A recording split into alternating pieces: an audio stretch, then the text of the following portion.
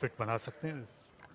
देखिए बिल्कुल बनाना भी चाहिए। आगे जो क्रिकेट है, जिस तर्ज की क्रिकेट है, तीनों फॉर्मेट खेलने की कैपेबिलिटी रखते हैं, तो ऐसे में ज़रूरी है कि फ़िज़िकल कंडीशन अपनी आइडियल रखें। और अच्छा स्ट्रक्चर है, लंबे हैं, चौड़े हैं, तो ऐसे स्ट्रक्चर पे आप बहुत शानदार कह लीजिए कि जिस्म बिल्ड कर सकते हैं, स्पेशली जो तीनों फॉर्मेट में लास्ट कर सकें आप। और बोल्ड, अली असफन के पास कोई जवाब नहीं था और ये गेंद बल्ले के बाहरी किनारे को बीट करती हुई चली गई। शाहनवाज धानी की ये तीसरी कामयाबी आज। जी बिल्कुल, शाहनवाज धानी का ऑपरेशन क्लीन अप जारी है और आज तीसरी कामयाबी उनके दूसरे ही ओवर में। और यहाँ पर फिर अंपायर शायद एक बार फिर नो बॉल चेक कर रहे हैं। परफेक्ट लैंडिंग है फ्रंट फुट की, कोई खतरा नहीं किसी किस्म का, और तवातर के साथ अच्छी जगह पे पिच कर रहे हैं बॉल को और रिजल्ट्स हासिल कर रहे हैं। बहुत ही शानदार गेंद, पहले अंदर आया और उसके बाद सीधा हुआ विकेट पे लगने के बाद। कोई मौका नहीं अली असफन के लिए। धानी अनप्लेबल है आज। तबाहकुन स्पेल शाहनवाज धानी का, उस किताब नहीं ला सके अली असफन। 87 पर 7।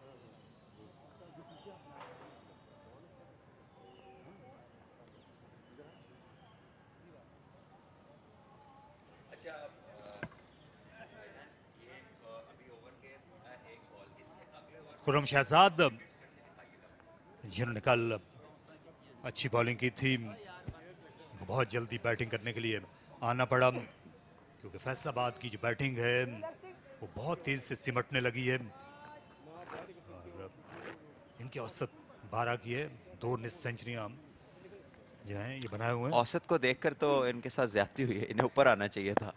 डबल औसत है इनके अली असफन से।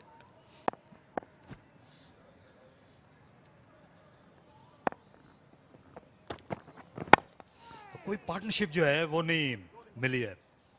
थर्ड मैन के इलाके में आज जरूर रन हासिल हुए हैं।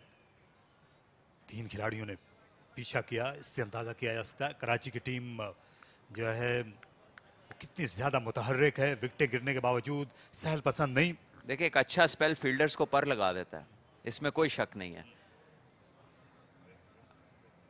और धानी ने आज वो स्पेल प्रोवाइड किया और ये उसका लेटेस्ट जो कैजुअलिटी थी। अली असफन बहुत शानदार गेंद किया इन्हें, क्लोज टू द स्टंप जाकर ऑफ द पिच हल्का सा गेंद बाहर निकला और अली असफन बिल्कुल अपनी जगह जुड़े रह गए।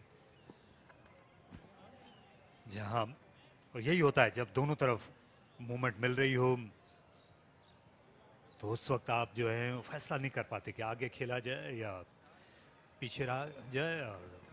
और ऐसे में मीर हमजा के लिए बहुत अच्छी लीड है कि शाहनवाज धानी का जो सक्सेस है वो उनकी लाइन की वजह से है कि स्टंप्स को अटैक कर रहे हैं और बाकी पिच जो है वो खुद रिस्पॉन्ड कर रही है।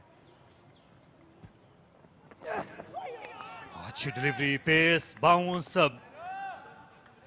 अभी भी ओवर द विकेट आए और इरफान न्याजी जो है वो हैरत ज़्यादा रह गए।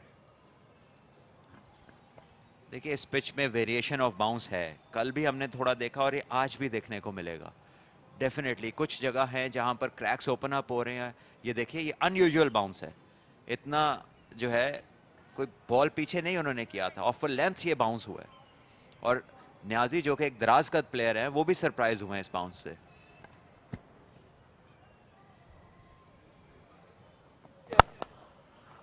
शानदार शॉट, बिल्कुल भागने की जरूरत नहीं है, कदम भी न्याजी ने ये जवाबी वार किया।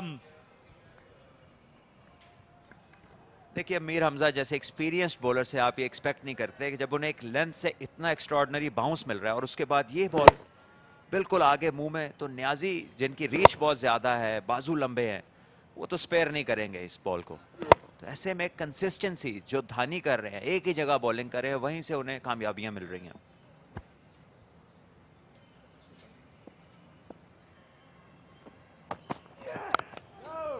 जी हाँ, कई बार जो बॉलर्स हैं वो थोड़ा सा बहक भी जाते हैं। इस तरह की पिच पर वो कोशिश करते हैं कि हर गेंद पर विकेट हासिल की जाए, लेकिन आपको जाहिर है कि सेटअप करना पड़ता है इस तरह की क्रिकेट में।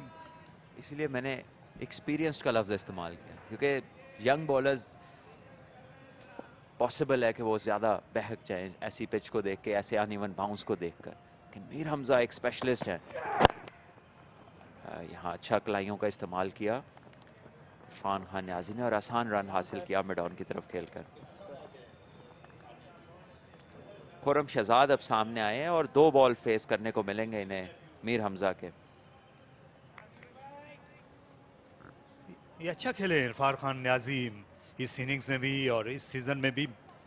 हालांकि इनका बॉलिंग फर्स्ट क्लास सीजन है इरफान न्याजी का, और 44 की औसत है सीजन में, 99 बेहतरीन स्कोर। और ख़ास तौर पर एक ऐसी टीम में जहां पर जो बैटिंग टैलेंट है वो इतना खातिर ख़ार नहीं है और कोई तजुर्बेकार मंझा हुआ ऐसा फर्स्ट क्लास बैट्समैन भी नहीं है जो इनके इर्द गिर्द इनके साथ खेल सके, जिससे आप सीखते हैं दूसरे एंड पर जो करियर की इस स्टेज पे आपको सीनियर की ज़रूरत होती है, सीनियर बैट्समैन की। ऐसा ही है। यहाँ पर पहला सीज़न अच्छा खेले हैं, 44 की औसत है और जितनी अच्छी टेक्निक और जितना वक्त नज़र आ रहा है उनके पास, मेरा ख्याल है कि इन्हें थोड़ी ऊपर बैटिंग करनी चाहिए, थोड़ा as a front line player खेलना चाहिए बजाय कि ये मिडल में या लोअर मिडल ऑर्डर के अंदर खेलें। और मीर हमजा एक बार फिर नए बैट्समैन को अराउंड द विकेट आना प्रेफर किया उन्होंने, जबकि इरफान खान न्याजी के लिए वो ओवर द विकेट जाते हैं। तो ये बड़ा इंटरेस्टिंग है कि क्यों इस तरह कर रहे हैं।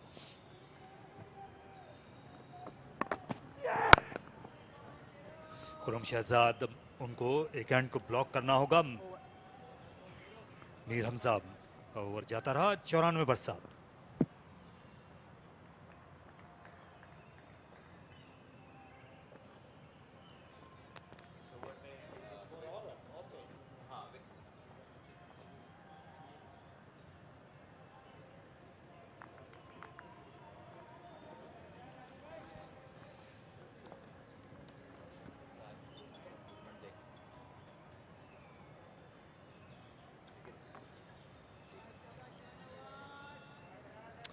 फैसलाबाद का कोचिंग स्टाफ, तनवीर शौकत मेरे साथ भी कोच रहे हैं सेंट्रल पंजाब के। खुरम शहजाद सुई गैस के लिए बड़े मंझे हुए बैटर थे और अतीक मेरे साथ पाकिस्तान अंडर 19 में खेले और ये भी बहुत अच्छे राइट हैंडेड बैटर्स थे। बहुत ही खूबसूरत बॉल और मूवमेंट आज धानी डे लग रहा है मुझे। दोनों तरफ बाकमाल मूवमेंट देखने को मिल रही है और एक अच्छी लेंथ है, कंसिस्टेंटली उसके ऊपर बॉलिंग कर रहे हैं और इसी तरह इन्होंने दोनों तरफ मूव करके विकेट्स हासिल किए हैं। जो आज पहले 2 ओवर्स के अंदर इन्होंने 3 विकेट्स लिए। अभी इसको हम देखते हैं। ये देखिए, पहला ball off the seam cut हुआ, अंदर आया और दूसरा बॉल लेफ्ट हैंडर को बाहर निकला। खुरम का बहुत शानदार कैच और तीसरा गेंद बाहर निकाला। सो बैटर्स जज नहीं कर पा रहे हैं कि धानी का गेंद आज जाएगा किधर। और यहां पर धानी का ये गेंद गया है थर्ड मैन बाउंड्री के बाहर। फिर से एज को हिट किया इरफान न्याजी, बाल बाल बचे, लेकिन आखिरी लम्हात में उन्होंने थोड़ा सा सॉफ्ट हैंड्स का इस्तेमाल कर लिया था। देखिए, इरफान खान न्याजी को बहुत कॉन्फिडेंट नहीं खेल रहे हैं और स्पेशली जब अच्छी लाइन से मूवमेंट मिल रही है बॉलर को, आप अपनी फील्ड क्यों खोलेंगे इरफान खान न्याजी के लिए। अब कोई 130 पर बैटिंग नहीं कर रहे, खाली 30 पर बैटिंग कर रहे हैं और ऐसे में इनको भी आउट करने जाना चाहिए बजाय कि इन्हें सिंगल दे के आप दूसरे की तरफ जाएं। आई थिंक ये थोड़ी डिफेंसिव फील्ड है। एक बैटर अभी सिर्फ 30 बॉलें खेले हैं और आज सुबह आकर शायद 6 से 8 बॉलें खेले, तो अच्छी खासी मूवमेंट है और मेरा ख्याल है कि स्लिप कॉर्डन में बंदे बढ़ाने चाहिए।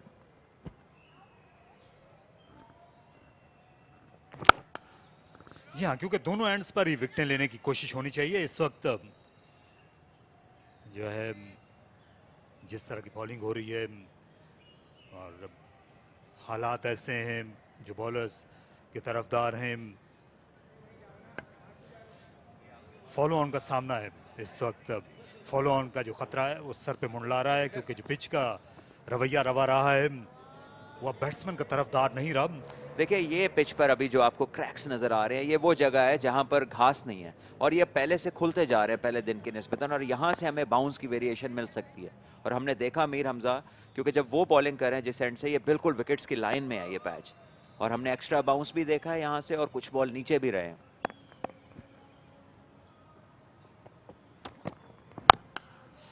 जी हाँ, लाहौर में ज़्यादातर जो मैचेस हैं इस सीज़न में वो जो मरकज़ी पिचेस हैं, सेंट्रल पिचेस, उनसे हट के हुए थे, लेकिन ये 6 नंबर पिच है। यहाँ पर एशिया कप में भी ये इस्तेमाल हुई थी, यहाँ फास्ट बॉलर्स को मदद मिली थी। तारिक भाई, हमसायों की सोहबत का असर होता है? बताइए। होना तो चाहिए। तो इसके साथ वाली पिच जो है वो ऑस्ट्रेलियन सॉइल है। तो खरबूजे को देखकर खरबूजा रंग पकड़ता है, काफी पिच को देख के भी। काफी बड़ा खरबूजा है।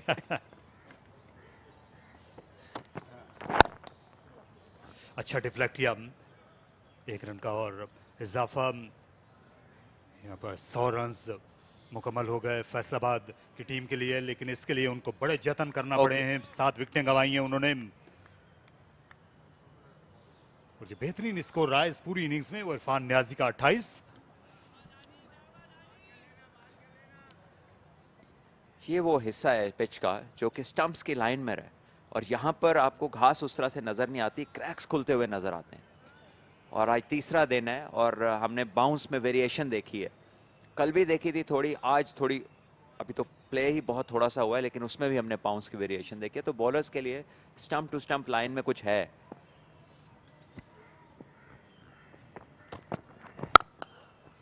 अच्छी आवाज आई है इस बार और अच्छा नतीजा भी। इस बार भी सिर्फ गेंद पर बल्ला गिराया, बिल्कुल कुव्वत सर्फ नहीं की इरफान खान न्याजी ने। अच्छा खेल रहे हैं ऑफ साइड में 104 पर 7। जी हाँ, इस बार थोड़ी विड्थ प्रोवाइड की। ये वो पहला मौका था जहां पर शाहनवाज धानी ने स्टंप्स की लाइन से बाहर बॉल किया और बैटर ने उसका पूरा फायदा उठाया। बहुत ही आला आवाज आई है, ऐसी आवाज जब बैट से आए तो बैटर कहता है जरा 2-3 तस्वीरें हो जाए इसी पोज में।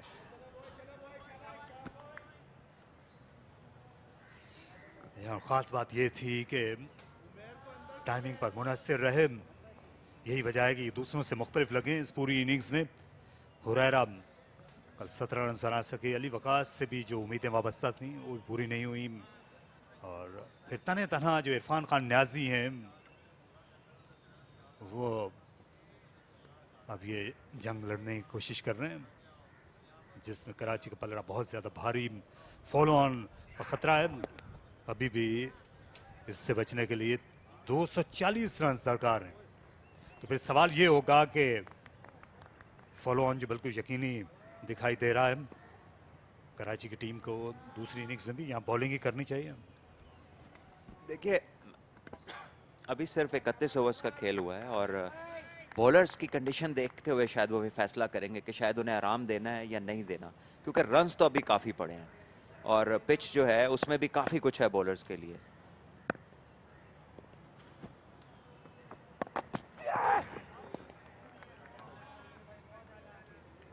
या अभी इस इनिंग्स में जो कामरान जो यहाँ गुलाम मुदस्सिर हैं उनने 6 ओवर्स किए। ये जो मीर हैं इनका 13वां ओवर है। शाहनवाज धानी 12 ओवर्स कर चुके हैं और तारिक भाई आज तो सिर्फ 6 ओवर्स का खेल हुआ है और अगर आज अगले 6-7 ओवर्स में इनको आउट करने में कामयाब हो जाते हैं तो ओवरनाइट जो रेस्ट मिला हुआ है तो कोई हर्ज नहीं होगा अगर बॉलिंग करते हैं, क्योंकि जितनी अच्छी बॉलिंग कर रहे हैं, जितना अच्छा रिदम है, आई थिंक उसे इस्तेमाल करना चाहिए। और इसे फेंड किया और गेंद पहुंच गई हाथों में। उम्दा कैच उमर बिन यूसुफ का, और मीर हमजा ने आज के दिन ये पहली विकेट ली और खुर्रम शहजाद इस गेंद को नीचे नहीं रख सके। एक बार फिर बहुत ही अच्छी फील्डिंग का मुजाहरा और एक चांस जो ऑन ऑफर था, बहुत शानदार तरीके से उसे ग्रैब किया। यहाँ एक बार फिर थर्ड अंपायर नो बॉल का जायजा लेते हुए और परफेक्ट कराची के दोनों बॉलर्स का जो फ्रंट फुट लैंडिंग है बहुत ही शानदार, और यहाँ पर ये गेंद हल्का सा बाहर निकला और बहुत ही आला कैच किया उमर बिन यूसुफ ने। मुश्किल था, आगे गिर सकता था बॉल, लेकिन उन्होंने आगे की तरफ डाइव करके एक बहुत ही शानदार कैच कंप्लीट किया और खुर्रम शहजाद को चलता किया। 104, 8 विकेट के नुकसान पर फैसलाबाद।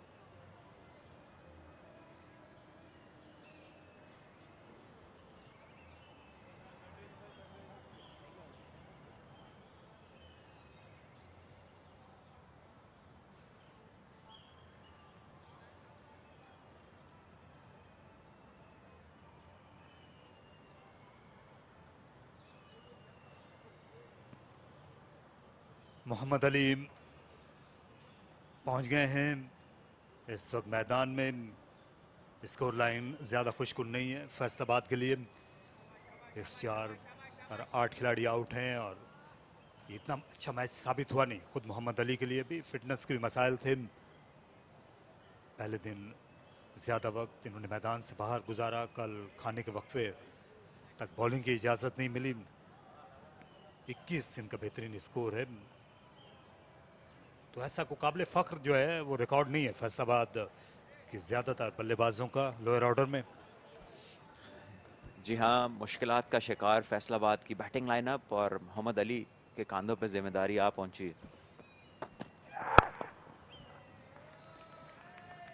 इंटरेस्टिंग फीट मूवमेंट थी। पहले पिछला पैर लेग अंपायर की तरफ गया, फिर आ गया है।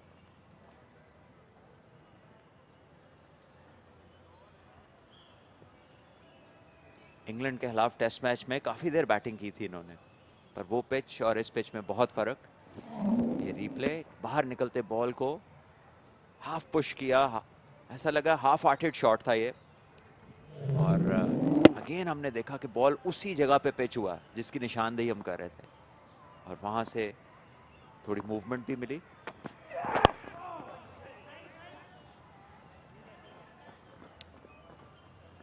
इरफान खान न्याजी ने एक बार फिर रन ले लिया और एक बॉल बाकी है ओवर का। नहीं, वो यहीं रोक सकते थे इरफान न्याजी जो है कि टेल एंडर पेनल्टी में बॉल पे वो ना आए नॉन स्ट्राइकिंग एंड पर। लेकिन अब एक बात तो तय है, इरफान न्याजी जो है ज़्यादा इंतज़ार नहीं कर सकते। अब इनको और भी ज़्यादा खुलकर खेलने की ज़रूरत होगी। मुझे लगता है वो करना ही नहीं चाहते इंतजार, वरना वो सिंगल ही ना लेते और अगला ओवर खुद पूरा खेलते, क्योंकि धानी बहुत आला बॉलिंग कर रहे हैं और यहाँ पे सरफराज सबको आगे ले आए। पुल शॉट खेला और शाहनवाज धानी फिर एक्शन में होंगे और ले लिया उन्होंने कैच लॉन्ग लेग पर।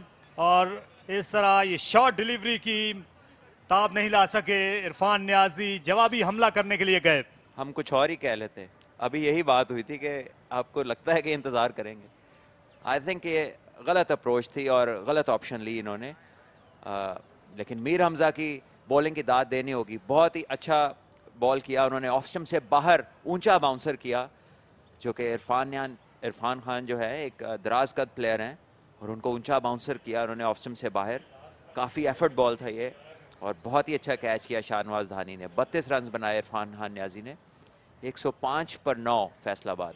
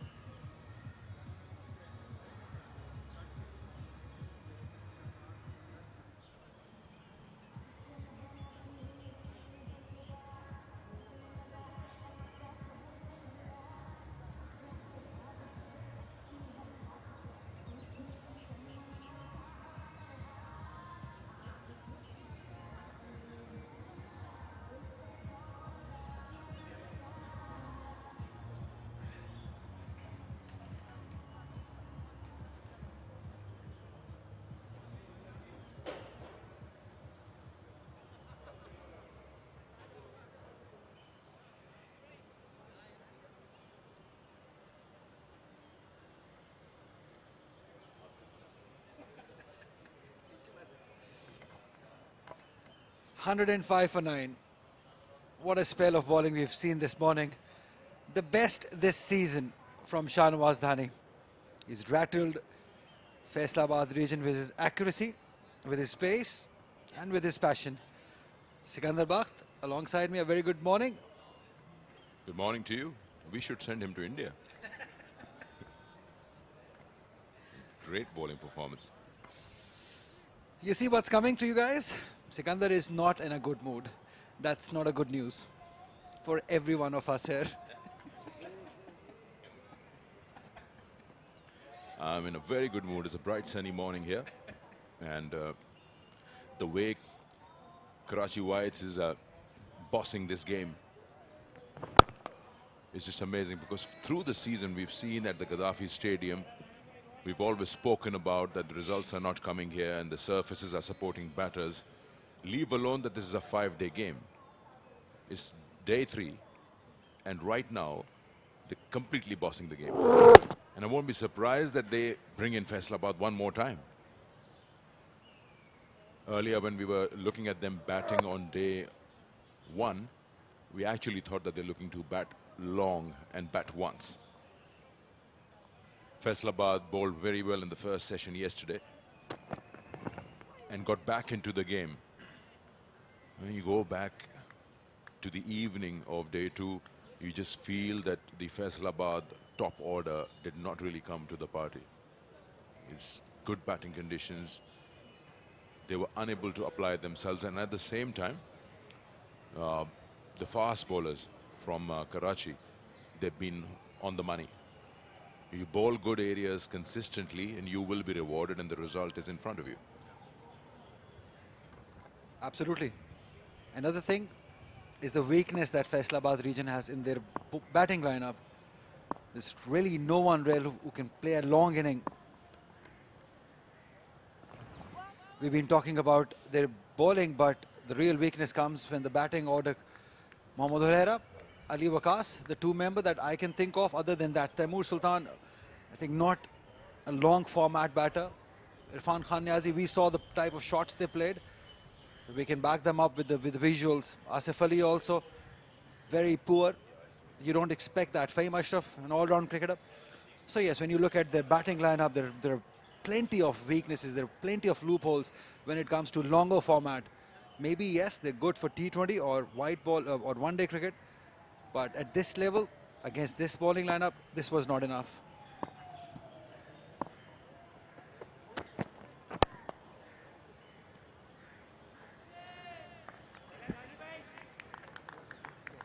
Yeah, you could say that Faisalabad batters, when you look at them as a whole, more white ball players, but you would expect a little more from Huraira. Ali Waqas. But we saw lack of foot movement earlier on. If you see the dismissals, they've been trapped within the box, trying to poke at deliveries outside the off stump. They've been given leg before.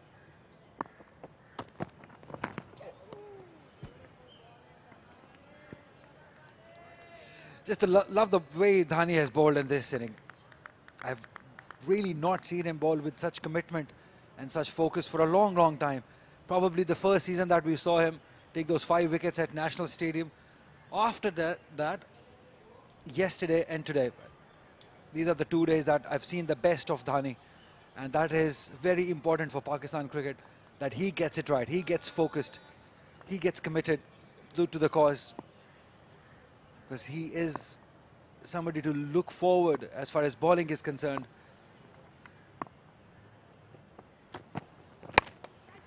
Up and over.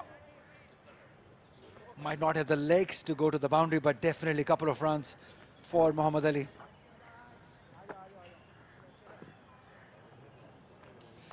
"33 overs gone, 107 for 9.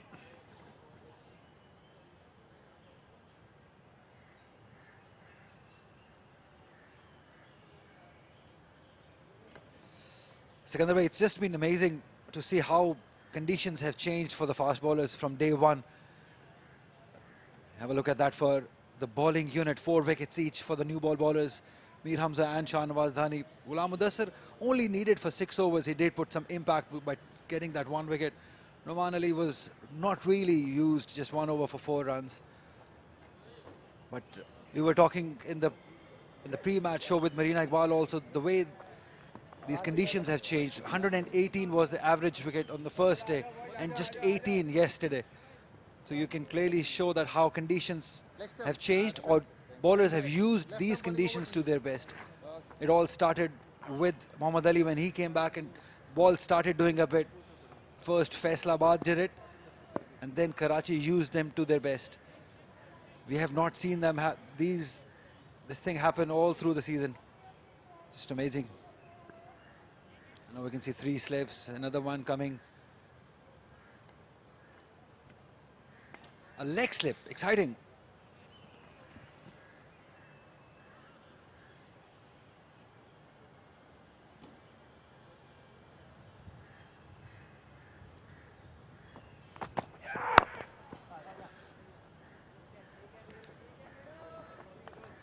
I don't know about you, but the expectation levels shouldn't be very high when you talk about this encounter. You see, if you take an overall review of these two sides, we were discussing yesterday, Sarfaraz Khurram Manzoor and Asad Shafiq, leave alone, have what, 574 first-class games between them. If you compare the two sides, Karachi side overall has played 1,048 first-class games compared to Faisalabad 397. It's a bit lopsided. You would expect that Karachi would be in this position because the side is so senior in terms of first-class cricket. Then you look at the table and you say Faisalabad has topped the table because they haven't played here.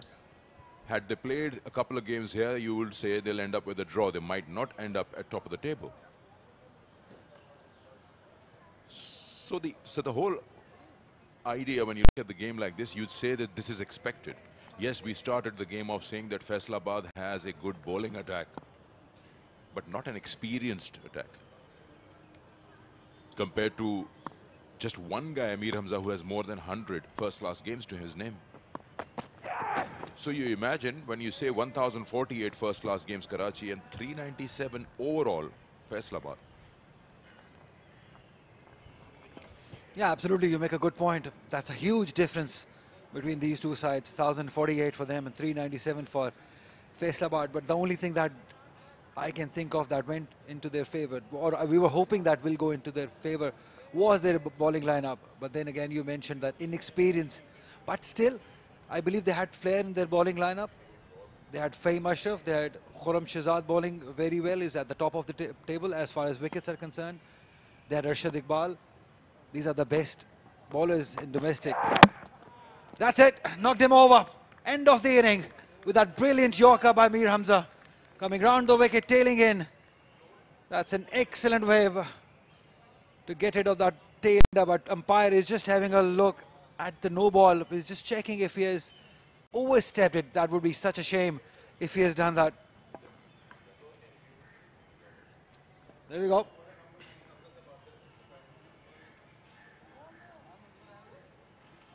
Whoa. It's going to be a tough one again for Shozab Raza. The impact, maybe, just maybe over the line. Yes, over the line. And rightly so. It's given it a no ball. Oh, that's a shame. Real shame, because he got his fifer, Mir Hamza. Bowled beautifully, but not to be. Rashid Riaz checked it on the right time, gave it a no ball.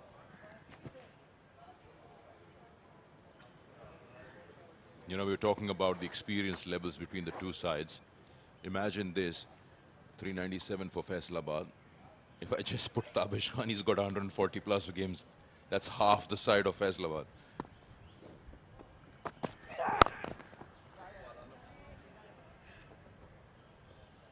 So, I mean, hats off to Faisalabad to reach the final. But then, to a certain level, with all due respect to them, you tend to get exposed against an experienced side. 111 for 9, and once again, the no ball. And they always say the line belongs to the umpire. Here Rashid Riaz owns it.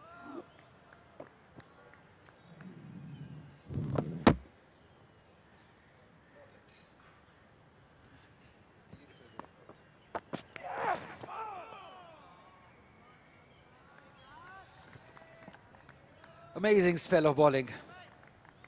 In partnership, both of them. Mir Hamza from one end, Shahnawaz Dhani from the other end.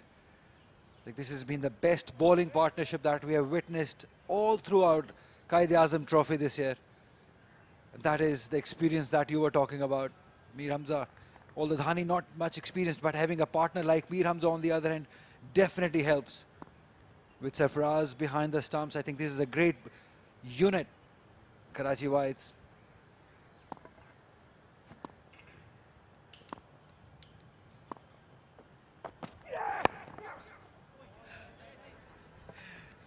Typical tail-ender. Mohammad Ali just moving away from the wickets, exposing the stumps. Wonder how long will he survive with that approach. 34 gone. 1-1-1 for 9.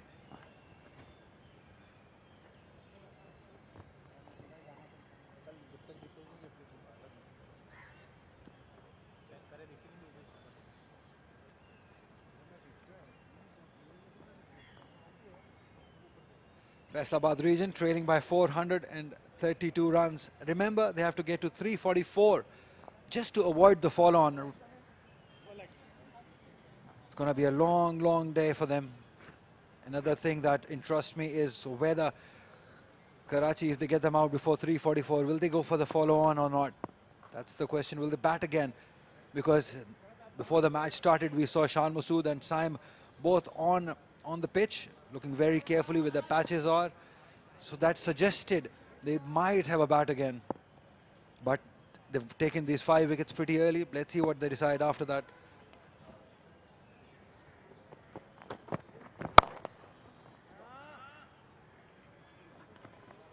Runs. Saim Ayub does really well. He does. Good commitment shown. That's one way of saving a boundary. Push the boundary back. I'm not very sure if he stopped that, because once he's pushed the rope back, he was a little careless. And while picking the ball, where is his boot? You see, he stops the ball within the playing area, fine. Then he pushes, of course, the rope back while sliding away. I'm just interested when he picks the ball up. You see? The ball is still in playing area. Is he smart enough to pick the ball when his foot is off? Yeah, very, very close to that line. But it won't be a boundary.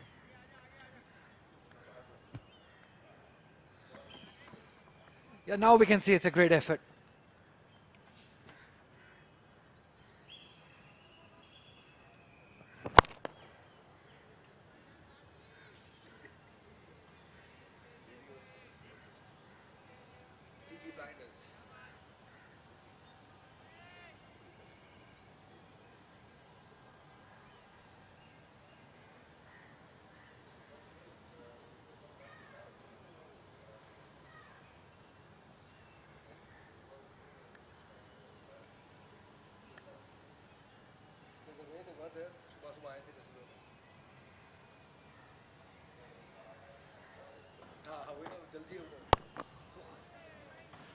With a lead of 430, I don't see why Karachi would want to bat again. So much time available to them. Going on and batting again and piling on another 200 and making it 600, and then what happens that you're left with no time to bowl them out? They are under pressure. Get them out again.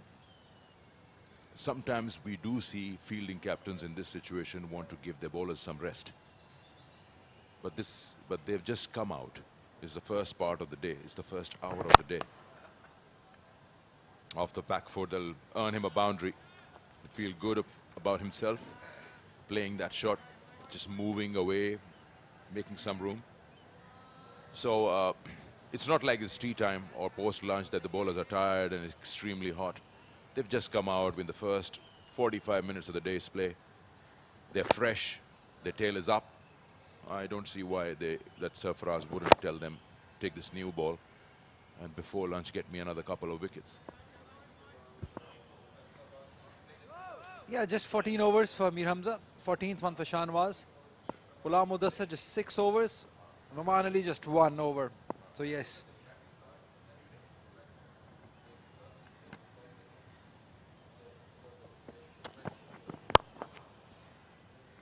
Through again. Through that cover region for a boundary. Beautifully timed by Arshad Iqbal. Not the prettiest of the shots, but he will take it. Yeah, I like this little tiny battle between a bowler and a bowler. Arshad Iqbal just taking on Dhani.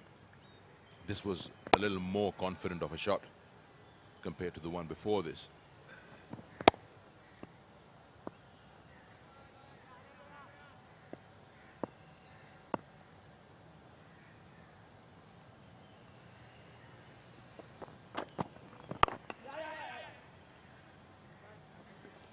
Yeah, also a little battle going on between Mir Hamza and Shanwaz Dhani because both of them have taken 4 wickets. Let's see who gets to the fifer. 35 gone, 122 for 9.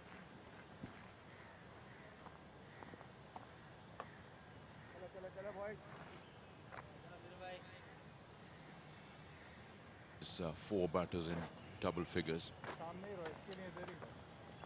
They just haven't arrived for the final. So we were discussing earlier how Faisalabad made it to the top of the table, but they never played a game here, which is a source of drawn games. They lost a game by 7 wickets, but you see there are more wins over there for them, 3 of them. And that has helped them gain more points. They had 3 draws, but they never played here. Had they played a couple of games here, it would have been draw. But their batting is I wouldn't call it the weak link. It's just not up there to match up with the Karachi Whites batting lineup. Slightly uppish, and Arshad Iqbal will just survive.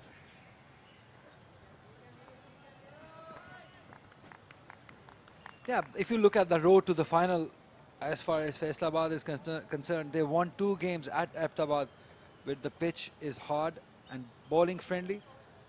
The other win came at Rawalpindi, again bowling friendly pitch.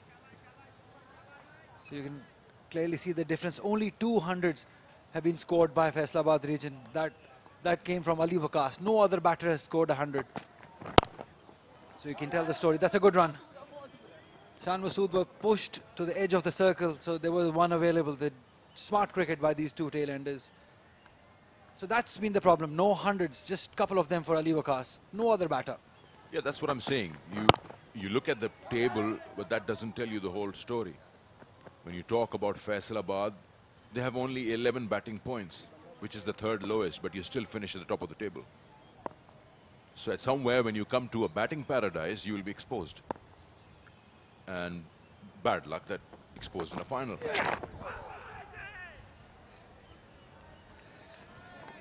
I like how you said it's a batting paradise. 12 wickets fell yesterday. 5 this morning. Yeah, it's a good word, batting paradise. It has become a bowler's delight since yesterday. First day, yes, it was. But you cannot take the credit away from Shan Masood and Saim Ayub. The way they handled those seaming deliveries from Khurram Shahzad and Arshad Iqbal. No, I say batting paradise because if you apply yourself, then you can be a Shan Masood and Saim Ayub. But don't forget 19 wickets have fallen in 2 days and a session, or less than a session. Now, that's a very good progress. If you arrive at a ground and you say 2 days, 19 wickets, you say must be like a bowler's paradise, not a batter's paradise. But the thing is that you bowl smart, which Faisalabad did yesterday. I believe when you look at the batting card of Karachi, we'll have a look at the batting card of Karachi. That's in the air. It should be out this time. We might have another look at the no ball thing, but if this is the wicket, then Mir Hamza gets a fifer. And it will be his 29th fifer. Quick look at the crease. And he should be all right this time. And that wraps up Faisalabad. 124 all out, Faisalabad. And that is the story here. With a deficit of quite a few runs. Yeah, just a couple of bowlers doing all the damage. Mir Hamza getting 5, as you just said. 29th fifer for him. Shahnawaz Dhani getting 4 wickets. The last man out, Arshad Iqbal. Now it would be interesting to see what Karachi White decides. Whether they go for a follow-on or they decide to bat again themselves. The way the batters were moving, well, it will be interesting to see. Yeah, they've got a very heavy, thick cushion of 419. I don't see why they wouldn't want to come out and bowl again.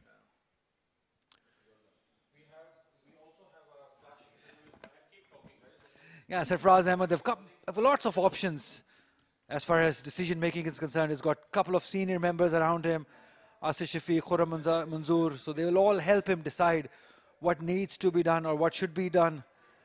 Have a look at that. That is the celebration from Mir Hamza's 29th fifer in his first-class career. What a performer for Karachi. For throughout the years and years he's performed, and he thoroughly deserves this applaud from the team. It doesn't happen usually that you get a fifer quite often. Mir Hamza has been spot on with his line, with his length, with his control, and that is what you expect from somebody of his experience, of his caliber. That's the story here, Faisalabad region. Wrapped up 124. Top scorer, Irfan Khan, 32. Just not good enough. And the bowling. The fast bowlers have done all the damage. Fifer for Mir Hamza, 4 for Shahnawaz Dhani, a wicket for Ghulam Mudassir. They didn't really honestly require Noman Ali. Just 10 overs have been bowled this morning and they've wrapped them up, so they're fresh. Third lowest total at Gaddafi Stadium in a Quaid-e-Azam Trophy final.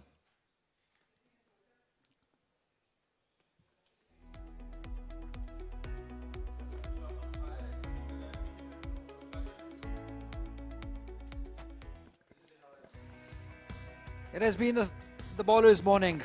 Shahnawaz Dhani setting up the tone early on with his line, and this was a chance created very early. He was very lucky to survive that one, but then Shahnawaz Dhani happened to Faisalabad region with his control, with his line, with his length, with his brave bowling. He was not scared to bowl up to the batter, and he succeeded with a couple of wickets early on in the first over. He got to, including Fahim Ashraf. We saw some resistance from Irfanullah Niazi, a couple of boundaries here or there. But Shahnawaz Dhani, on the other hand, was just spot on with his passion, with his control. But Mir Hamza also was very tight on the other hand. This was a good bowling partnership as far as Karachi region is concerned, getting wickets, both of them. The length has been immaculate to help these bowlers. These catchers have got everything. They've nothing dropped. Been spot on, and this one was a no ball when Mir Hamza got a wicket. Unfortunate for him, but Arshad Iqbal did show some resistance in the end. A couple of boundaries through covers, and then this happened. The last wicket that gave Mir Hamza his 29th fifer of his career. Well, let's head down to Mehek, and she's got Mir Hamza along with her. Well, I've got one of the danger bowlers and the leading wicket taker of this innings from Karachi Whites here with me. It is Mir Hamza. सबसे पहले तो आप मुझे बताएं कि आपने आज नाश्ते के लिए क्या खाया है, क्योंकि आपने आज विकेट्स भी बहुत जल्दी लिए हैं और सबसे ज़्यादा विकेट्स भी लिए हैं. नाश्ता तो खैर वही करता हूँ जो नॉर्मली करता हूँ, लेकिन ये है कि मेन मकसद यही था कि किसी तरह जो है वो टीम को विकेट्स दिला सकूं, क्योंकि जितनी बड़ी लीड होगी उन पे उतना ही ज़्यादा प्रेशर होगा. नहीं, डेफिनेटली हम कल से ही देख रहे हैं कि आपका जो बॉलिंग अटैक है, जब वो आया था तो बॉलिंग जो थी वो ऑन टारगेट थी और आप लोग बहुत शार्प लग रहे थे. तो किस अप्रोच से आप लोग शुरू से ही आए थे? मेरे ख्याल से जितना बड़ा एक तो हमने टारगेट उनको दिया था, एक तो वो ऑलरेडी प्रेशर में थे, दूसरा हमारा जो बॉलिंग यूनिट था, हमारा मेन मकसद यही था कि हमने रन्स नहीं देने और राइट टारगेट को, राइट एरिया को हिट करना है। और पिच में अभी भी बहुत कुछ है, सीम स्विंग हो रहा है, तो उसका हमें फ़ायदा मिला। बिल्कुल हम देखें तो ये बैटिंग पैराडाइज रह चुका है पूरे टूर्नामेंट में, लेकिन आप लोगों ने अब ये बॉलर्स के लिए ये जो ग्राउंड है ये बना दी है, तो आप लोग यानी कि क्या किस तरह आप लोगों ने ये स्ट्रैटेजी इम्प्लीमेंट की थी? मेरे ख्याल से पिच मैटर नहीं करती, ना तो बॉल मैटर करती है। प्लेयर का एटीट्यूड बहुत मैटर करता है कि अगर वो विनिंग एटीट्यूड से जाएगा खेलने के लिए तो फिर मेरे ख्याल से रिजल्ट्स टोटली डिफरेंट होंगे। आप देखें हमने जो है 550 रन्स किए हैं, लेकिन उसके बावजूद हम जब बॉलिंग पे गए थे हमारा मेन मकसद यही था कि हमने उनको 200 के अंदर आउट करना है, और फिर आपका ऑटोमेटिकली आपकी बॉडी लैंग्वेज जो है ना वो वैसी चलती है, और इन दी एंड रिजल्ट हमारे हक में आया। Chale, well, thank you so much for speaking to us. Congratulations in the fiver and best of luck for the rest of the game. Thank you so much. Thank you. Now it's back to the comms box.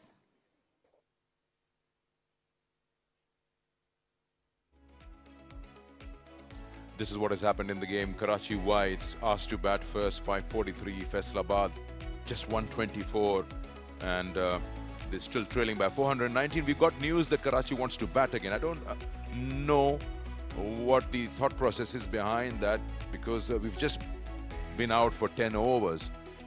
But maybe Sarfaraz wants to pile on some more and bat them out of the game. Lowest totals at Gaddafi we mentioned. This is the third lowest in a final.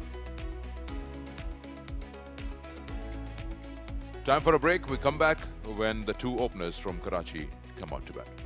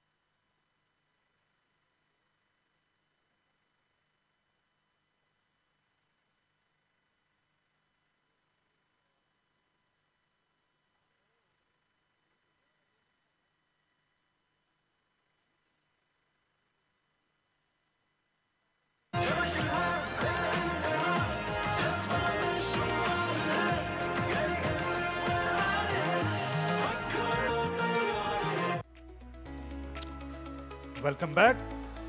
Gaddafi stadium में कराची और फैसलाबाद का final जारी है। आज तीसरा दिन है Quaid-e-Azam trophy cricket tournament का, और सूरत हाल जो है वो ज़्यादा खुशकुन नहीं। फैसलाबाद की टीम अपनी पहली इनिंग्स में 124 रन पर सिमट गई और इस तरह 419 रन की बड़ी बर्तरी हासिल की है यहाँ कराची ने, और उन्होंने फॉलो ऑन इन फोर्स ना करने का फैसला किया। साइम अयूब ने डबल सेंचुरी बनाई, शान मसूद ने सेंचुरी बनाई, और उनके अलावा कोई भी बैट्समैन अब तक निस्फ सेंचुरी इस मैच में नहीं बना सका। मरीना इकबाल हमारे साथ हैं और ये कायद-ए-आज़म ट्रॉफी के फाइनल में ये तीसरा कम तरीन स्कोर है किसी भी टीम का। तीसरे नंबर पर मौजूद है फैसलाबाद बामुकाबिल कराची वाइट्स 124 और 97, और दूसरे पे भी आप देखें 111 सियालकोट के खिलाफ फैसलाबाद 2005-2006 के सीजन में था। बैटिंग की प्रॉब्लम्स इनको रही हैं और अभी भी रहेगी, लेकिन एक चीज़ है कि सुबह से बॉलर्स ने जो है वो शो को अपनी तरफ किया हुआ है। और बॉलिंग की बात करें तो फैसलाबाद के पास भी अच्छी बॉलिंग लाइनअप है, अभी भी सपोर्ट मौजूद है पिच में। तो फैसलाबाद की कोशिश एक बार फिर होगी कि जल्दी विकेट हासिल करने की तरफ जा सकें और थोड़ा प्रेशर शायद कराची पे डालें। जहां कराची ने एक बार फिर बैटिंग करने का यहां ऐलान किया है। खुर्रम शहजाद जो है पहली इनिंग्स में अच्छी बॉलिंग की थी, खासतौर पर दूसरी नई गेंद के साथ जब विकेटें हासिल की, लंबा स्पेल कर सकते हैं, महसूस होंगे इस पिच पर, वो भी बॉलिंग करके। जहां ऑफ द विकेट अच्छी खासी मूवमेंट आज देखने में आई है कल की तरह। लेकिन खुर्रम जो है दूसरी जानिब इनके पास ही मौका है। खुर्रम मंसूर के पास भी जो पहली इनिंग्स में जल्दी आउट हो गए थे अपने हमनाम के हाथों ही, तो 3 स्लिप्स और 1 गली के साथ। ये पहली गेंद आने को है इस कराची की दूसरी इनिंग्स की और बोल्ड हो गए। इस बार कोई जवाब नहीं था। खुर्रम ने ऐसा तासुर दिया जैसे गेंद नीचे रह गई हो और अपनी स्टंप्स का दिफा नहीं कर सके।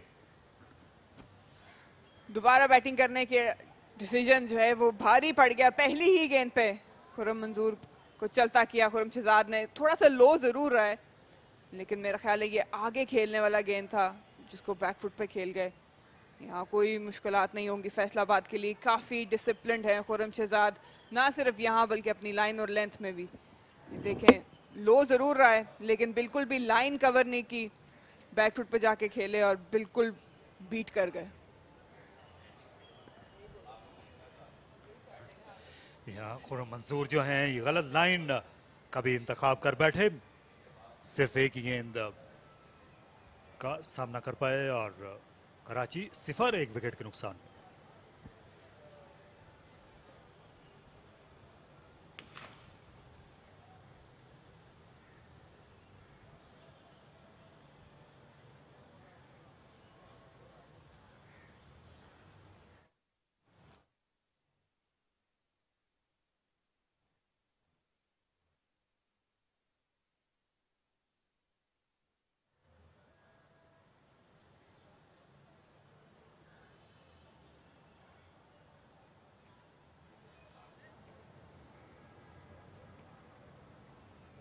Shan, just fraction away, please.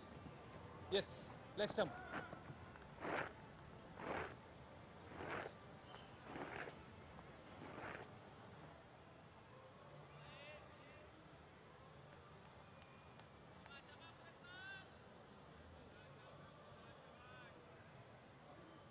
Shan Masood Saim Ayub को आप मिले हैं।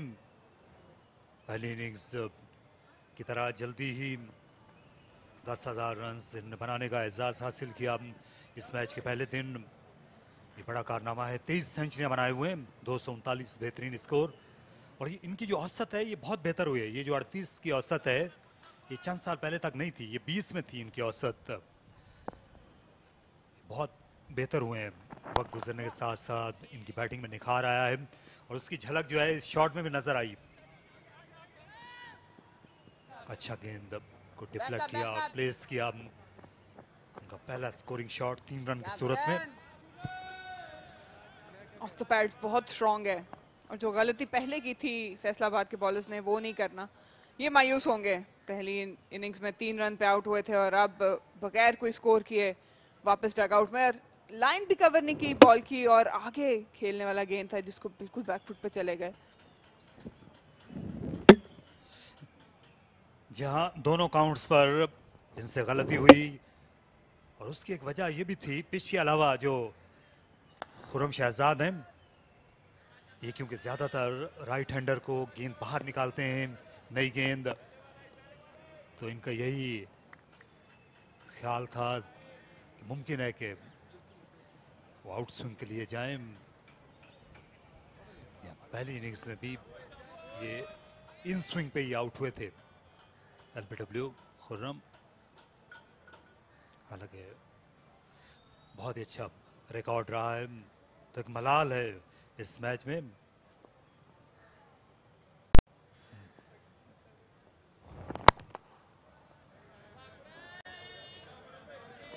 बिल्कुल वैसी सूरत हाल है जैसे कल तैमूर सुल्तान अफसरदा थे आउट होने के बाद। फैसलाबाद के ओपनिंग बैट्समैन है।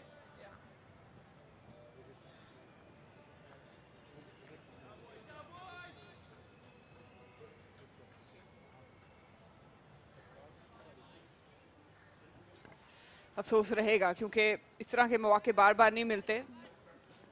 बॉलर्स को जरूर सपोर्ट मिल रही है लेकिन रन दस्तयाब है यहाँ। खतरनाक तरीके से गेंद को छोड़ने चले गए, लेकिन ये इतनी अंदर को नहीं आई थी, स्टंप्स को हिट करती।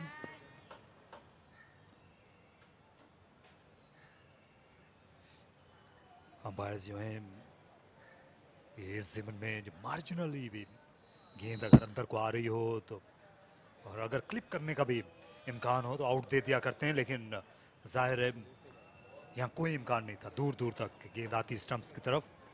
बहुत बाहर था इम्पैक्ट, शायद आउट स्विंग की तवक्को कर रहे थे।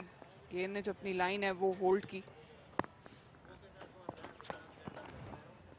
आज जो है स्टंप्स की लाइन से ज्यादा मूवमेंट मिल रही है फास्ट बॉलर्स को, इसलिए बैट्समैन के लिए खतरात हैं। 3 पर 1।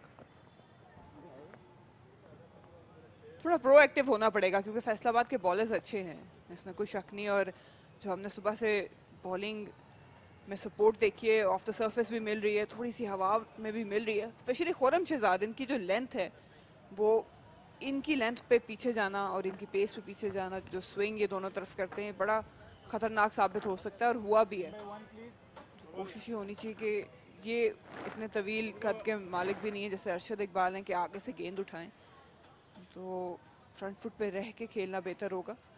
कप्तान शेयर करेंगे नया गेंद, जैसे हमने पहली इनिंग्स में भी देखा। ज़्यादा स्विंग पर रिलाई करते हैं फ़हीम अशरफ। 7 मरतबा 5 विकेट हासिल करने में कामयाब हुए। एवरेज 30 की है। 419 रन की कराची को बर्तरी हासिल है, इसलिए ये मैच जो है उनकी मुट्ठी में है।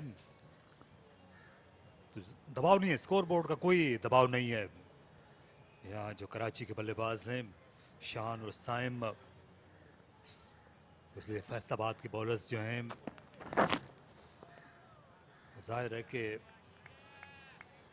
अगर ये मैच ये बचाना है तो ये जिम्मेदारी उन पे आयद होती है कि ज़्यादा से ज़्यादा स्ट्राइक करें, और ये बेहतरीन मौका है नई गेंद के साथ।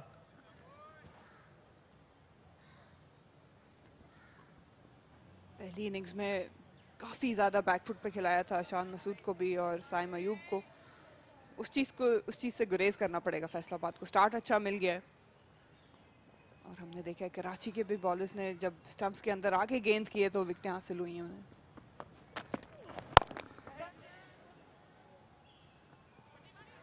यहाँ दूसरा रन लेना चाहते थे, बहुत ज़्यादा मुतहर्रिक हैं विकेटों के दरमियान दौड़ने के मामले में शान मसूद, इसलिए जो फील्डर्स हैं उनको हमेशा अपने पंजों पे रहने की ज़रूरत होती है जब ये बैटिंग कर रहे हों। अल्ट्रा प्रोफेशनल हैं शान मसूद, और दूसरों को भी इनकी पैरवी करनी चाहिए। पाकिस्तान के जो डोमेस्टिक नौजवान क्रिकेटर्स हैं इनको बहुत करीब से देखना चाहिए। इनका आव भाव, इनके जो वर्क एथिक्स हैं, खेल का अंदाज है, बिल्कुल एग्जाम्पलरी क्रिकेटर हैं। फिटनेस को लेके बहुत संजीदा हैं, परफॉर्मर है। अच्छा शॉट, लेकिन उतनी ही अच्छी फील्डिंग भी। तैमूर सुल्तान थे मिड विकेट पोजीशन पर। पिच पे पहले भी बात हो रही थी, सलमान बट ने पिच रिपोर्ट दी थी कि स्टंप्स के विद इन थोड़े से क्रैक्स बनना शुरू हो गए जिससे वेरिएबल बाउंस आ सकता है, लेकिन ये अभी भी इनका सर उठ नहीं पाया है, जानते थे बहुत इंपॉर्टेंट मैच है, गलती कर बैठे। और गेंद खुर्रम शहजाद की लेंथ जो है वो आगे से और बिल्कुल विद इन वेट रहा इनका, ना आगे गए ना पीछे गए, टोटली मिस कर दी लेंथ। थोड़ा सा नीचे रहा है लेकिन जो इनकी नेचुरल लेंथ है वो आगे की है। अच्छा शॉट खेला इस बार बैकफुट से, लंबा सफर तय करना पड़ा मोहम्मद अली को, 3 रन का और इजाफा। अच्छी बॉलिंग नहीं है फहीम अशरफ की जानिब से, इन्होंने पहली इनिंग्स में भी ऐसी गलतियां की थी, बैट्समैन को मौके दिए नई गेंद पर सेट होने के बैकफुट पे। और बहुत फर्क पड़ता है जब पहली इनिंग्स में आपने बड़ा स्कोर किया हो या ना किया हो, कॉन्फिडेंस लेवल, आपका फुटवर्क, पॉजिटिव फुटवर्क पे इफेक्ट जरूर आता है। और यहाँ पे हम देख सकते हैं बिल्कुल मिडिल में रह गए, ना पीछे ना आगे, लाइन मिस की, वेट ट्रांसफर नजर ही नहीं आया।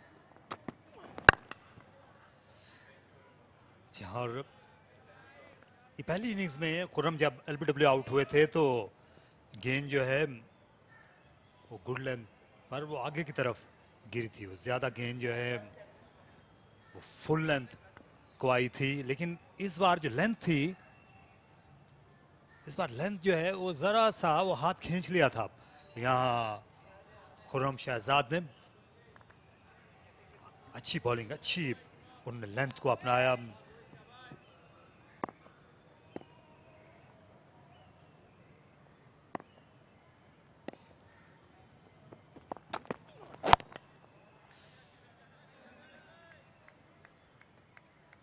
ओवर मुकम्मल हुआ जिसमें 5 रन दिए फहीम अशरफ ने, 8 पर 1।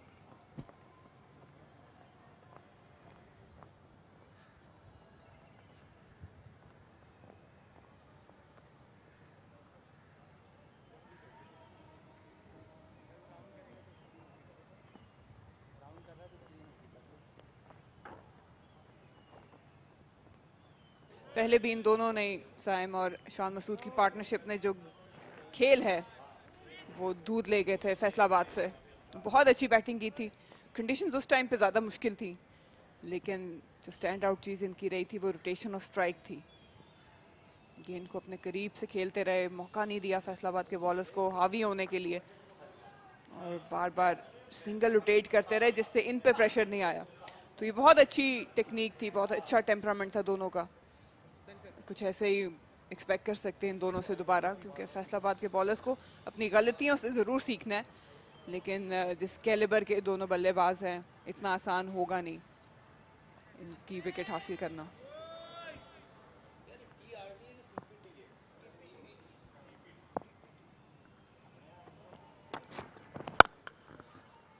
ये दिलकश स्ट्रोक, कवर ड्राइव, जरा सा लेंथ फुल मिली और शान मसूद ने इसका खूब फायदा उठा लिया।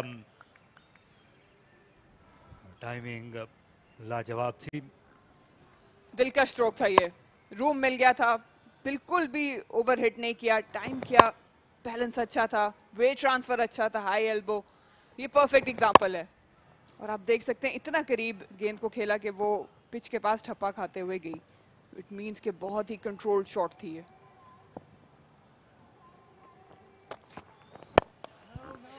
इस बार बेहतर लेंथ, शान मसूद को आगे लाने की कोशिश करनी चाहिए, ज्यादा बेहतर लेंथ है।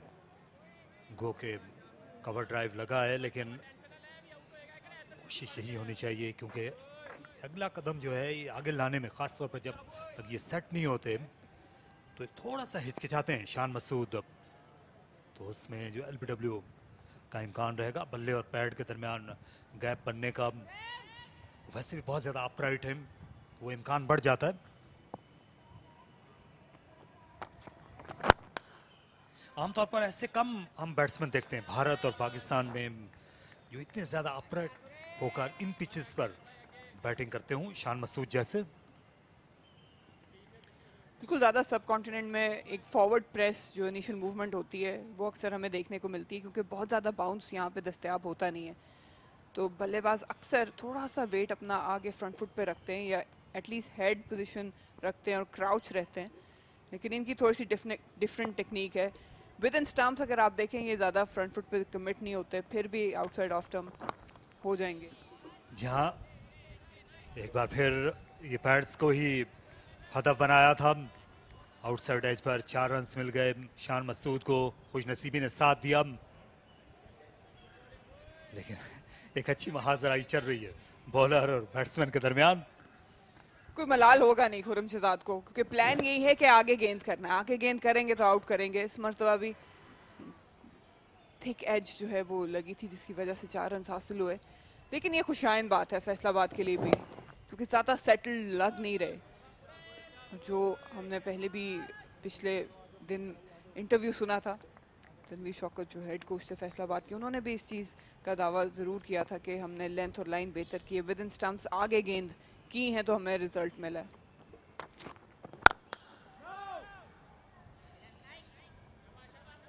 यहाँ की जो सीमिंग कंडीशंस थी उनके बहुत अच्छा खेले शान मसूद पहली इनिंग्स में, क्योंकि ये हेडिंगले पर खेल कर आए थे, जो इंग्लैंड में सबसे मुश्किल मकाम समझा जाता है, क्योंकि जो यॉर्कशायर काउंटी में मौसम ऐसा होता है, पिच में बाउंस होता है, और इंग्लैंड में वहाँ बैटिंग करना सबसे मुश्किल ख्याल किया जाता है। तो इससे ये जो है ये एट होम लगे, और वो इन स्ट्रोक्स में भी अब दिखाई दे रहा है। 4 रन मिल गए, इस बार भी ज्यादा कुव्वत सर्फ नहीं की। ये अच्छी गेंद नहीं थी खुर्रम की जानिब से, 20 पर 1। तीसरा चौका इस ओवर में खुर्रम शहजाद इस बार गलती करके बहुत मुंह पे गेंद कर दिया था, और बायर था जिसको स्क्वीज करके खेला, एंगल किया था बैट को ये गैप हासिल करने के लिए। पॉइंट के रीजन से ये बाउंड्री हासिल की। विद इन स्टंप्स रखना पड़ेगा, और लेंथ थोड़ी सी खिंची हुई, क्योंकि ज़्यादा फ्रंट फुट पे आते नहीं। कोशिश होती है कि कलाइयों का इस्तेमाल करके बैक फुट पे खेलें। 20 पे 1 कराची रीजन।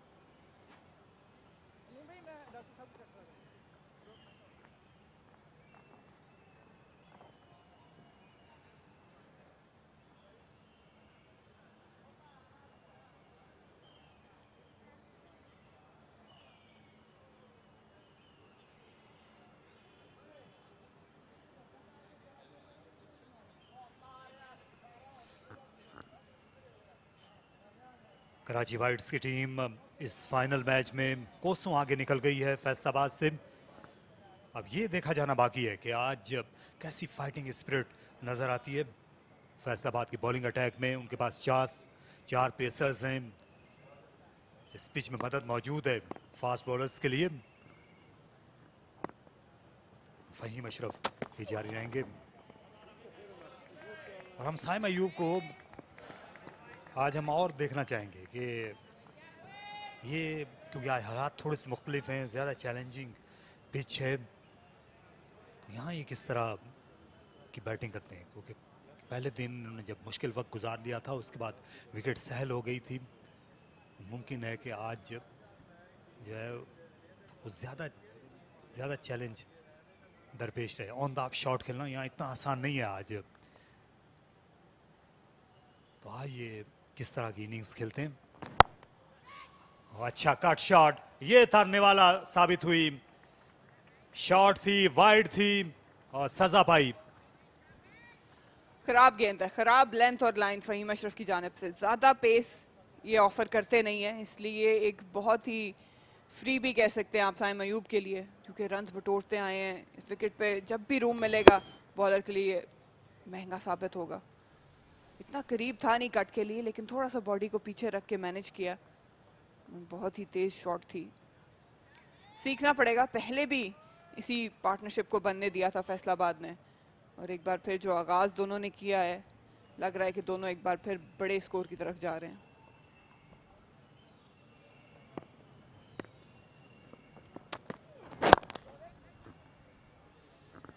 बड़ी खूबसूरत कहानी रही है ये पिछले 12 माह की साइम अयूब के लिए। ये कराची की टीम में भी नहीं थे, सिंध की ये टीम में नहीं थे पिछले बरस जब सीजन शुरू हुआ था। और एहसन ये ओपनिंग बैट्समैन थे, वो अनफिट हो गए आखिरी लम्हात में। इनको इस्लामाबाद और रावलपिंडी पहुंचना पड़ा T20 टूर्नामेंट के लिए। वहाँ इन्होंने जो बेमिसाल बैटिंग की, सिंध की टीम को चैंपियन बनाया, उसके बाद वापस मुड़कर नहीं देखा। ऑन साइड में खेलना जो है बंद बल्ले के साथ खतरनाक हो सकता है। स्टंप्स की लाइन से जो गेंदें आएंगी उन पे मोहतात रहने की जरूरत है यहाँ। बिल्कुल वो मौका इनको मिला था और इन्होंने दोनों हाथों से उसको ग्रैब किया और अपनी काबिलियत साबित की, ना सिर्फ वाइट बॉल क्रिकेट में बल्कि अब रेड बॉल क्रिकेट पे भी। जब इनका इसमें शुमार हुआ तो काफ़ी सवालात थे कि किस माइंडसेट से खेलेंगे। अच्छा गेंद था आउटसाइड ऑफ स्टंप। जिस तरह की इन्होंने इनिंग्स खेलते आए हैं, अभी हमने 200 भी इनकी जानब से देखा और वो चांसलेस था। और एक अच्छे बॉलिंग अटैक के खिलाफ जब आप ऐसी इनिंग्स खेलते हैं तो जाहिर है आप अपना एक अलग मेयार अपने लिए भी सेट करते हैं और आपके टीम के लिए और जो आप लोगों को देख रहे हैं उनके लिए भी सेट होता है। तो काबिलियत की कोई कमी नहीं, टेम्परामेंट भी अपना साबित करते हैं, फिटनेस नज़र आती रही है, तो एक अच्छा प्रॉस्पेक्ट है पाकिस्तान के लिए।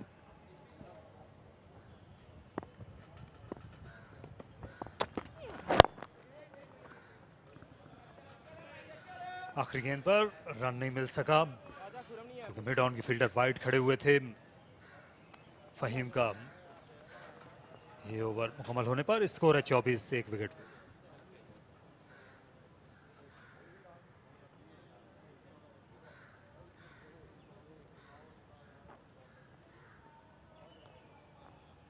पहले भी हमने देखा कि खुर्रम शहजाद के साथ फ़हीम ने ही नया गेंद शेयर किया था और ये बातचीत चल रही थी कि क्या बेहतर ना होता कि मोहम्मद अली को गेंद दिया जाता, क्योंकि उनकी भी नेचुरल लेंथ आगे है, पेस बेहतर है फ़हीम से। अब उनको इस एंड से लाया गया है खुर्रम शहजाद की जगह।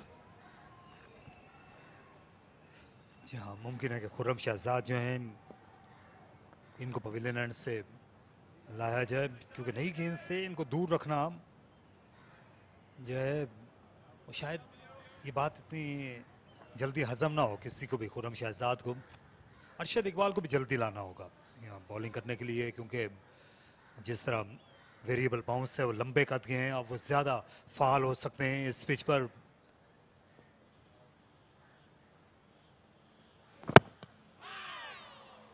ये पुरानी तर्ज की लाहौर की पिच लगती है जो यहाँ 90 की दहाई में हुआ करती थी। तो इस तरह की पिच पर मुझे याद है पाकिस्तान और वेस्ट इंडीज़ का यहाँ पर टेस्ट मैच हुआ था और बैटिंग इतनी मुहाल हो गई थी दोनों टीमों के पास। ऐसे लाजवाब फास्ट बॉलर्स से, जो तारीख के बेहतरीन फास्ट बॉलर्स से दोनों जानिब। वसीम अकरम, वकार यूनुस अपने उरूज पर थे, मेलकम मार्शल वेस्ट इंडीज़ की जानिब से यहाँ पर मौजूद थे, उनके साथ Curtly Ambrose, Ian bishop.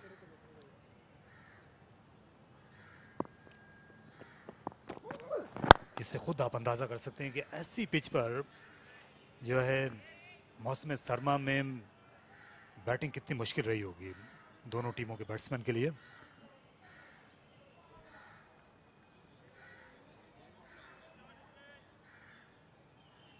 Karl Hooper ने पहले दिन उस टेस्ट मैच के सेंचुरी बनाई थी और ब्रायन लारा का वो पहला टेस्ट मैच था। ब्रायन लारा ने अपने करियर का आगाज़ किया था और अब्दुल कादिर का, जहाँ तक मुझे याद पड़ता है, वो आखिरी टेस्ट मैच था।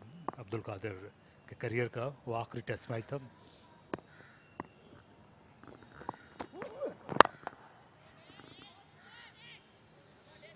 अब्दुल कादिर ने, अगर उस कहानी को मज़ीद हम आगे बढ़ाएं, तो आउट किया था ब्रायन लारा को उस टेस्ट मैच में।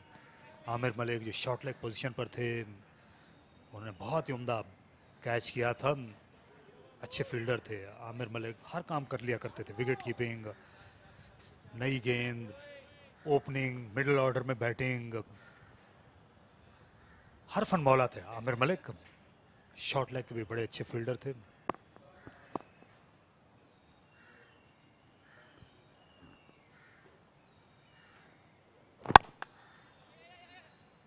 अच्छा शॉट, एक रन के लिए। इन दोनों के दरमियान रनिंग बिटवीन द विकेट्स बहुत ही उम्दा रही है, पिछली इनिंग्स में भी हमने देखा था, और यहाँ भी दोनों प्रोएक्टिव हैं, फिट हैं, और ये एक और अच्छा रन था, मिड ऑफ की दाएं जानिब हल्का सा खेल के रन लिया। इस चीज़ पे भी नज़र रखनी पड़ेगी क्योंकि इसी तरह इनकी पार्टनरशिप डेवलप होती है और उससे फ़र्क ये पड़ता है कि बॉलर के ऊपर प्रेशर आता है।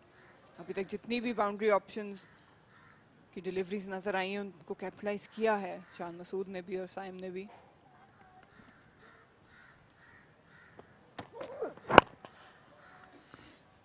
इस बार फिर अच्छा खेला, गैप में 2 रन्स का मजीद इजाफा होगा। और शान मसूद जो हैं, अभी हम इनकी पेशावरी की बात कर रहे थे, और एक और चीज़ जो सीख सकते हैं नए क्रिकेटर्स इनको देखकर, वो इनकी फिटनेस है, क्योंकि वो मिसाली होना बहुत ज़रूरी है। अगर इंटरनेशनल क्रिकेट में आपको compete करना है तो ये फिटनेस है, उसके बगैर कोई चारा नहीं, और इसका एहसास हो रहा है। हमें रात भी हुआ है जो हमने चेन्नई में मैच देखा।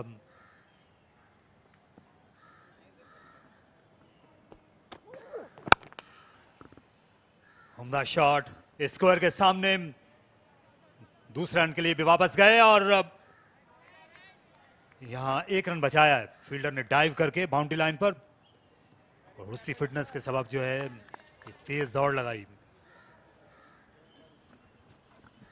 आउटसाइड ऑफ स्टंप की कोई गेंद को नहीं बख्शते।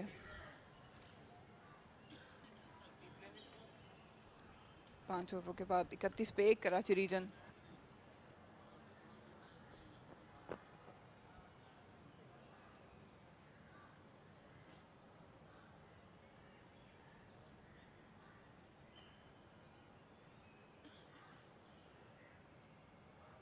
एफर्ट जरूर नजर आई और मेरा ख्याल है यहाँ पे यकीनी तौर पर 1 रन बचा गए। यही कमिटमेंट चाहिए। अली असफंद यंगस्टर, बाउंड्री नहीं होगी।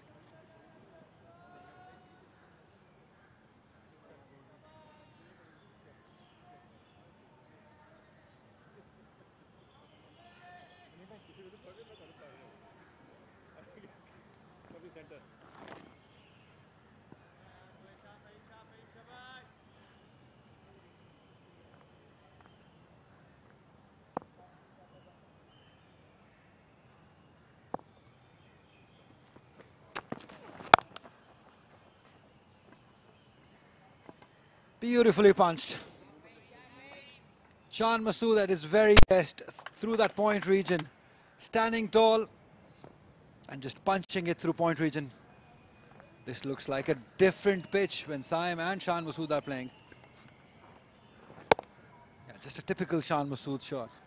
Committing on the front foot and then punching it, finding the gap to perfection. Beautiful batting.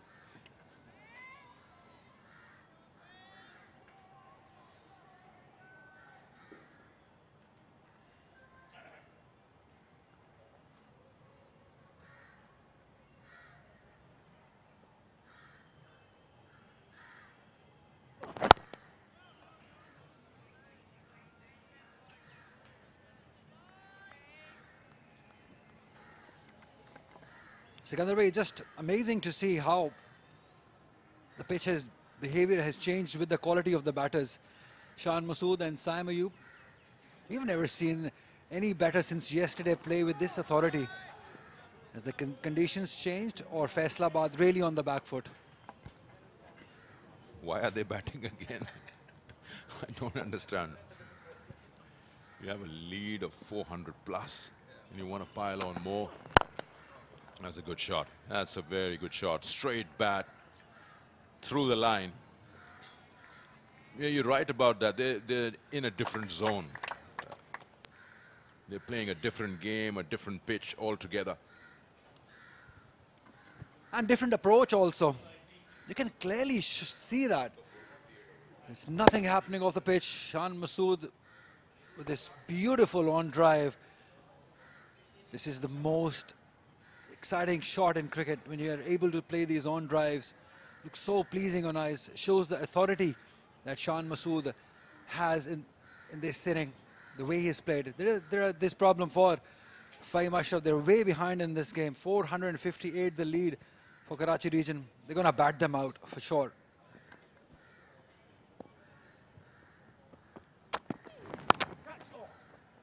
Has gone through.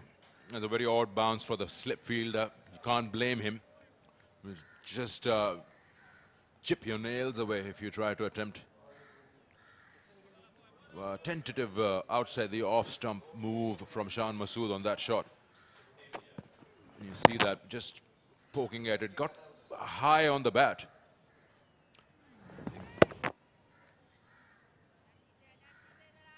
Maybe talking about bat them out of the game. They already have batted them out of the game. When they bowled the opposition for 124, the lead was still 419. Now it's 462. How much more you want to bat someone out? And surprising was that they only bowled 10 overs, with Ghulam Mudassir not bowling a single over. So the bowlers are fresh.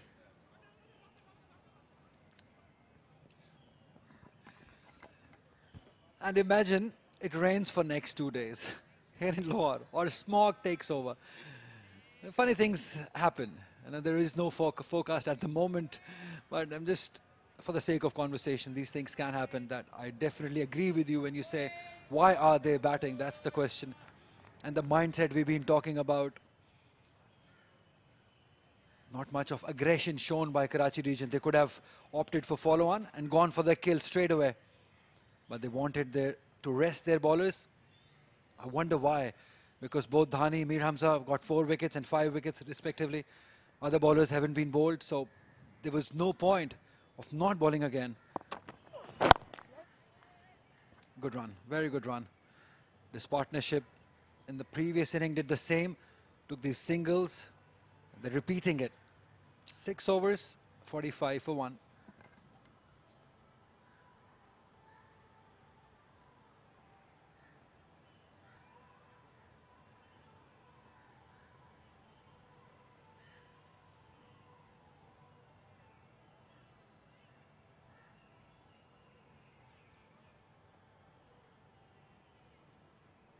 Yeah, before the game started, we all thought that this will be a test for the captaincy of Fahim Ashraf.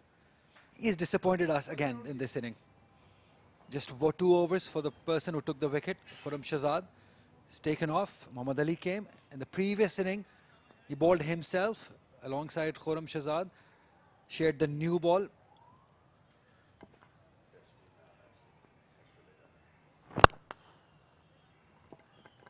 We've been talking about these little things making a huge difference, and it did. Not giving the new ball to Muhammad Ali in the first inning, that really put Faisalabad region on the back foot, because runs were leaking from one end when Fahim Ashraf was bowling with the new ball. So I really don't get these tactics and strategy from Faisalabad region. And then they're picking their playing 11. Let's put you through a bit of a questionnaire here. After this ball from Muhammad Ali round the wicket.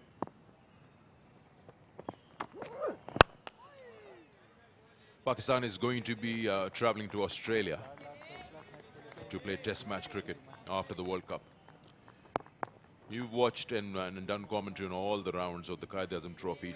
Who do you feel might be considered for that squad? That's a tough one, Sikandar bhai, because we have not really seen anyone extraordinary that we can refer that, yes, he's ready to tour Australia.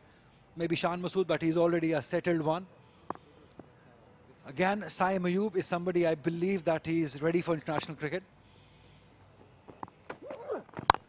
But again, he's already been into the scene. But if you talk about somebody new coming to the scene, I really cannot name any one player, because I'm not going to judge a batter's performance at Gaddafi Stadium. That's not I'm not going to do. Or judge a bowler from the performance of Pindi Aptabad.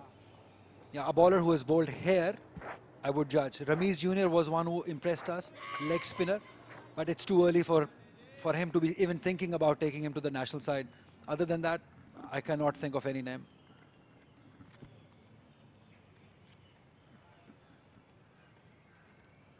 So you're saying that Shan Masood and Saim Ayub, two who might be considered for the Test match.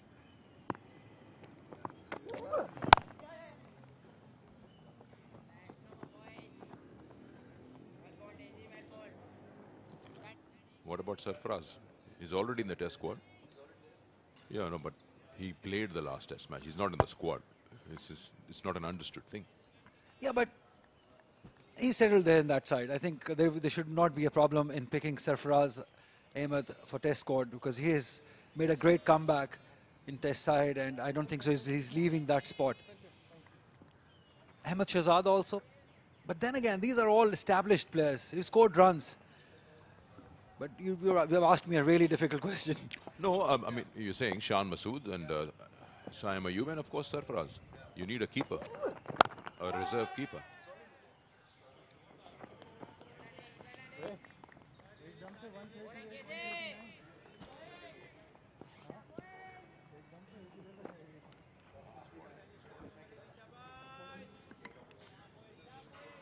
Yeah, you've reason that I really want Saim Ayub to be developed at international side. Although he's not scored big, just 142 against Multan, and this innings 200. I think on somebody of this age, if he can come up and perform at a bigger stage in the final at the headquarters, he definitely has something in him. Although not many people agree, but I seriously believe that he is ready for international cricket.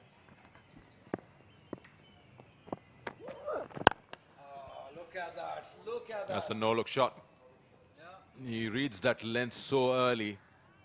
And since it's a vacant zone, he doesn't need to look because he's not worried about any player trying to cut it off.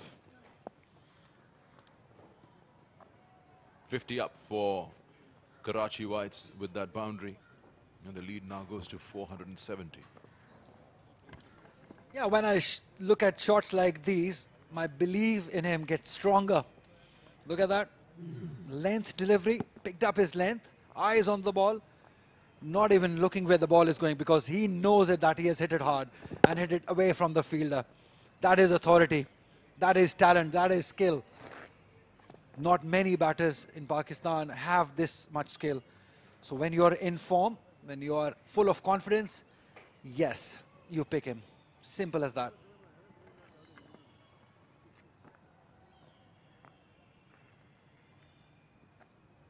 He's led the side well, apart from batting again. But he's surely one of the contenders. He's the reserve wicket-keeper in the test squad. See, the value of Sarfaraz Ahmed brings into the side is not just his wicket-keeping or his batting, but the energy that he brings into the side, which is missing, the positive energy in the side. Demands high from everyone around him. That is what you want to see. Somebody of his experience.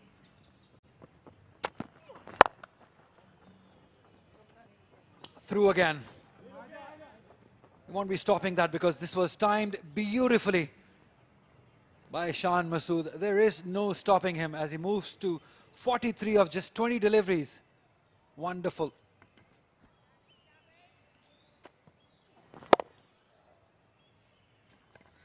The punch, the placement. Superb. No wonder he wanted to bat again.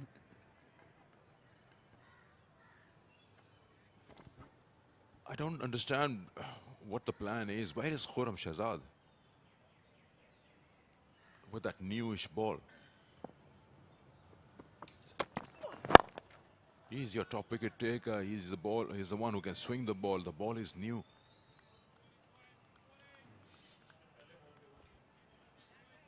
And got a wicket on the very first ball. It's just beyond me. I don't understand this concept and then the strategy behind it.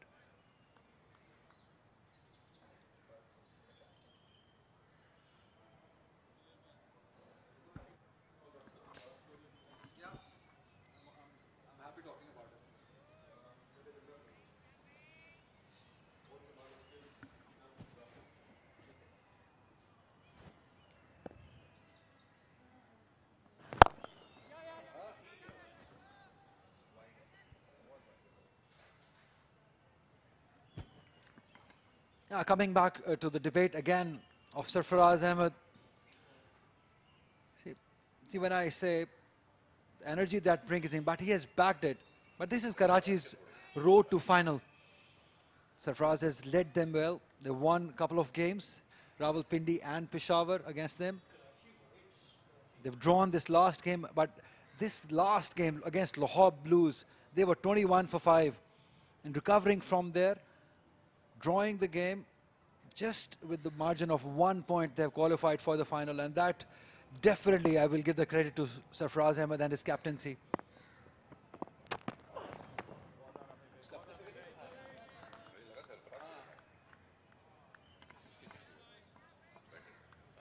He scored a 200 at Gaddafi Stadium, Sarfaraz Ahmed. So I'm backing whatever I said with the numbers also.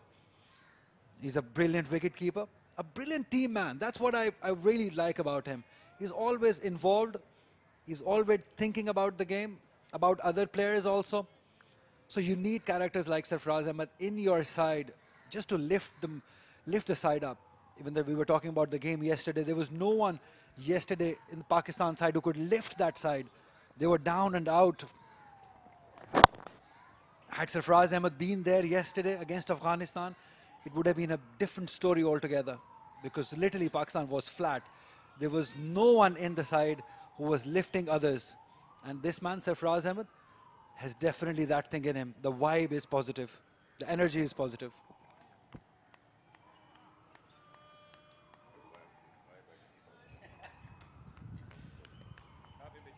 Why bat again in this match? That's the question. He just wanted to make sure that they bat them out and be safe.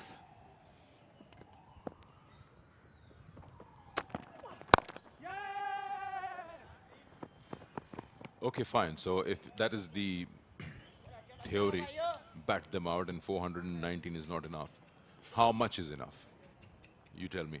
477 at the moment. What do you think how long will they bat? Will they bat time? Will they bat certain amount of numbers on the board? What? Well, it's strange that they lead by 477 already. But I think they would be eyeing on somewhere 600. Take the time out a little bit. Take this day off. Because you don't want to be giving a lot of time to the opponents to make even a comeback. So they're going to make sure that there is no chance whatsoever for Faisalabad region to make a comeback. Because had they opted for fall, and that's just one scenario that I'm talking about. If they had follow on and they had scored runs, funny things can happen. We've seen them happen in cricket. Super batting. Shan Masood is looking on a different planet, different pitch. The way he's timing it, the way he's placing it, it's just exceptional.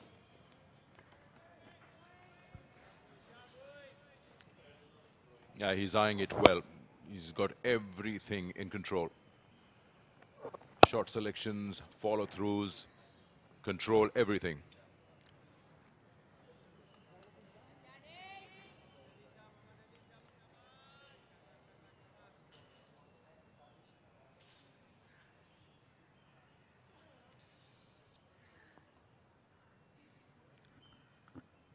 Scored 49 of just 24. 7 boundaries to his name, and then the highlight between the two is the running between the wickets. Comes to a 50 of just 25 balls, his 47th 50 in the first class arena. A treat to watch. Wonderful.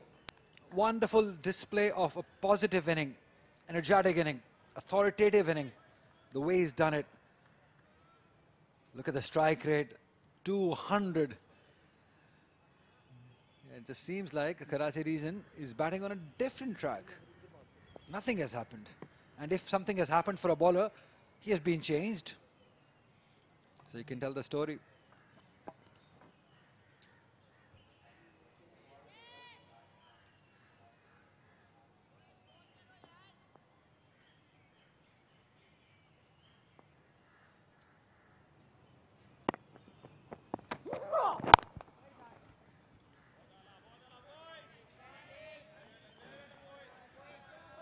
Of the final, still got almost, 2.5 days in the game.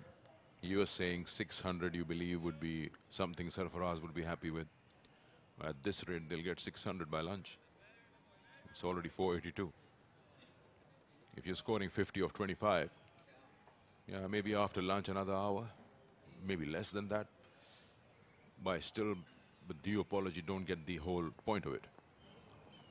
You hit the nail on the head. When the opposition is 124 all out and your batting is doing like this, you should be surely comfortable that you got the game within your reach. Nicely done, square of the wicket. The good thing about these two is they both are very strong off the back foot and can play very nicely square of the wicket. And that could be one of the reasons that they would be considered for Australia. I don't know about Saimayu, but Shan would be. Because when I asked you the question, it was not about what you think. I said, what do you think the selectors would think? And when you talk about Pakistan team, you already have openers. They both are openers. So whoever is going to be either number 3 or a reserve. But yes, he's fairly new to the first class circuit and he hasn't played all the games. You just showed it to us. So you got to also understand the conditions Gaddafi Stadium pitch is offering.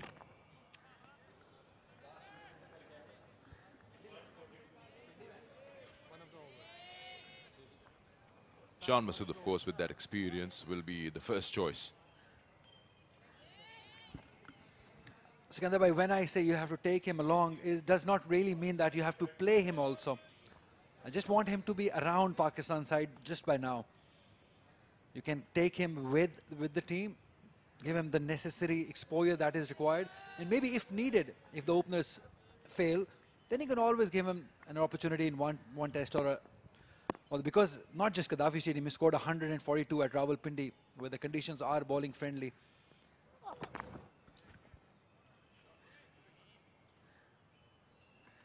End of the over, 9 gone, 67 for 1.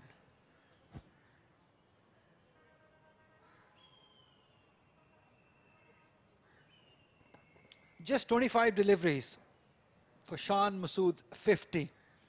This is the third fastest 50 in Pakistan first class cricket. You can see the smile. The smile says it all. Yeah, just 25 balls for his 50. This is how he went about with it. Very strong in that cover region. He stands tall and he's got a very strong back foot punch. He's looked in total control. Every single shot is of authority. And he's, like I said, been bossing things around. And this is his territory, his zone, and he's totally comfortable in it.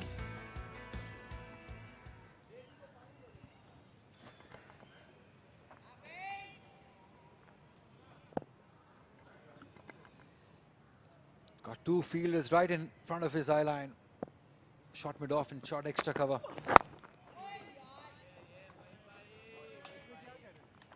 And a deep fielder at point. So singles are comfortably available. Well done, Fahim.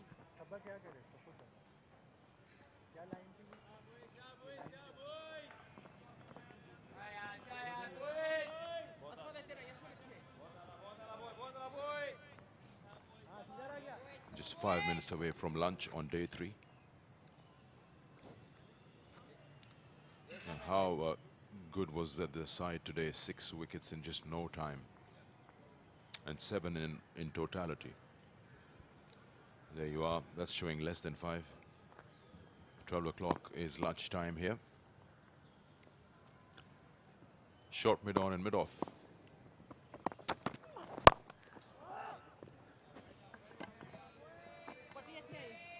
Fahim Ashraf into his 5th over. He's given away 31 runs. Bit expensive. We haven't seen Arshad Iqbal ball. So that's where the question mark is on the captaincy of Fahim Ashraf. In the first inning, he opted to ball first. Ball with new ball. And here is your leading bowler, Arshad Iqbal. We know what he's capable of. He was just toured with Shaheen's also. And he's not been bowled. And here is another bowler, the captain himself. 5th over and is given away 31 runs. So that means you have just accepted it, that we're just going to bowl and wait for Karachi region to declare. And then we'll see what happens in the next 2 days. He's trying different things in the field. Just bringing in fielders.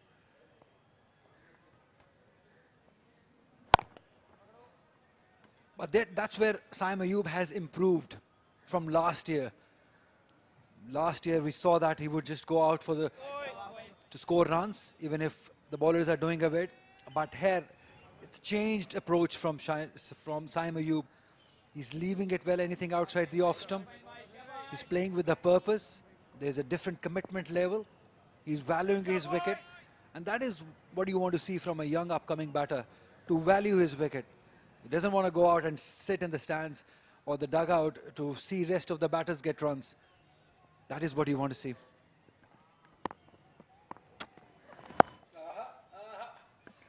There we go. There we go again. Another no-look shot. And it has travelled.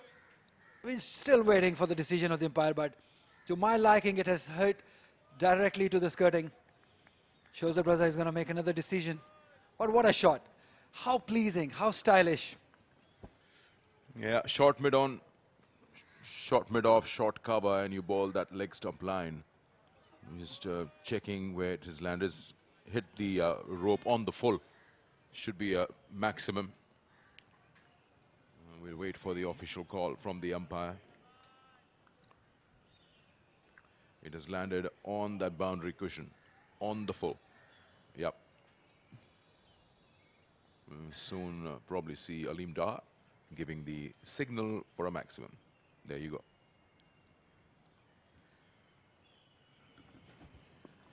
But it's just amazing how cleanly he hits those, how authoritatively he hits this no-look shot.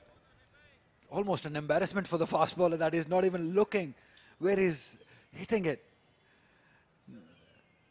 Shots like these, again, Strong's my belief that he's ready for international cricket.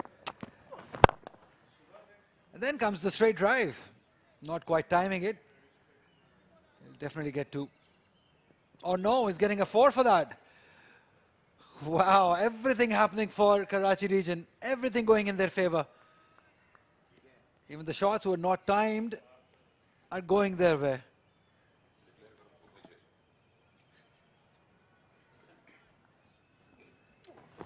Yeah, 2 full on that occasion.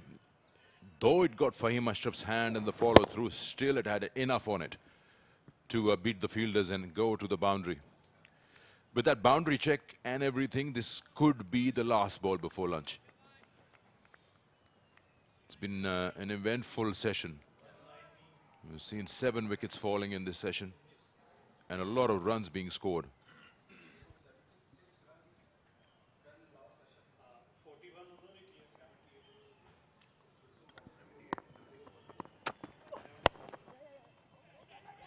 Oh, run out chance, and that's it. Whoa, this is a brain fade moment. The single was on the offer, but Shan Masood was the only one who wanted to get it. Saim wasn't ready for it, and they've lost Shan Masood in the face of a run out just at the stroke of lunch. Yeah, these things can happen when you're looking to get runs early on and get those singles. They'll be happy that they've seen the back of Shan Masood because he was the one who was very authoritative. And Shan, look at Saim, he's not even going. Timed it, he called for it and then suddenly said no. So yeah, you cannot really blame Shan Masood. It has to be the youngster taking the blame of this run out. And you can clearly see from his expressions that he straight away knew it, that it is his fault. Shan Masood, being the senior member, he didn't say anything. He just moved because these things do happen in cricket. Mix-up do happen. As Faisalabad region way behind in this game, almost out of this game. But still, they have to come back and bowl again. He will be disappointed, not by his own effort with the bat, but with that running, that call on the very last delivery that made Shan Masood lose his wicket. Yeah, he's looking to find an exit from this stadium. Doesn't want to go into that dressing room. Shan Masood, 51 of 26, run out just in the last delivery before lunch. Saim not at 27. 78 for 2 in just 10 overs.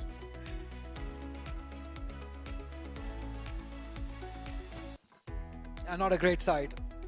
Look at the economy. 7.50 Khurram Shahzad, 8.20 Fahim Ashraf, 7.33 Muhammad Ali. Just one wicket for Khurram Shahzad. We never saw him ball again in this inning. 78 for 2 in 10 overs. That's how the match stands. Karachi Whites in their first inning, 543. Saim Ayub getting a 200. Shan also getting a big 100, 180. In reply, just 124 runs made by Faisalabad region, courtesy to a wonderful spell by Mir Hamza and Shah Nawaz Dhani. 5 and 4 wickets to their name. In the second inning, they did not opt for a follow-on. They batted themselves, Karachi Whites. They're 78 for the loss of 2 wickets. Shan Masood lost his wicket on the last delivery before lunch. Saim Ayub still there, very solid on 27. Karachi region lead by 497 runs. At Gaddafi Stadium, we're going to take a break. We'll see you back after lunch. Aboard!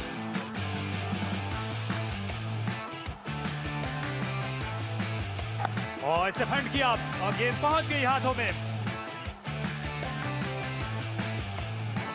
और bold हो गए।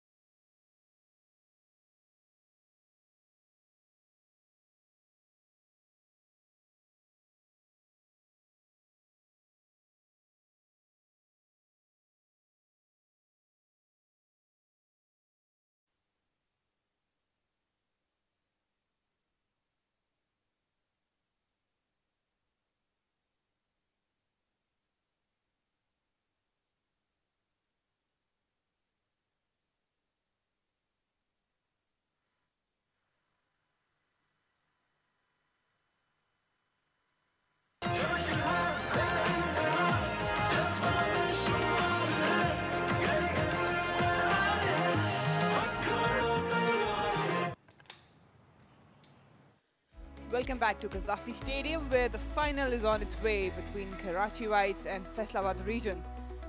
Transgroup presents Parkview City Quaid-e-Azam Trophy Season 223-24.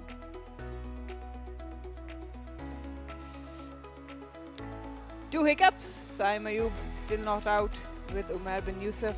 Khurram Manzoor gone on not, and Shan Masood, that was a huge mix-up in between just after he scored another 50.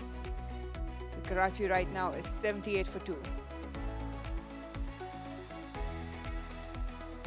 Khurram Shehzad, Fahim Ashraf and Muhammad Ali have been tried with the ball. Only one success on the very first delivery.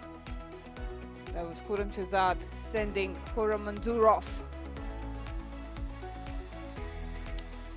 They decided to bat again, piling on already a mammoth lead. Khurram Manzoor was the first one to fall for Karachi. That's the second one. Saim literally left Shan Masood stranded in the middle. For a moment he thought it was a quick run, but you can see nowhere near the frame.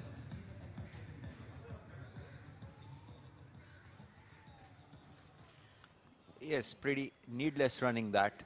When two batters are in such good form, why take such a risky run? Well, on your screens we can see the Karachi region's lead, which is 497 and still going on. And apparently what we have come to know is there was some hamstring niggle, and that's why they decided to bat. This is the latest info that we have to one of their bowlers. But I wonder till what time they'll be sure about that injury, or do they have a target in mind? Only time will tell. Muhammad Ali to continue from the media end. The first ball after lunch. Umar bin Yusuf, he'll be looking to score some runs here. He's a stroke player, loves to go after the bowlers, but hasn't really gotten any big numbers against his name. Saim is well settled, 27 of 33. We've seen some exceptional shots from him. And Faisalabad, well, they are in a position and they need to exploit this opportunity once again. Two already down for Karachi. This has to be consistently hitting the right areas. That's all they can do.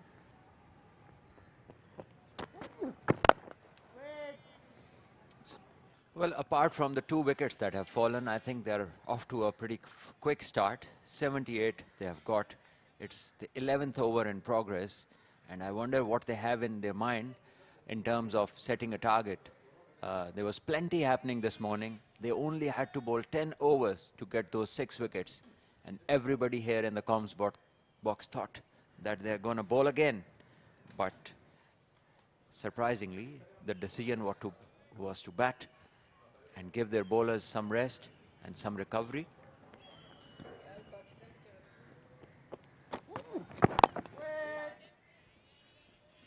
Good line, good length. Targeting the stumps, that's the mantra here. I've seen hasn't been a true bounce offered. A little bit of cracks opening up right along the lines of the stumps. Umar bin Yusuf was very tentative in the previous innings and he got out early. Well, it's been that kind of a track where if the batters are moving their feet well, they've really adapted and they've scored runs. The shot selection and the feet movement are always very important. There we see a very compact defensive stroke presenting the full face of the bat and on the front foot. And there's the replay. This is what happened with Khurram Manzoor today earlier. In the second innings, the first ball got him. Well, this is Shan Masood getting run out. I don't know what they were thinking, running for this run, where two fielders could have converged on this delivery. And Sam Ayub in the end just calling off the run. But by that time, Shan, for him, it was going to be impossible to get back. There is Saim. Already scored a double 100 in the first innings. Once again, well bowled and well played. Good cricket. Well, for sure, there is something happening for the bowlers. We've seen some support off the surface and as well as through the air. But it's a decent track for the batters as well, as you mentioned. If you're technically sound, you're proactive, runs are inevitable. And any batter, whoever comes out in the middle, they would love to capitalize on these opportunities. So always looking for runs, Saim and Shan whenever they are in the middle. But now it's Umair bin Yusuf. He needs some scoring to do. Right on money, consistent bowling. And that's very important. Maiden to start with after lunch, 78 for 2 Karachi. There we see Khurram Manzoor probably making an inquiry. What went wrong? Well, that was only the first ball. And there we have the replay. This is the first innings where he got LBW and his front foot just stuck in its place. And this time, only the mode of dismissal changed. But the front foot was in the same place and was stuck at the crease. And this is what needs to move. You need to have a decisive movement, especially as a new ball batter. And he is someone who has done loads and loads of times all these repetitions. He scored tons of runs for his team. Unfortunately, at this time, in this venue where everybody else has got runs, he just got stuck in his crease. Arshad Iqbal will operate from the pavilion end, replacing Fahim Ashraf, the skipper. Again, we saw Fahim sharing the new ball with Khurram Shahzad and then replaced Khurram Shahzad with Muhammad Ali.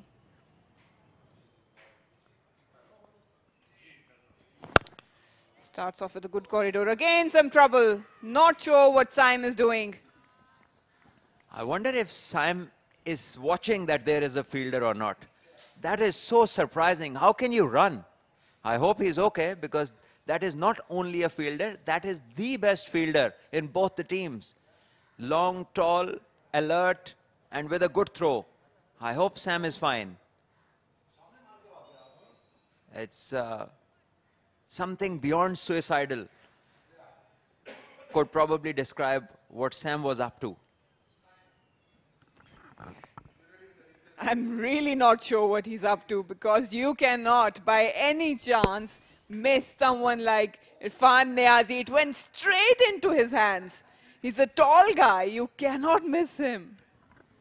Well, that was some running, Saim. That wasn't a run by any stretch of the imagination. And it was as if he was just checking whether Niazi is sleeping or is he still awake.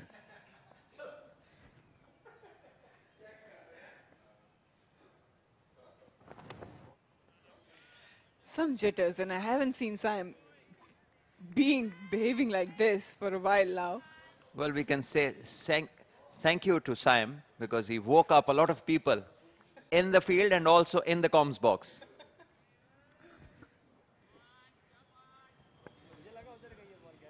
Well, he was the reason Shan got out, and that can play with your mind at times. Just back of the mind, you keep on thinking about that. But you need to be clear. Clarity is the key when it comes to batting. He's got ample potential here. It's a good corridor to start with. Yes, and we have consistently seen the variation of bounce, especially in the late afternoon yesterday, and it has carried on today. We see some balls kick off a length and carry really well to the keepers, and some others that do not bounce that much and at times just bounce before the keeper. So that is enough doubt for the batter. And if the bowlers are consistent, if they can hit those areas consistently, there we see. And this pitch, as we go down, you'll see a patch where there is no grass and the cracks are opening up. And that is one naughty part of the pitch, followed by the other one. And both are in line of the stumps. But the first one, from this end where Arshad Iqbal is bowling, it is right in front of the batter, just back of a length. And that's probably where I think Khurram Manzoor got troubled. There was slightly lack of bounce on that end. And you mentioned it in your pitch report that that will be another headache for the batters, and rightly so.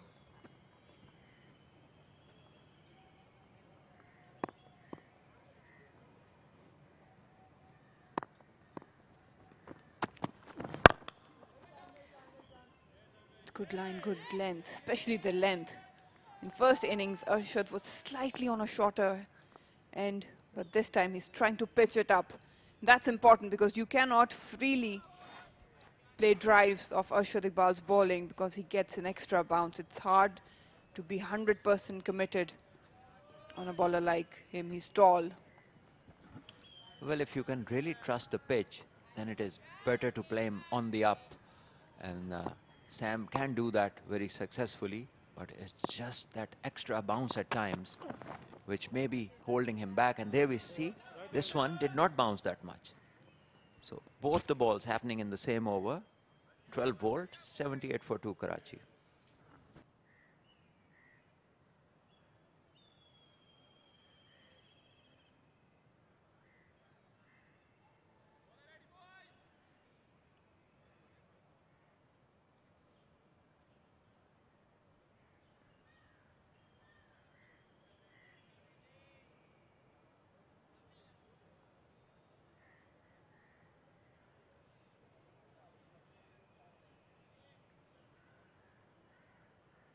We have been talking about how important the rotation of strike is, whether it's in a white ball format or these longer formats.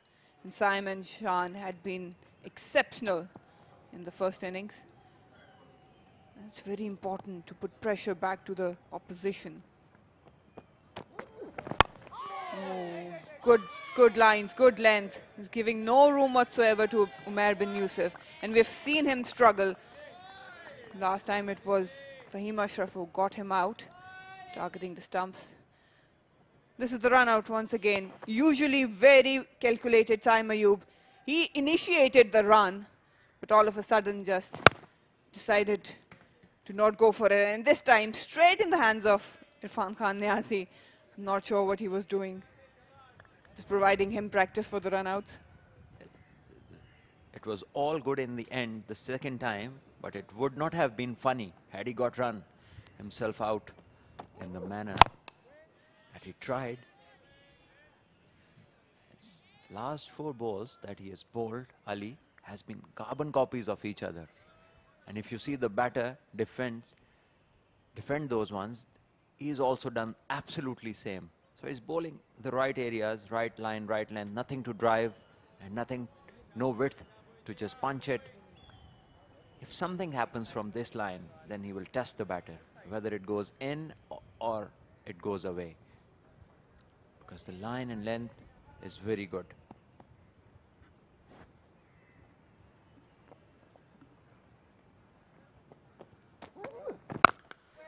Again, just the repetitions of perfect bowling. And we've seen Fahim Ashraf actually setting Umair bin Yusuf up. He bowled couple of deliveries coming back into Umair bin Yusuf, and then the ones just holding its line was on which Umair bin Yusuf got out. Top of off stump that was. And I think again the plan is to repeat that. Muhammad Ali, he's been consistently hitting that length and line, just targeting the stumps. And Umair bin Yusuf went to play for the in-swinger on the delivery which he got out. It wasn't a one. Good stuff. Good consistent stuff from Muhammad Ali and Faisalabad. When we talk about running between the wickets, obviously there are a couple of factors you need to put in consideration, especially if you are the quicker one and your partner is not that quick, you need to keep that in regard. Also, good running between the wickets, it's not about the speed. It's more about how good of a judge you are of that run. Absolutely, it's not all about speed, and the faster person has to come down to the pace of the other one. Because obviously, the one who is not that fast cannot be that fast. And yes, you have to judge the run, see who you are running to, which hand of the fielder is it, and to run straight of that shorter distance to Irfanullah Khan Niazi, it's just beyond comprehension. And it's definitely something to do with maybe just kind of like a computer hangs up. So maybe a brain fade sort of a thing for a moment. And then he was quick enough to realize and get back. And then he could enjoy that moment later.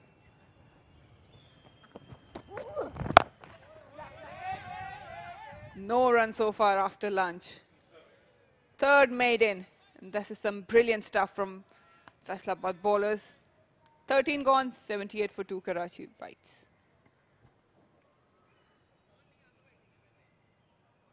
Well, I'm sure if we're given an opportunity, we'll definitely ask Saim about that. What was he thinking? Did he not see Irfan Khan Niazi there? Or he misunderstood him for his own partner or what? Because I don't think there's any logical explanation to that.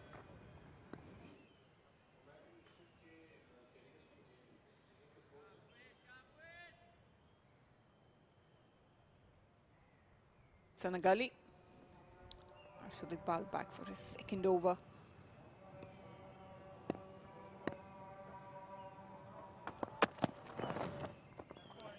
It's good bowling.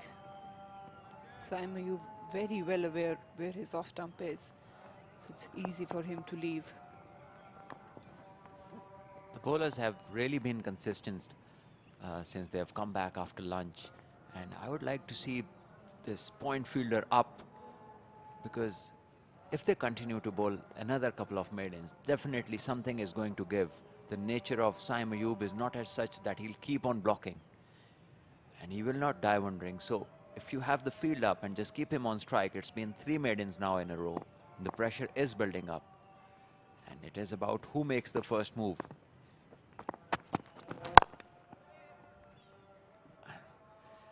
Width provided and beautifully struck through the covers. A great shot on the up. And on the up we spoke about in the previous over. Classical punch, back foot punch from Saim Ayub this time. A little bit of width was provided and the length actually allowed him to free his arms. Arshad Iqbal, wasn't a bad delivery. But have a look at that, good balance, good high elbow. Just a jab coming in. Yes, he made use of the angle and presented the full face of the bat, placing it to perfection and getting a wonderful boundary. Sometimes these bowlers, they don't seem to just finish the action in full momentum. If we can have a look from the side on angle, some deliveries, the follow-up is proper one. And other times, it is not that long. So this shows that it's consistency in, you know, the effort is missing while you're bowling. If you do not put effort on every ball, sometimes your follow-through can tell a lot of stories regarding what the bowler is going through. And I believe watching him, Arshad Iqbal, not every ball he's applying the same effort. It's not the heavy ball or the other one. It's just that the finish of the action is not in its full momentum.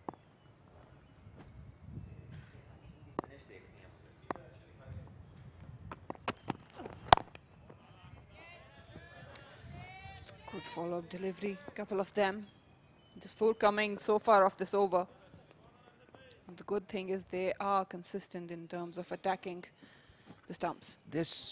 We are now watching the side angle and we see him run up the approach to the bowling crease, and then look at this. When he finishes it, the first step that he lands after delivering, he's not taking the whole momentum forward. It's just like going through a motion. And that is why we haven't seen much happen off the wicket for him. You have to bend your back to get something going.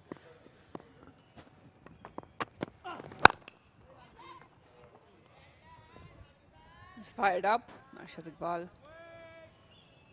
It's been a very calm and calculated innings from Saim Ayub.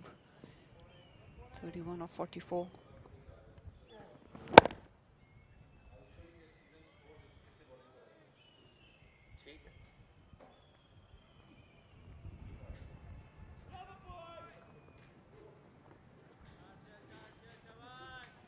Here are the figures for this season for Arshad Iqbal. And 3 matches he did not play. He had to travel. Again, Lahore Whites, he managed to get 3 in the first innings.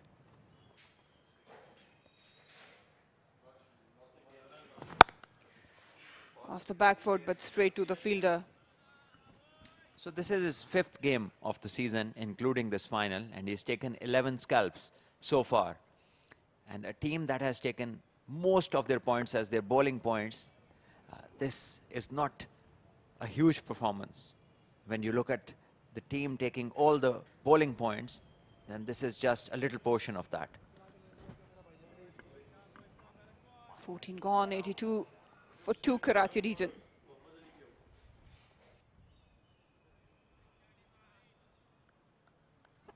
Face 12 deliveries still to get off the mark. Umar bin Yusuf, courtesy of some brilliant bowling by Muhammad Ali.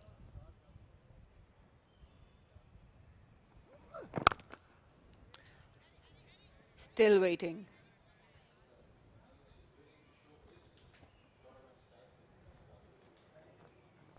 He's a decent player, loves to go after bowlers. We've seen him make an impact in white ball cricket. Doesn't shy away to play big shots. Yes, he's a very compact player and plays a lot of elegant strokes and is mostly in control of his shot selection. We saw him score a lot of runs in Zimbabwe. He carried on the good form in the Quaid-e-Azam trophy. Then there was matches that he did not play. He was touring China for the Asian Games. So he's missed out on 4 occasions in this Quaid-e-Azam trophy. Certainly a player for the future if he can keep going the way he is in the last couple of years. 84 was the highest for Umar bin Yusuf in this season, and that too was against the same opposition, Faisalabad. He just needs to improve his temperament when it comes to longer format.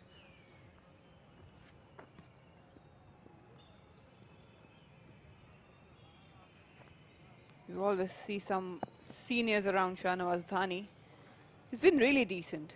He's got a good rhythm. So is it seniors around him or is it him around seniors most of the time? Maybe he's trying to just let the captain know that he's ready to bowl, or maybe ask for some extra time off.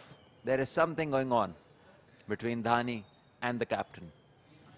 Well, I wouldn't mind him being around the seniors, because that actually shows that you're eager to learn from some of the best. Well, it is the benefit for him either way, whether he is around them or whether they are around him. And 65 in the last game against Lahore Blues in the last innings.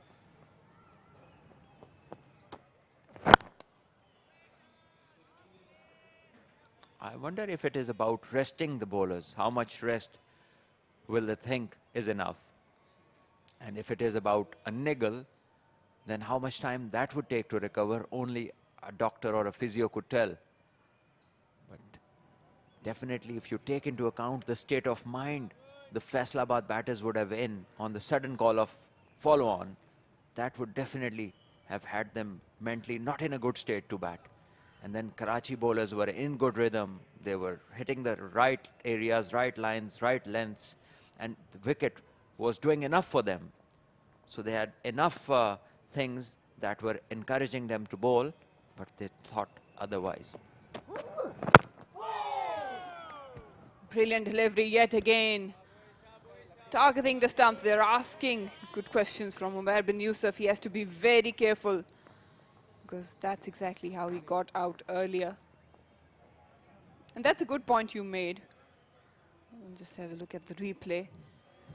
Again, the angle created inside edge. Lucky he got something. Otherwise, there was a good chance of the ball hitting the stumps. When you got your fast bowlers in a perfect rhythm, they were hitting the right line, the right length, they were picking up wickets, and then all of a sudden you take them off field. And it's not easy for all your 3 pacers to get back into that rhythm quickly. That was probably a big gamble for me from Karachi Whites. And they were rested last night. They only bowled 10 overs today, so nothing much that they did. And there were no bouncers bowled to take the wicket. No big effort balls. There were just good lines and good lengths, and the rest was happening on the track. But it's up to them. 15 gone, 82 for 2 Karachi.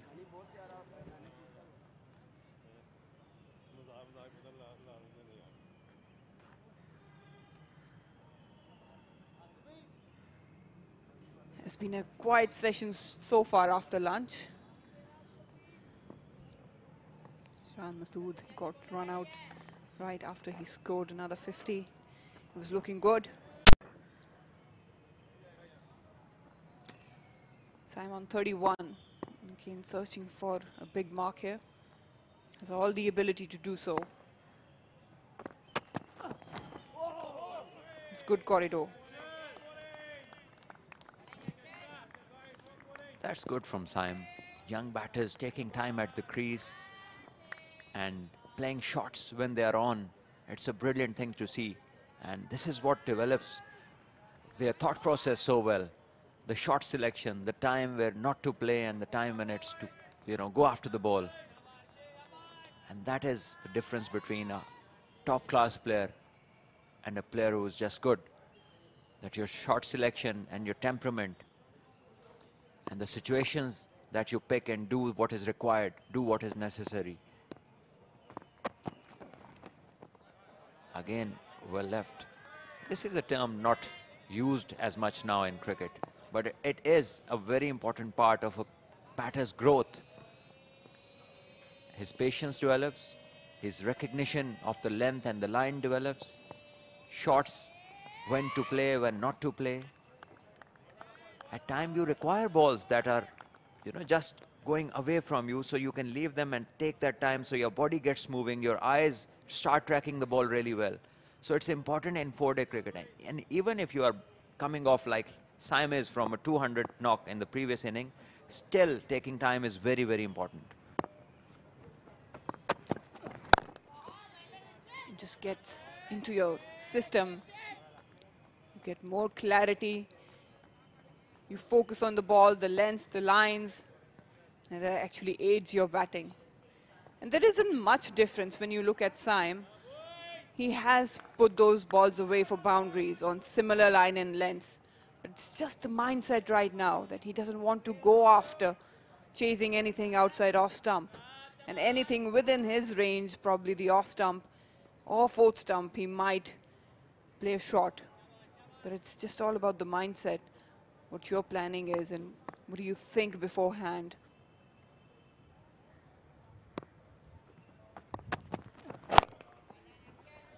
A lot of times as a batter, yes, you can see a line and length which you think that you can put away, but then your brain and your body are not in tandem. The rhythm is just not there.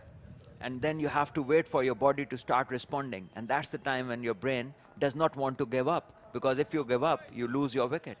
And once you're out, then you're only watching others do the job, which is batting. So it is very important when both your brain and body are not in tandem, you should take time. Unless it is required that you have to go after it, you can take time. And good batters know they can recover that time. They can make recovery of those balls that they used. Another good push this time, just on the left of mid-on. Will be an easy couple. Brilliant running. Turned into a 3. And that's what you can see when Saim especially is out in the middle. He's always looking for those runs. And Umair bin Yusuf backed it up. Yes, that was wonderful running, and no problem at all. When you can take a single, you can think of taking a single from short cover, and that also Niazi, then this 3 is not much of a task for Saim. Yeah, true that. It was an open opportunity for 3 runs. It was a good-looking shot, presented the full face of the bat. And I'm a huge advocate, I do mention that time again and again, that whenever you're coming into a season, you need to do similar preparations for that. And obviously, when we talk about batters, you have to have a certain mindset in coming into a longer format. And I know a lot of batters and also coaches who emphasize the importance of practice. We'll continue on that point. 85 for 2.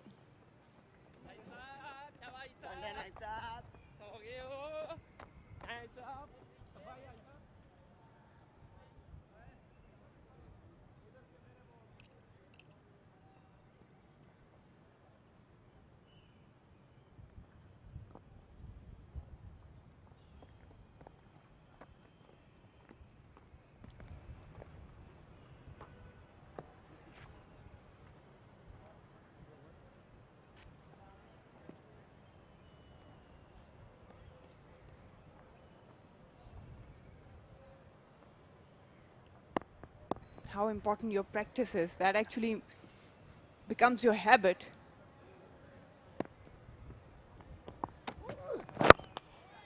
Muhammad Ali continuing, and we are back. Lack of bench strength here in the comms box. I got my chance to ask you a question. You were trying to get away. Please go ahead.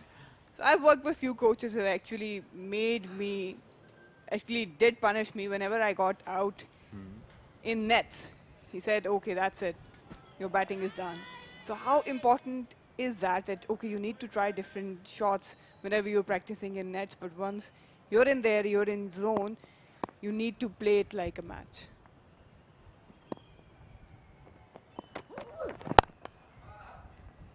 That's a great shot. Very West Indian type of flick off the hip.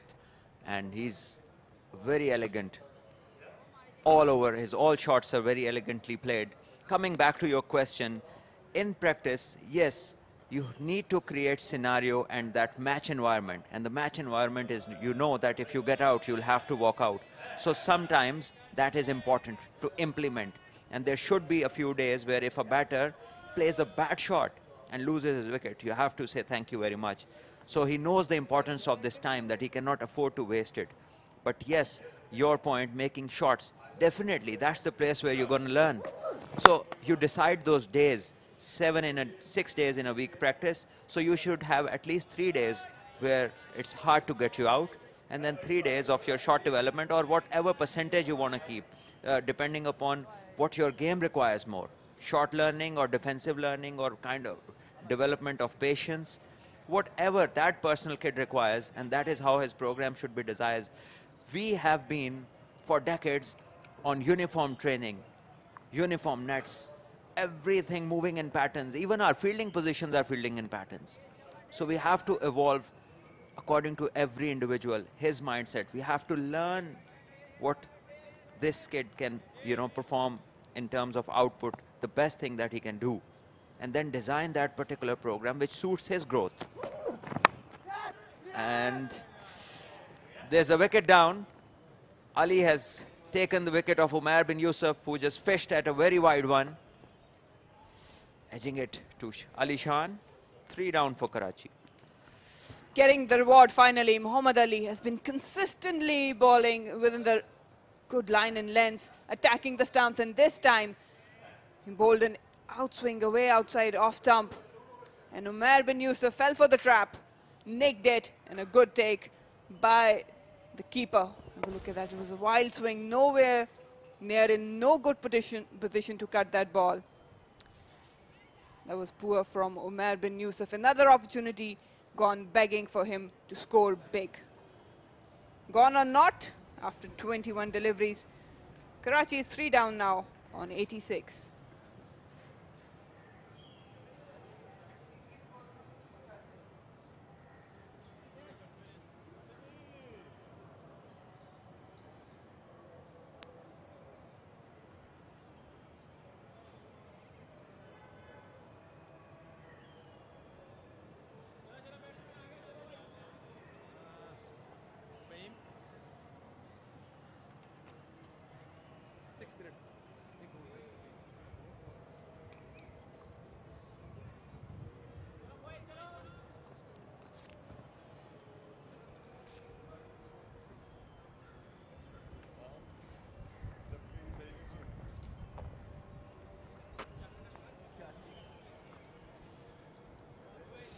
छियासी मजमुआ है जब असद शफीक आए हैं batting करने को,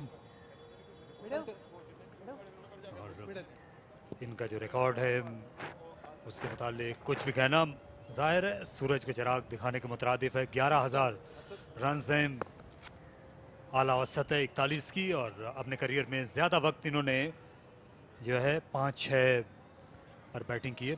इब्तिदा में opening किया करते थे Asad Shafiq, first class cricket जिन दिनों शुरू की थी, लेकिन बाद में पाकिस्तान टीम की ज़रूरत के मुताबिक लोअर मिडल ऑर्डर का हिस्सा बन गए। यहाँ कराची के लिए भी नंबर 5 खेल रहे हैं।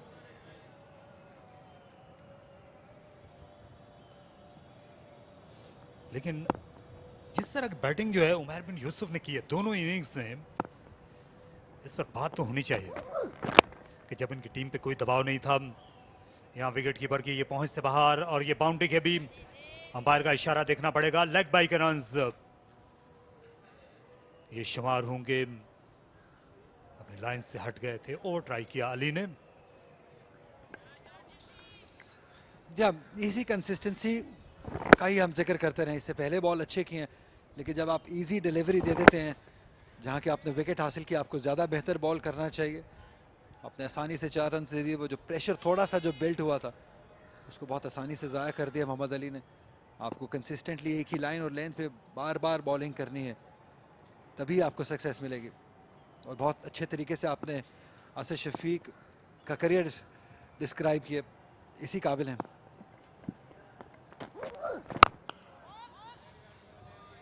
अच्छा कॉम्पैक्ट डिफेंस, अगले कदम पर आए। बल्ला बिल्कुल पैडों के करीब, हेड जो है इंतहाई साकिन रहा। 90, 3 विकेटों के नुकसान पे।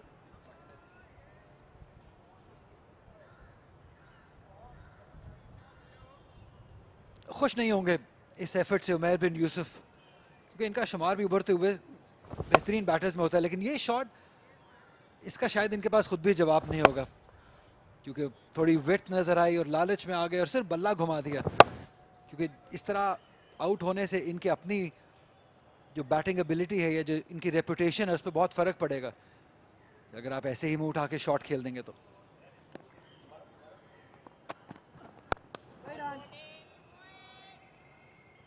यहाँ क्योंकि अली जो हैं वो जानते थे बहुत देर से इनको रन्स नहीं मिल रहे थे, तो ये बल्ला फेंकेंगे दूर से। और इस तरह की पिच पर जहाँ पर मूवमेंट मौजूद है फास्ट बॉलर्स के लिए, आप दूर से खेलना मुश्किल है। और ज़रूरत नहीं थी। अब आपने मुश्किल वक्त गुजार लिया, 20 बॉलें आपने खेल ली और 21वां बॉल आप इस तरीके से दूर से खेल देंगे, तो मैं वही बात कहूँगा कि इनका शुमार पाकिस्तान के उभरते हुए बेहतरीन नौजवान बैटर्स में होता है। लेकिन अगर आप इस तरीके से आउट होते चले जाएंगे तो वो डैमेज करेगा आपकी अपनी रेपुटेशन को।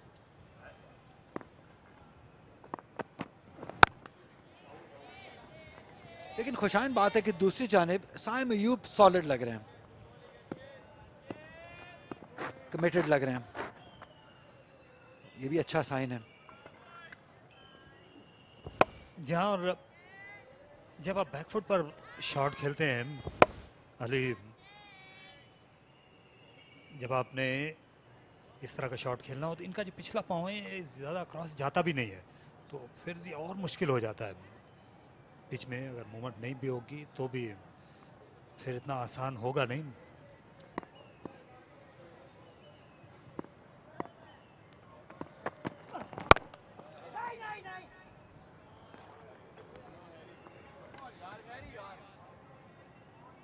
यहाँ पे बहुत आसानी से 4 रन दे दिए हैं ओवर थ्रो के।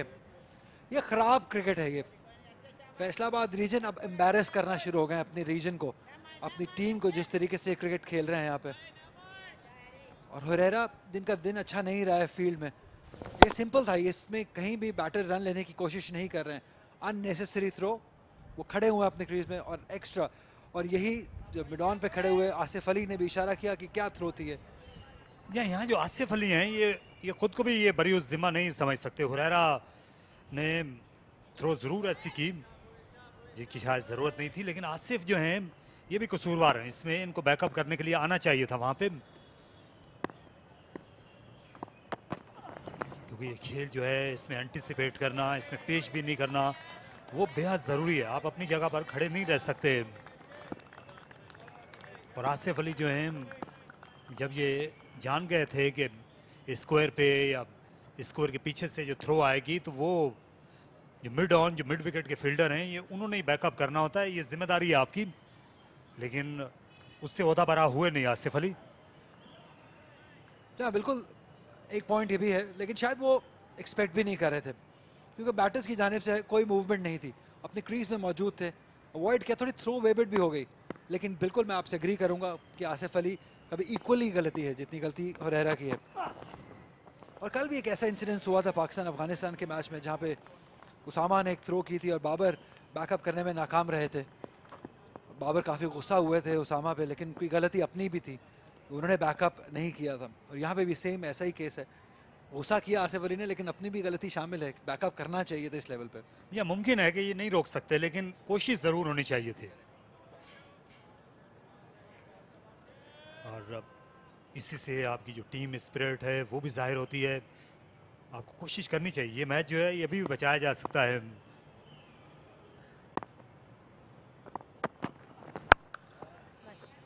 अच्छा शॉट, इस बार बेहतर फील्डिंग वहां पर हुरैरा की।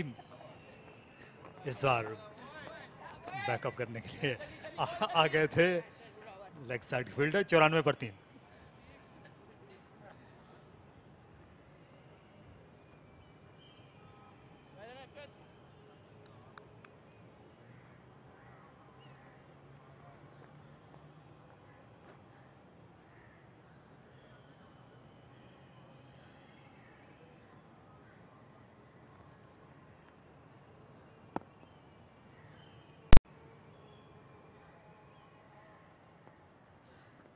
तेईस रन देकर एक खिलाड़ी आउट किया है मोहम्मद अली ने, वही जारी रहेंगे इस वक्त पवेलियन एंड से।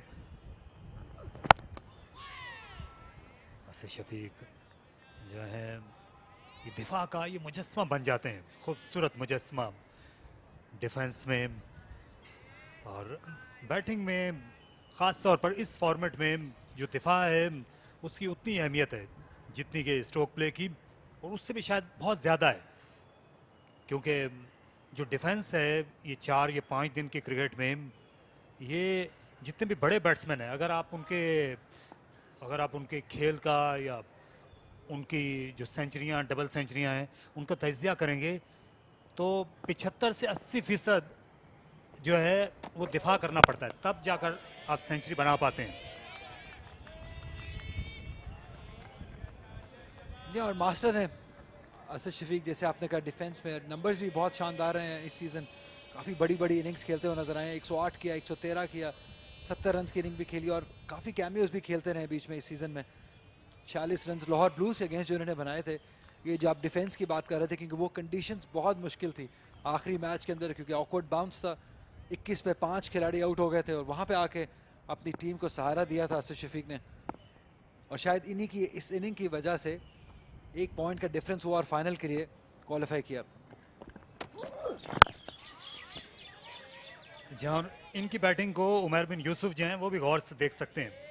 अगर ये बैकफुट पर ये शॉट खेलना चाहते हैं, यहाँ पर ये जो बैक एंड क्रॉस जाते हैं ज़रा सा, बहुत ज़्यादा नहीं असद शफीक, लेकिन इतनी इनको फिर मोहलत मिल जाती है कि ये पिछले कदम पर गेंद को निगोशिएट कर सकें। या लेट खेलते हैं, बॉल का इंतज़ार करते हैं, उसके स्विंग का इंतज़ार करते हैं, और यही एक डिफेंस जिस भी बैटर का आप देखेंगे स्ट्रॉन्ग डिफेंस होगा वो लेट खेलते हैं। जितना लेट आप अपने बॉल को अपने पास आने देंगे उतना आपका डिफेंस अच्छा होगा, और जितना आप बॉल की तरफ जाएंगे, आप फ्लैशी होंगे, उतने आपके आउट होने के चांसेस ज़्यादा होते हैं। और इस चीज़ में खासियत है असद शफीक की। यहाँ पाँव की जो इनिशियल मूवमेंट है वो बहुत कम है, क्योंकि अब हम T20 क्रिकेट की वजह से देखते हैं बहुत एग्जैजरेटेड मूवमेंट आ गई हैं, लेकिन ये ओल्ड स्कूल ट्रेडिशनल बैटर हैं जो कि लंबी बारी लेना जानते हैं, जो कि स्टे करना जानते हैं, और जैसे आपने कहा जिनका डिफेंस बहुत तगड़ा है। जहाँ और कई बैट्समैन ऐसे होते हैं उनकी जो पिछले पैर की मूवमेंट होती है वो बहुत ज़्यादा होती है, लेकिन इसके बावजूद वो बड़े कारगर रहे। जिस तरह हाशिम आमला आए थे यहाँ लाहौर में, टेस्ट मैच खेले थे, देखिए ज़रा सा जो पिछला पाँव है, आप ये देखिए, ये क्योंकि अगले कदम पर खेलने वाली गेंद थी इसलिए आपको उसकी उतनी मूवमेंट नज़र नहीं आएगी।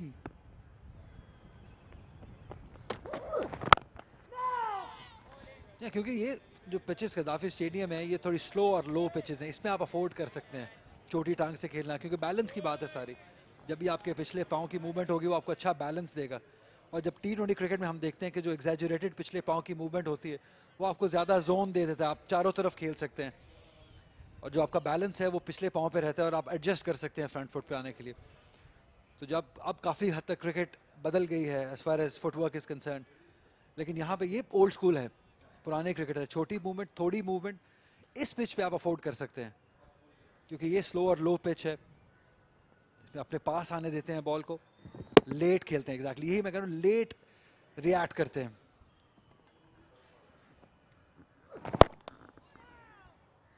यहाँ एक बार फिर गेंद के स्विंग होने का इंतजार किया, उसे पूरी मोहलत दी गेंद को मूव होने की, और उसके बाद खेला बड़ी महारत से। वेल डन असद शफीक, 94 पर 3।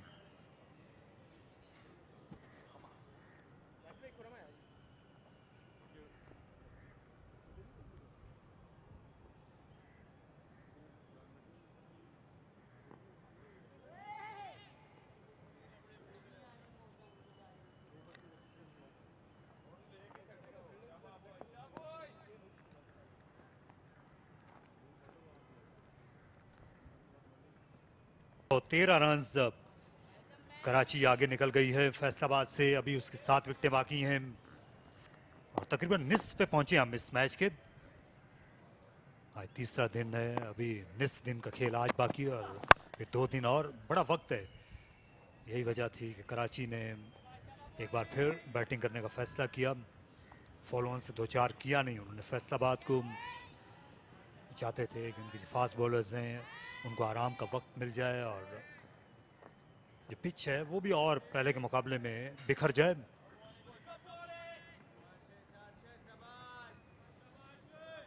या अगर आप आइडियल सिचुएशन की बात करें तो आप डिक्लेयर कर सकते थे, आप अग्रेसिव अप्रोच अपना सकते थे। मतलब हम सुबह से ये बात कर रहे हैं कि कराची को ऑल इन जाना चाहिए था, फॉलो ऑन करते और आज ही मैच रैप अप कर सकते थे। क्योंकि सुबह भी आज भी मूवमेंट हमें मिली है, ऑफ द पिच मूवमेंट देखने को मिली हमें फास्ट बॉलर्स की जानिब से। जैसे धानी ने और मीर हमजा ने बॉलिंग की, मुझे हमें ऐसे ही लगा था कि बॉलर्स अच्छे रिदम में है, अच्छा बॉल गिर रहा है, अच्छी मूवमेंट मिल रही है, तो कर सकते थे, फॉलो ऑन भी कर सकते थे। लेकिन शायद उन्होंने यही बेहतर सोचा कि अपने बैटर्स को थोड़ा और मौका दें, थोड़ी और प्रैक्टिस शायद करा ली जाए, क्योंकि इसके अलावा तो और मकसद मुझे तारिक भाई नज़र नहीं आता है। ये मुमकिन है ये भी वजह हो क्योंकि ये 8वां मैच है इस सीज़न में, तो उन्हें चाहते होंगे कि फास्ट बॉलर्स हैं उनके साथ कोई ख़तरा मोल लें। मुमकिन है ये पहला ये दूसरा मैच होता सीज़न का, तो उसमें फॉलो ऑन फोर्स कर जाते। और वैसे भी जो कलकत्ता में टेस्ट मैच हुआ था, ऑस्ट्रेलिया की टीम ने जो फॉलो ऑन फोर्स किया था भारत को और फिर मुंह की खाना पड़ी थी, उसके बाद से ये ट्रेंड तब्दील हुआ है। अब बहुत कम कप्तान हैं जो फॉलो ऑन फोर्स करते हैं। या कप्तान आप थोड़ा सेफर ऑप्शंस को प्रेफर करते हैं कि आप अपने आप को सिक्योर कर लीजिए, और यहाँ पे भी कराची ने भी यही किया है कि अपने आप को सिक्योर या बैट आउट करने की कोशिश है कि आप इतने ज़्यादा रन्स कर दीजिए कि फैसलाबाद रीजन के लिए वो सोच भी ना आए कि ये चेस कर सकते हैं। कुछ ऐसा ही करने की कोशिश की गई है। ड्राइव किया 1 रन के लिए, यहाँ सिर्फ 36 ओवर्स फील्ड में गुजारना पड़े थे।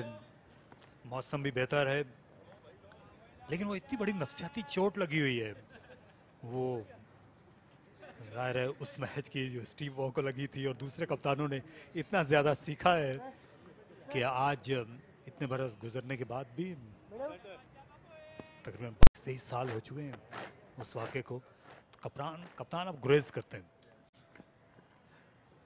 या कप्तान जो है सहम से गए हैं उसके बाद कि आप कोई मौका नहीं देना चाहते हैं। और इसके अगर ऑस्ट्रेलियन ऐसा करना शुरू कर दें तो आप समझ लीजिए कि कुछ ना कुछ है, क्योंकि वो घबरा गए थे उसके बाद से।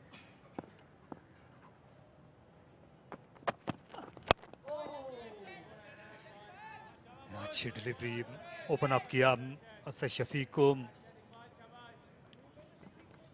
तारिक भाई आज पहले सेशन में भी सिकंदर बख्त भाई से बात हो रही थी कि कौन से ऐसे प्लेयर हैं जो कायद-ए-आज़म ट्रॉफी से आप अंदाज़ा लगा सकते हैं कि ऑस्ट्रेलिया टूर है पाकिस्तान टेस्ट साइड का, इसके बाद तो कौन से ऐसे प्लेयर हैं जिनको आप पिक कर सकते हैं। मेरी नज़र में शान मसूद थे या साइम अयूब थे, उनको आप साथ रख सकते हैं। लेकिन मुझे बहुत ज़्यादा असद शफीक पे भरोसा है, क्योंकि जिस तरीके से उन्होंने फिटनेस दिखाई है इस कायद-ए-आज़म ट्रॉफी में और जिस तरह की उन्होंने बैटिंग की है, मिडिल ऑर्डर में एक सॉलिड ऐसा प्लेयर, ऑल्दो अच्छी बैटिंग की है साउथ शकील ने मिडिल ऑर्डर में, बट स्टिल जो सॉलिडनेस असद शफीक में है मैं अभी भी समझता हूं कि इनके अंदर काफ़ी क्रिकेट बाकी है इंटरनेशनल लेवल पे। मजीद बात करेंगे क्योंकि 20 ओवर का खेल मुकम्मल हुआ 95 पर 3।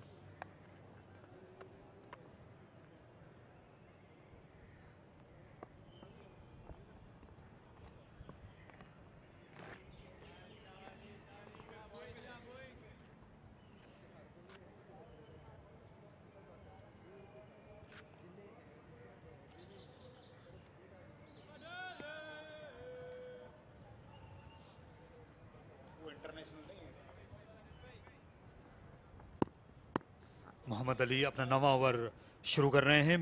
एक बार फिर एफसी कॉलेज एंड से दिलकश तरीके से टर्न किया, खासी लंबी दौड़ लगाना पड़ेगी।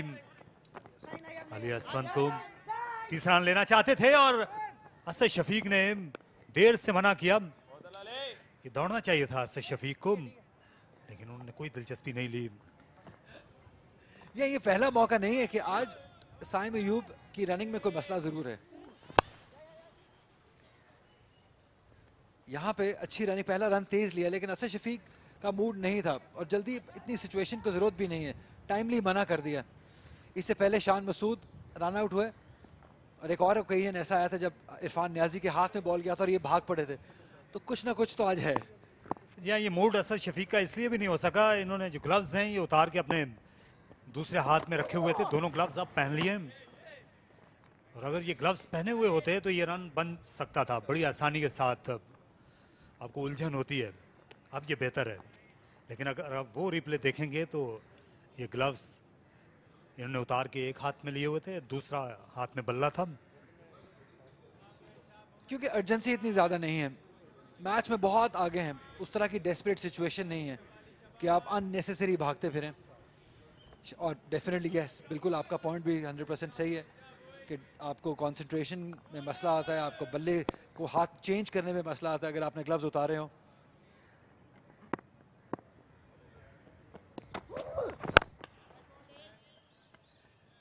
लेकिन मेरा पॉइंट अभी भी वही है कि साइम अयूब को थोड़ा ध्यान रखना पड़ेगा, थोड़ा फोकस्ड ज़्यादा होना पड़ेगा। क्योंकि जब इरफान नियाजी के हाथ में बॉल मार के भागे थे तो वो मसला नजर आया था। शान मसूद भी जैसे रन आउट हुए, इनकी कॉल थी लेकिन भुगतना पड़ा शान मसूद को। तो आपको हमेशा अपने दूसरे एंड के पार्टनर का भी उतना ही ख्याल रखना है। यही एक ट्रस्ट लेवल होता है एक पार्टनरशिप के अंदर या दो बैटर्स में, कि आप एक दूसरे पे कितना भरोसा करते हैं। और अगर आप इस तरह की गलत कॉल्स करते रहेंगे तो फिर वो ट्रस्ट लेवल जो है वो कम हो जाएगा।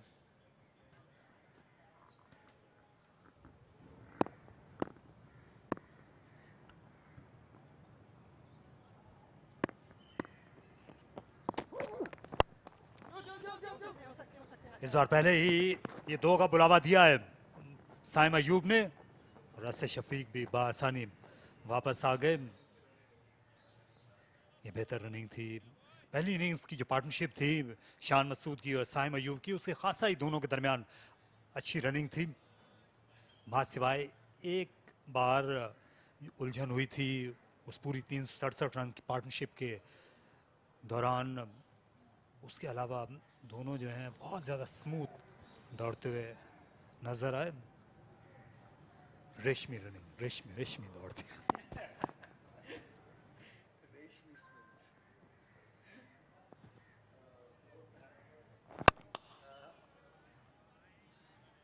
कितना कंट्रोल में नजर आए। पहली इनिंग्स में ये मुकम्मल तौर पर कंट्रोल में थे। इस इनिंग्स में आप इनको, जहां तक कंट्रोल की बात है, आप 10 में से कितने नंबर देंगे साइम अयूब को? देखिए आज कंट्रोल के मैं इनको पूरे नंबर ही दूंगा, लेकिन साथ थोड़े ऐड ऑन करूंगा आज फ्लेयर के नंबर। इस इनिंग में एक फ्लेयर नजर आया उनकी इनिंग में। आज हमने देखा नो लुक शॉट्स जो उन्होंने खेली हैं। आज एक नो लुक पे उन्होंने फाइन लेग के ऊपर से छक्का मारा, इतना फाइन नो लुक शॉट था वो, एक बार मिड विकेट की जानिब किया। तो मैं कंट्रोल के साथ फ्लेयर के नंबर भी ऐड करूंगा।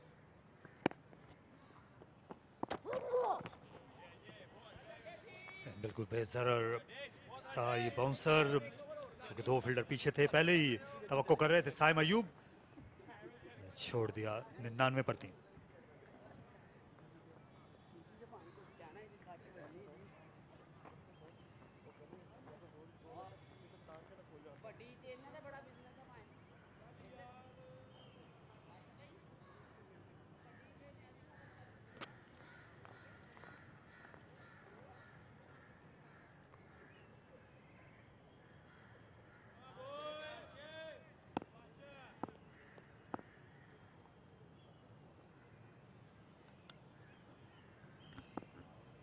अरशद इकबाल,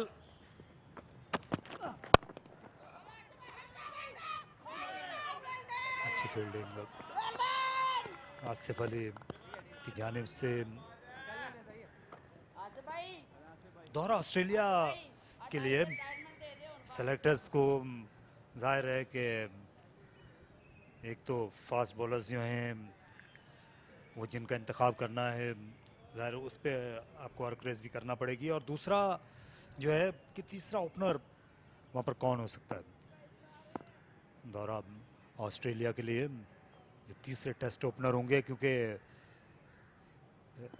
यहाँ जो आखिरी श्रीलंका का दौरा था वहाँ ले जाया गया था मोहम्मद हुरैरा को,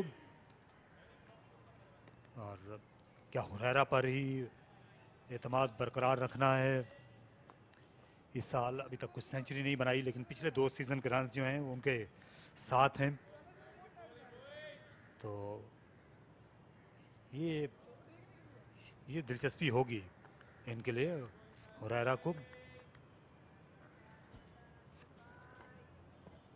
या अच्छा मुकाबला जारी है। हुरैरा है, साइम अयूब है, ये 2 यंग ओपनर ऐसे हैं जो अब ज़्यादा दूर नहीं है जिनको पाकिस्तान को रिप्रेजेंट करना। अब देखना है कि कब वक्त आता है, कब इनकी किस्मत चमकती है।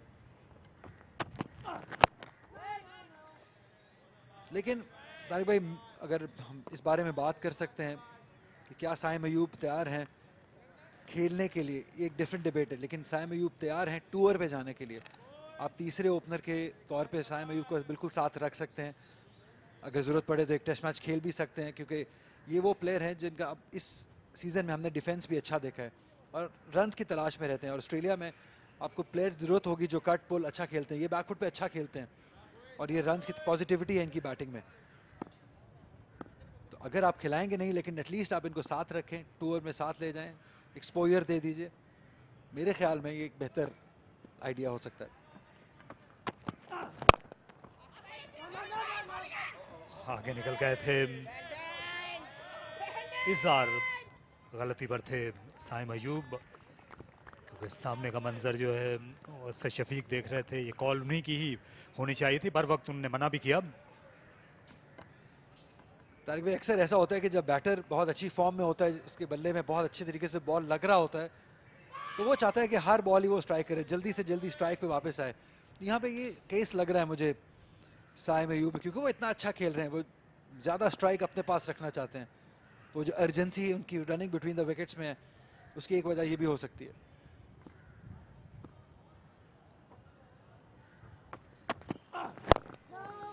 यहाँ ये बिल्कुल आपने बचा कहा, क्योंकि जब आप फॉर्म में होते हैं तो आपका जी यही चाहता है कि दोनों एंड्स पर आप ही बैटिंग करते जाएं, और उस वक्त आपको लगता है आप ही की हुक्मरानी है, और ये बॉलर्स जो हैं ये आपको सर्व करने के लिए फील्डर्स बॉलर्स मौजूद हैं। एग्जैक्टली जैसे तारिक भाई बॉलर्स के साथ होता है, जब बॉलर्स विकेट ले रहे होते हैं तो उनको थकावट बिल्कुल नहीं होती, वो फटीग्ड बिल्कुल नहीं होते हैं, वो बॉलिंग करते चले जाते हैं, वो लंबे स्पेल 10-12 ओवर के स्पेल भी कर जाते हैं, क्योंकि वो थकते नहीं हैं, उनका मेंटली वो फ्रेश रहते हैं, क्योंकि वो विकेट्स हासिल कर रहे होते हैं।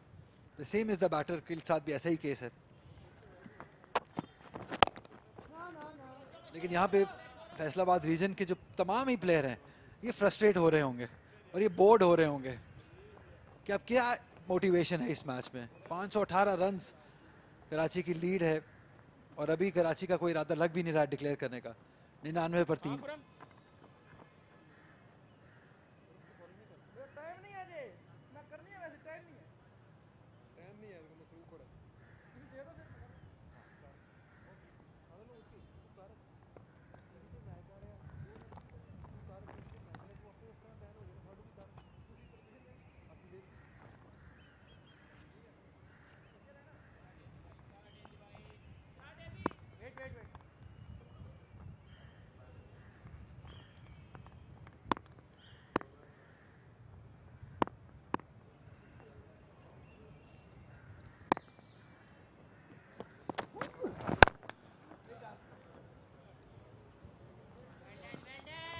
अच्छा मुकाबला इस वक्त जारी है गेंद और बल्ले के दरमियान कजाफी स्टेडियम में।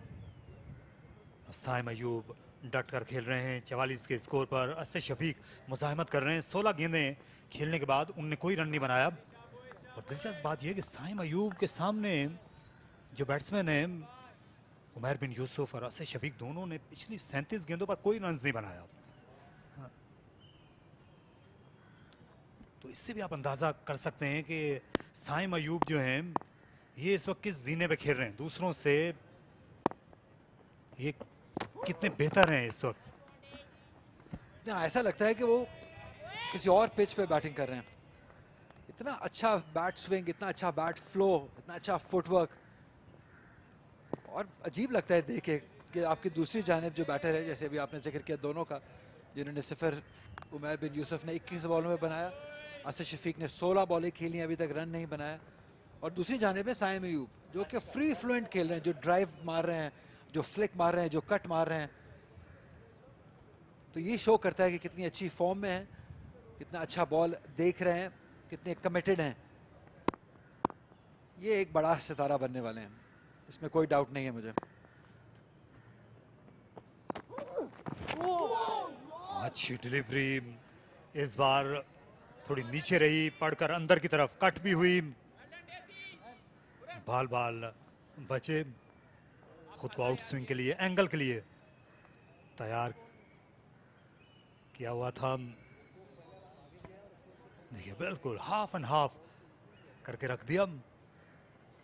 ये आसान पिच नहीं है बिल्कुल भी बैटिंग करने के लिए, इसलिए ये जो साइम अयूब के 44 रन हैं इनकी कीमत जो है ये तिलाई है इस वक्त।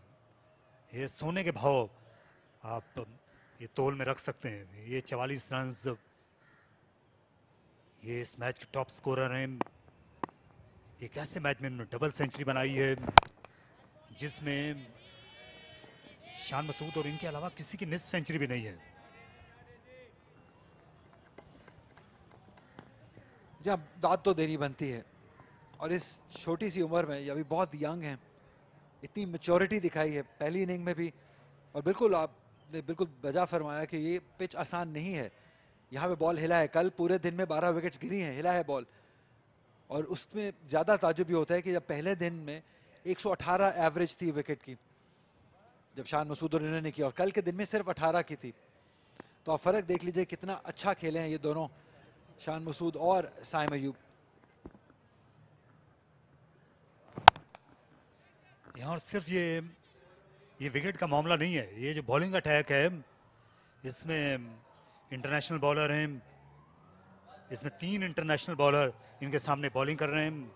मोहम्मद अली ने टेस्ट क्रिकेट खेल चुके हैं, फ़हीम अशरफ टेस्ट क्रिकेट खेल चुके हैं, अरशद इकबाल जो हैं ये वाइट बॉल क्रिकेट पाकिस्तान के लिए खेल चुके हैं, लंबे कद के हैं, और एक बहुत ही मोतबर डोमेस्टिक क्रिकेट के माने हुए स्विंग बॉलर हैं जो खुरम शहजाद हैं। इसलिए ये जो बॉलिंग अटैक है ये को हुमा शमा नहीं बॉलिंग अटैक, ये मुस्तनद बॉलिंग अटैक के खिलाफ इन्होंने रन बनाए एक ऐसी पिच पर जो साजगार है सीम बॉलिंग के लिए। इसलिए शाबाश मिलनी चाहिए साइम को। जी हाँ बिल्कुल, इस बारे में मजीद बात होनी चाहिए, लेकिन करेंगे हम अपने अगले सेशन में जब आप और मैं इकट्ठे होंगे तारिक भाई, क्योंकि इस वक्त ग्राउंड में पानी का वक्फा हुआ जाता है। 23 ओवर्स के बाद 99 पर 3 विकेट्स गिरा दिए कराची रीजन ने। यहाँ पे खिलाड़ी तो पिएंगे पानी, हम चलते हैं महक खोकर की जानिब जिनके साथ एक स्पेशल गेस्ट मौजूद हैं। ओवर टू यू महक। वो टीम जिन्होंने सो फार इस फाइनल में डोमिनेटिंग परफॉर्मेंस दिखाई है, कराची वाइट्स, उनके स्पेशलिस्ट कोच दोनों बैटिंग और बॉलिंग के इस वक्त मेरे साथ मौजूद हैं आसिम रिजवी। आसिम, आप लोगों के पास 419 रन्स की लीड थी और फिर भी आप लोगों ने डिसाइड किया कि आप आके फिर से बैटिंग करेंगे इस चीज़ के बजाय कि फैसलाबाद आके बैटिंग करे, तो इस चीज़ के पीछे क्या सोच थी? नहीं, इसके पीछे कोई सोच ऐसी नहीं थी, क्योंकि हमारे जो एक बॉलर थे उनकी हैमस्ट्रिंग का प्रॉब्लम था और थोड़ी सी जो है उनको तकलीफ थी, दूसरे बॉलर को भी, धानी भी थोड़ी सी कमर में दर्द महसूस कर रहे थे। इस वजह से हमने कहा कि उनको रेस्ट मिल जाएगा ताकि हम बैटिंग करके उनको इंशाल्लाह ताला आगे फिर बैटिंग कराएंगे, क्योंकि आगे वनडे मैचेस भी हमारे हैं। जी डेफिनेटली, दैट मेक्स सेंस। अच्छा, अब इस फाइनल में आप लोगों के 2 और दिन रहते हैं, तो आगे जाके उन 2 दिनों के लिए क्या स्ट्रैटेजी आप लोग इम्प्लीमेंट करना चाहेंगे? हम लोग कोशिश करेंगे जी 650 रन करके 600 रन करके इनको, अगर वो देखते हैं अभी टीम प्लान होता है तो फिर इंशाल्लाह ताला हम इनको बैटिंग कराएंगे और आउटराइट मैच जीतने पे जाएंगे। कोशिश हमारी पूरी यही होगी। और आप ओवरऑल तो काफ़ी सेटिस्फाइड और खुश होंगे अपनी टीम से दोनों बैट और बॉल के साथ, क्योंकि अब आप लोग काफ़ी अच्छी पोजीशन में आ गए हैं इस फाइनल में। जी हाँ, पूरा टूर्नामेंट माशाल्लाह बैट्समैनों ने बॉलरों ने बहुत ही अच्छा खेला और डोमिनेट किया हमने तकरीबन हर टीम को और बहुत ही जान मारी है हमारे सारे प्लेयर ने। सरफराज हो, शान मसूद हो, असद शफीक हो और ख़ास तौर पे हमारे बॉलर मीर हमजा जो कि बीच में हमारे 2 बॉलर अनफिट हो गए थे। बहुत ही शानदार बॉलिंग की और बहुत क्रेडिट जाता है इन लड़कों को फाइनल में हमें पहुंचाने में। डेफिनेटली। चलिए, बहुत बहुत शुक्रिया हमारे से बात करने के लिए and all the best for the rest of the game. It's back to the comms box now.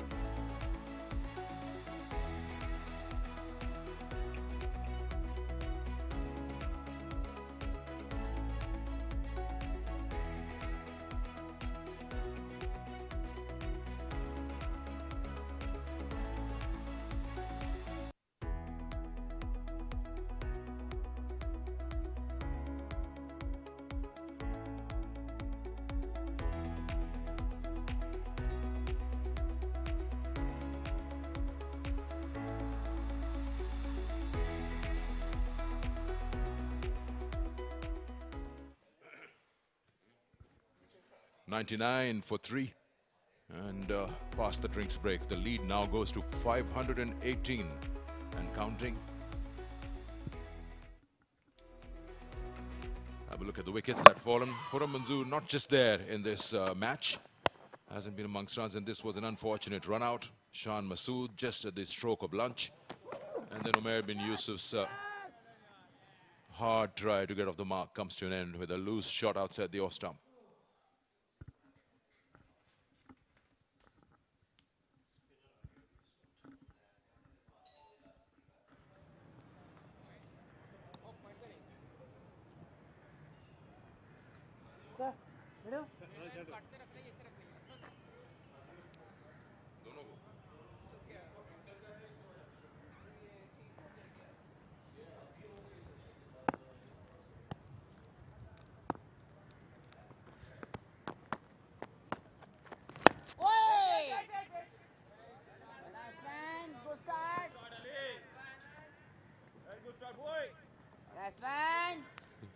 So we just were listening to Asim Rizvi, one of the coaches from Karachi Whites, mentioning that the reason why they've come out to bat again is because of injury, and we found out that Ghulam Mudassir has got a hamstring, and Shahnawaz Dhani is having a problem with his ankle. So I guess then we just bat for 2-3 days. Because a hamstring would not just go away. But that's very unfortunate. I saw him bowling that last over before they were bowled out, Faisalabad. He seemed all right. Anyhow, 100 up now.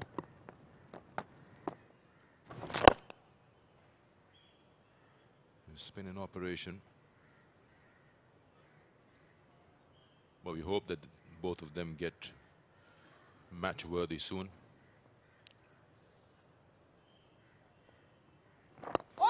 Because if that's really the case, Marina, then Faisalabad has a chance to draw this, because your 2 main fast bowlers, if are down, how will you bowl them out?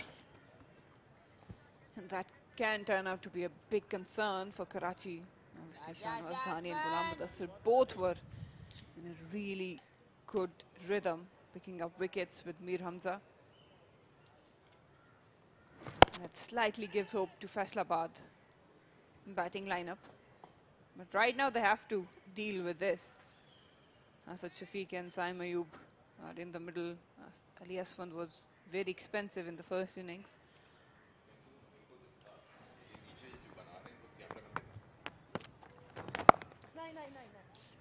Room provided, really couldn't capitalize on this occasion, Asad Shafiq.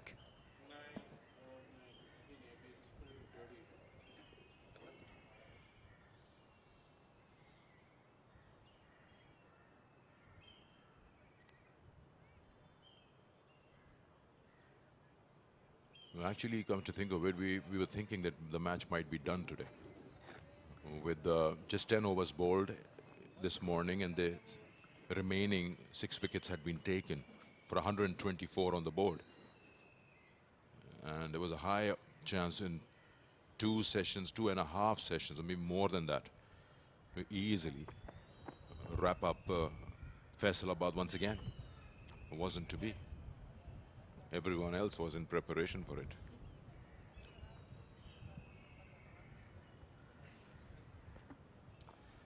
Bowling change. Irfan Khan Niazi is going to bowl from this media center end.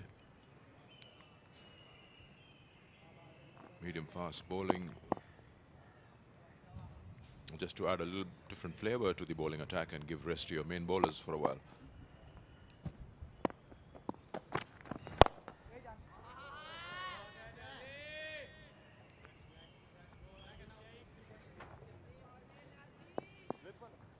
Simon 45 of 77. It's taken a lot of time. A little tentative early on. We've seen some good drive off the back foot and even off front foot as well. Most of the time he was leaving any ball outside off stump.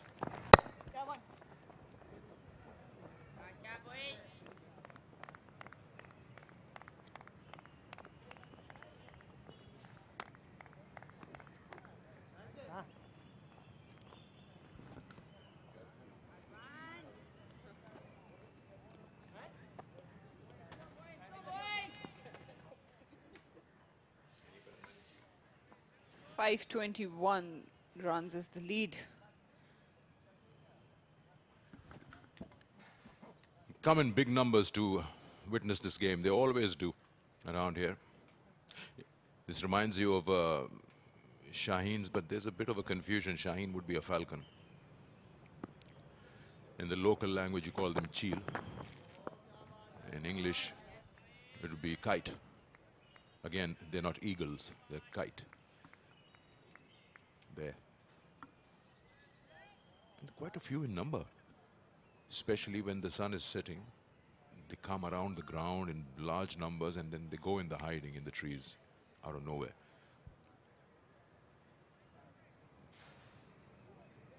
Have a very good eyesight.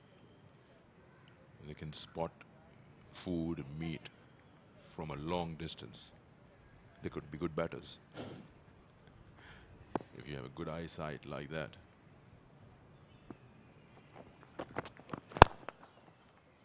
They're natural hunters.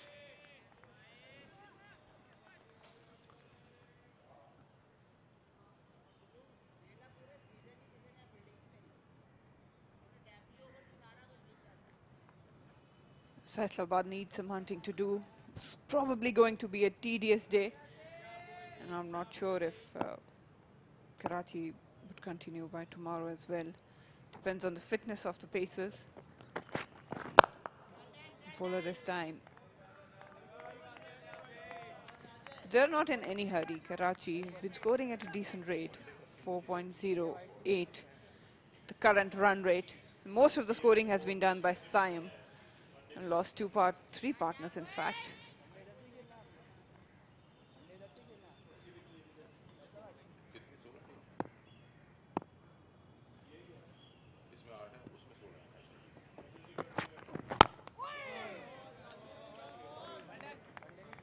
Fuller, touch of movement, just one coming off is over.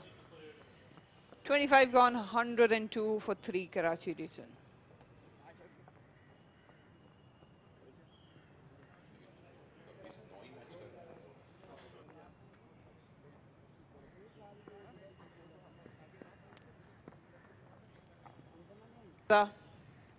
finally picked up a fifer in first innings, almost had it. It was his teammate Shahnawaz Dhani who put the catch down, but this time he made sure he managed to get it. He's been in superb rhythm, tried different angles, testing Faisalabad batters.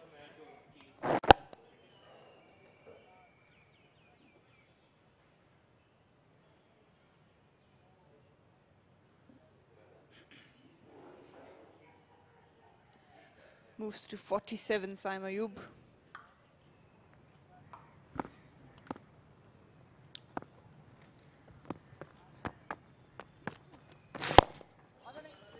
I asked this question some time back, I think before lunch, to Ali Yunus.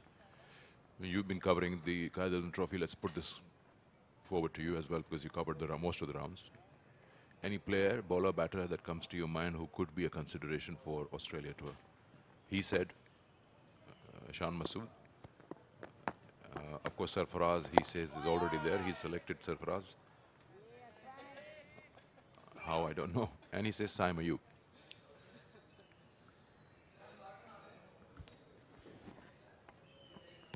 Nothing to take away from Saim. He has been brilliant. He's shown his mettle here in the longer format as well. He's attempted to slog it. Will find the boundary, not convincingly. It was touch fuller.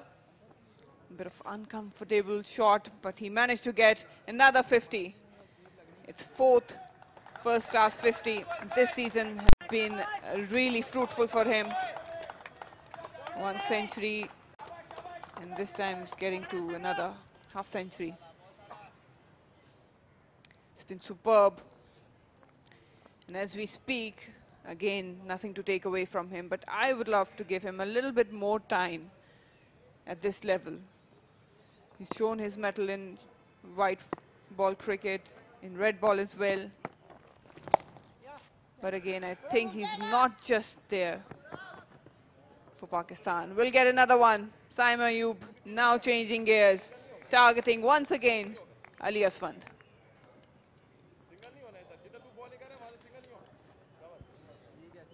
Well, the argument could be, one, I know where you're coming from. The idea of keeping in mind that Australia will need batters who play well square of the wicket. We saw what Shan Masood can do, and he's tall, he rides the bounce. He can be someone to be looked at. Saim Ayub, yeah, you can say raw, but are you then from that school of thought who would say that I will rather not use current form and I'll probably wait for him to get more experience? That discussion has been going on for someone like Imad Wasim. Would you like to use his current form, or you say that he hasn't played one-day cricket for a long time? I think it's totally different when it comes to bowlers, but for batters, given the fact that they are traveling to Australia, and Australia, we know that in test matches they are a very formidable side. And I wouldn't put Saim just yet in that position, because unfortunately we are not that patient as nation. We bring people very quickly and then we write them off quickly as well. So probably I would give him a bit of more edge, given the fact that Australia can be really hard on him.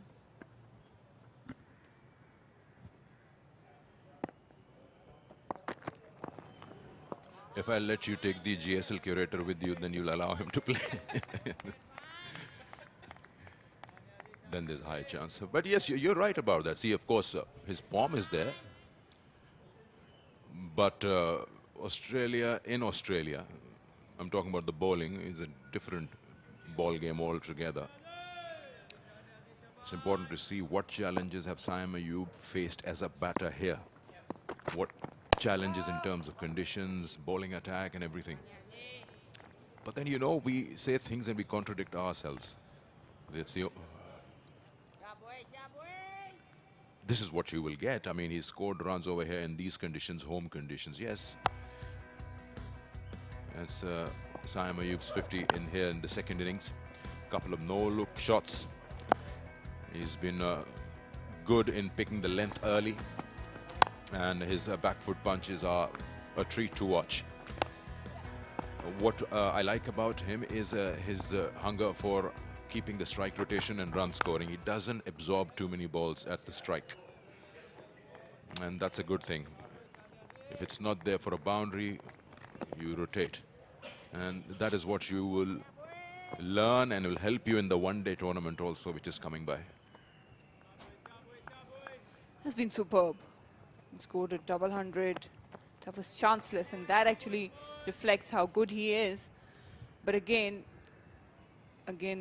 taking nothing away from him, but he hasn't really been tested in different areas. This time Fuller will not reach the boundary, well fielded. We haven't seen some good bowlers with some decent pace, swing going around, some short stuff. He hasn't been put under a spot where you can say that he has been tested with every inch of his talent. So probably, I think that still he needs a bit of time. And again, the bigger question is, he opens for the team. So when we look at that, the opening position in Pakistan, that's another concern. We've got openers already, settled openers. So who would he be replacing? And it's not just a matter of one game. I'm an advocate of to bring a youngster, give him full chance at one particular position. If he succeeded, all right. If he doesn't, it shouldn't be a one-game thing.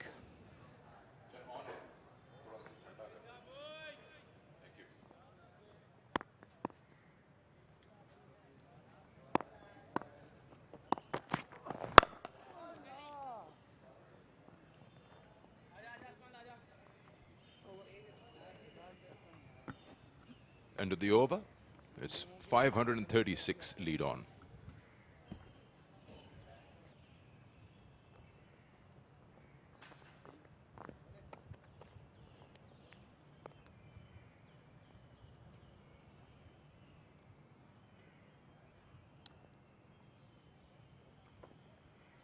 जाना जाना bowler ready है.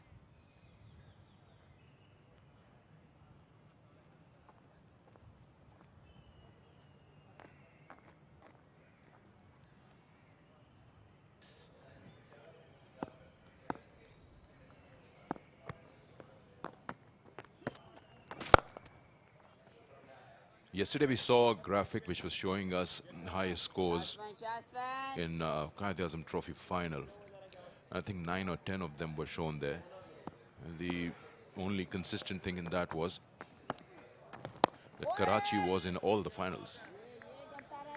So they've always been a formidable side. They've always challenged the oppositions, and they've managed to reach maximum number of finals very consistently.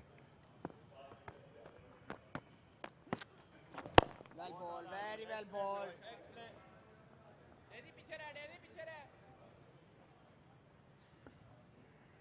And some big names in those teams who featured in the final. I'm talking about going back the decades. Well done, Asman, well done.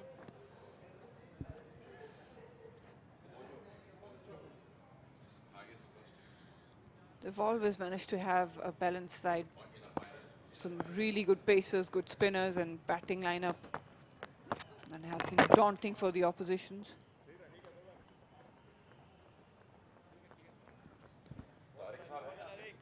Asman. But also it depends a lot on the captaincy, because you can have all the resources you want, all the soldiers you can have in your army, but how you operate them, that's very important. And the captaincy depends a lot where the results are going, especially in a longer format.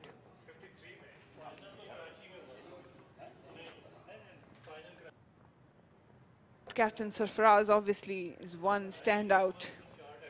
28 gone, 119 for 3 Karachi Whites. Yes. I was talking about this particular graphic where you see the highest run scored in first innings of a match in a final.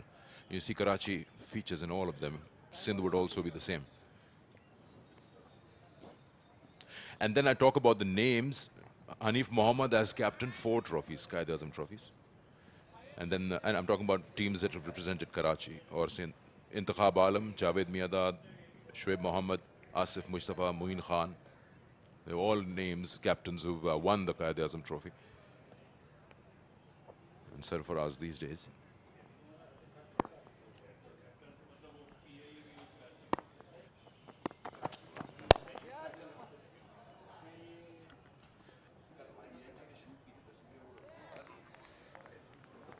It obviously comes down to how and what vision the captain has. It's easy to have the resources, but how they can use them and obviously rotate and bring the best out of a player, whether it's a batter or a bowler, that's really important as a captain. They quickly got the trophy out, thinking Sarfaraz would not bat again. It's a beautiful trophy. That's one of the trophies you want to get your hands on, the premier first-class tournament. And it's got a history.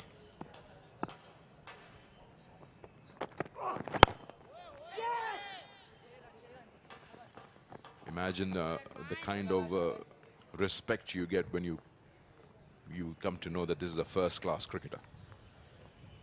Because it is said and it has been witnessed that if you made it to this level, then you must be very, very good. Because in subcontinent, there's so much talent available that if you manage with some bit of luck and performance and everything, then you are lucky to be there.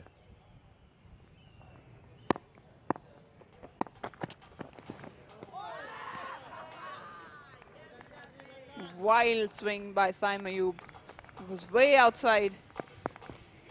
Almost a floater by Irfan Khan Niazi. Just enticing Saim to go after it.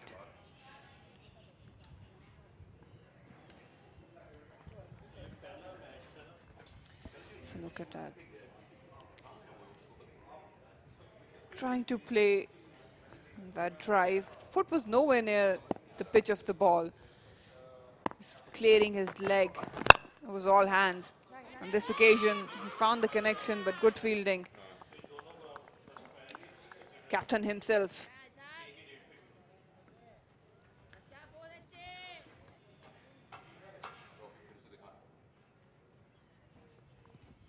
I was talking about the history of this Quaid-e-Azam trophy and the cup. You know, 1953-54, the first ever Quaid-e-Azam trophy match. 20th November 53, that's a boundary there. NWFP versus Railways were at the Peshawar Club ground, and the same day Bhavalpur versus Sindh was at the Bhavalpur Stadium. First ever, 1953, 20th November. Thanks to Farhan, our statistician, he's given us the details. And then when you come to the Gaddafi Stadium, you all, of course, Marina, have been there. There's a lot of history in pictures. Yesterday I was talking and discussing with Tariq Saeed on commentary that this ground has a lot of history. It wasn't always Gaddafi Stadium. It was Lahore Stadium, a multi-purpose ground where you could have several other sports, not just cricket. Nice hip work, wrists always there in Saim's stroke play.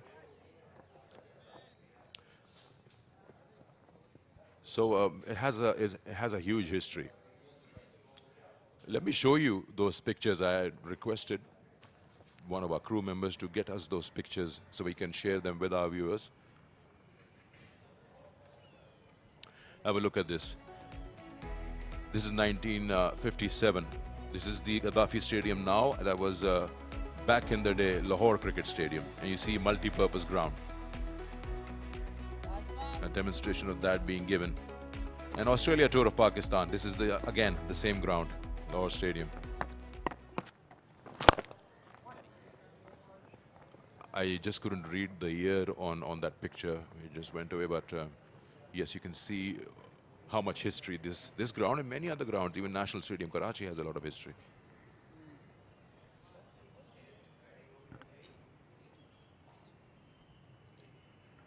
And he tells me that a couple of Ranji Trophy games were played here also back in the day. Not this ground, here in Lahore. And then in 53, Quaid-e-Azam Trophy started off. This is the one. 1959, 21st to 26th November.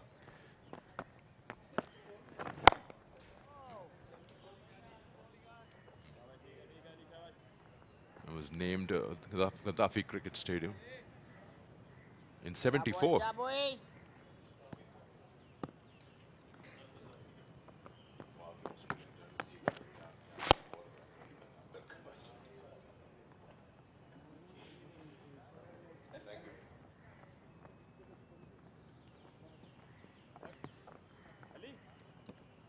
It's always an honor to be able to come here as a cricketer and play here.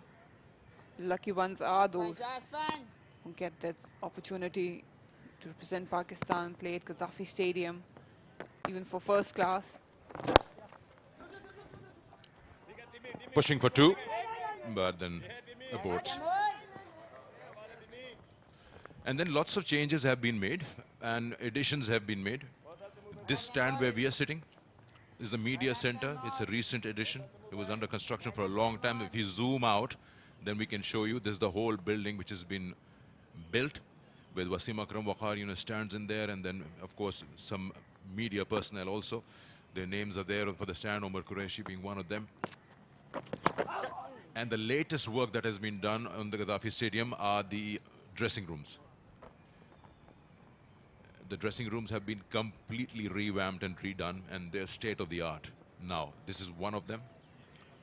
They're completely new and renovated.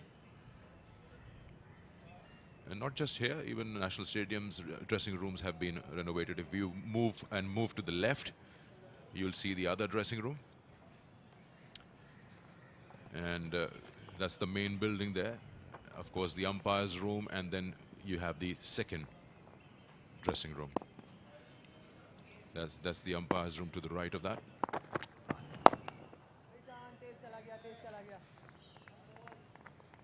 And of course, the main building has rest of the offices which control the day in, day out works of the Pakistan Cricket Board. Brilliant facility and a lot of history.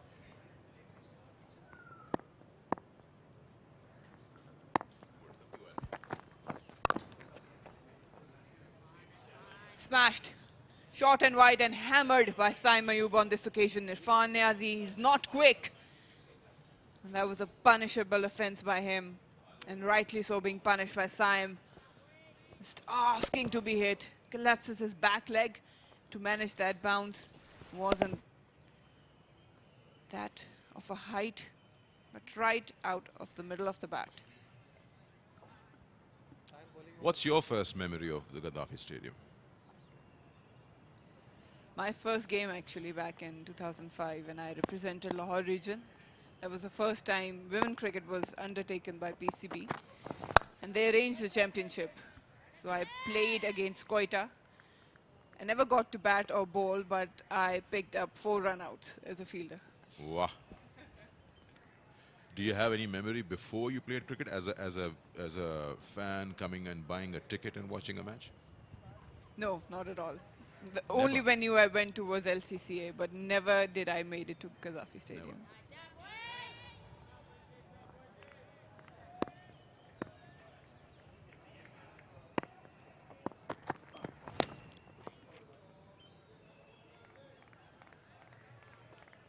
Well, that must be an experience. Never been to this ground as a spectator, and the first time you ever come in, whenever you came in for the first time, was to play. You're taken aback with the whole, the feel of this ground. World Cups have taken place over here. You've had league games, Pakistan Super League, bilateral series, test matches, one-days, ODIs. It's just got too much history. And I think majority of the players in that tournament visited Gaddafi Stadium for the first time, because I remember when we came out, we all stood for a moment because it's a gigantic ground, and we all stood in awe. And we couldn't really imagine that we have made it to this ground. It was a regional tournament, but that moment actually gives me goosebumps. And you know, we don't have a drone cam, but we've seen it so many times that this area in the Nishtar Park, it has one of the biggest hockey grounds in terms of capacity, football ground, and so on and so forth. 133 for 3.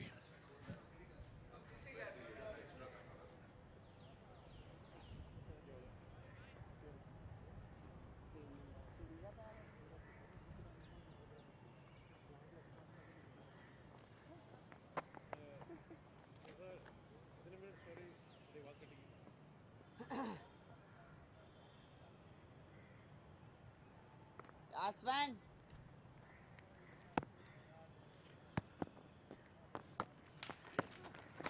Well ball, very well ball. Bowling Aswan. Malaysia boys.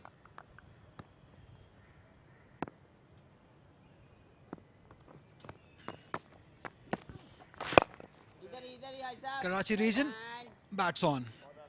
133 for 3 at the moment as they lead by 552 runs. All eyes on Saim Ayub as he looks to get his second 100 of the game. He scored 200 in the first inning. He's all set for another 100. He's on 71 runs at the moment of just 101 deliveries. It's just beautiful to see how he has played, how he has placed, how he has anchored, how he has committed himself to the occasion. Well, no better person than the former captain, Salman Butt, alongside me, to have asked about what he thinks about Saim Ayub.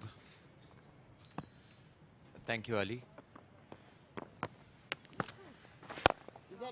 Saim is a player who possesses special qualities, and a lot of them have been on display in this game. A double 100 in the first innings, and now he's batting on 71 and looking great.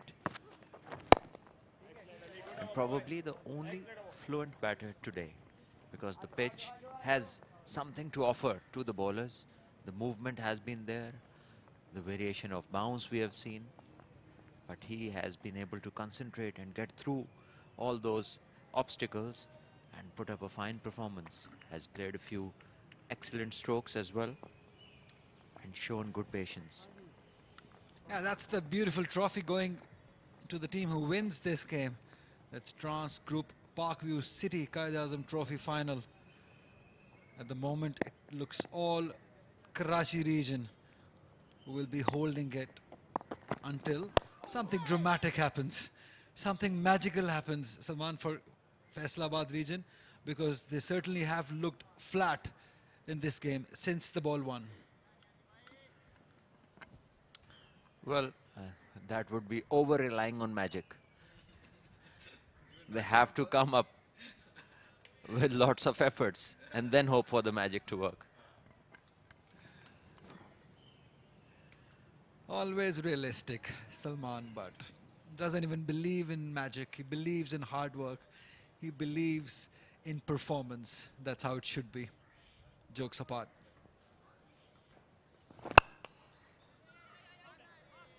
Good run. It's way too easy at the moment for these two batters, as if nothing is bothering them, because from one side it's Irfan Niazi, gentle medium pacer, Ali Asfan, the youngster from the other end. The problem that Faisalabad region has in this inning is Khurram Shahzad, who's not in the field. It's similar to the first inning where Muhammad Ali was not in.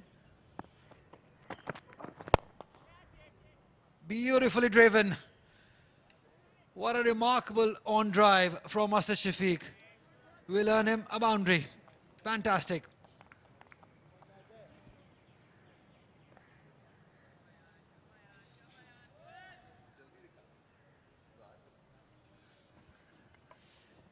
Yes, pitched up and just a check drive through mid-on. And well timed that. Didn't put much power behind it. It was able to time it. Get an easy boundary. Irfan Niazi, we've seen bowl for the first time in this game, and he's into his 5th over. He has a good height, has been bowling decently, and main reason being that Khurram Shahzad is not around, as Ali just mentioned. And I wonder if the injuries are as such, then how long Karachi are aiming to bat? And are those recoverable? When I say recoverable, that means during the game. Or will Karachi have to find a way out with the remaining bowlers? So the update isn't comprehensive. If we can get one, then we'll be in a better position to comment on when and how things might be. At the moment, it's just that Karachi bat on, and we'll keep commenting. I feel for you, Salman. I can definitely feel that there's not much happening in the ground. We're just playing for the time at the moment, as we see Karachi pile on the runs. End of 33 overs, 138 for 3.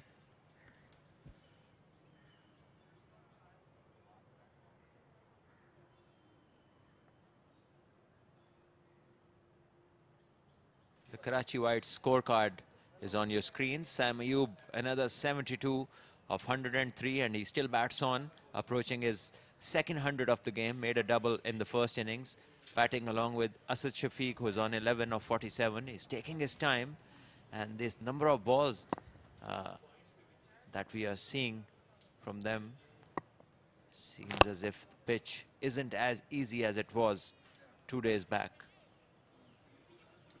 Salman, this makes it more special. This knock by Saim Ayub, as you just said, suggests that this pitch is not that easy for the batters. So that makes it more special for him. Yes, and for me, the patience that he's showing, it's a wonderful thing, because he's someone who has the short range to play so many shots and still to be able to just continue to bat conventionally and be patient is a very, very good sign.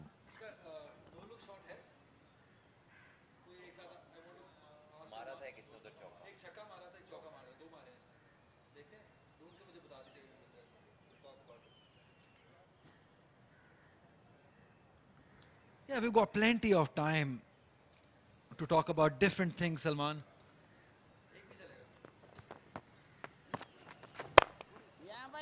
We've been discussing all the possibilities happening for Australia tour. We have talked about what happened in the World Cup, Salman.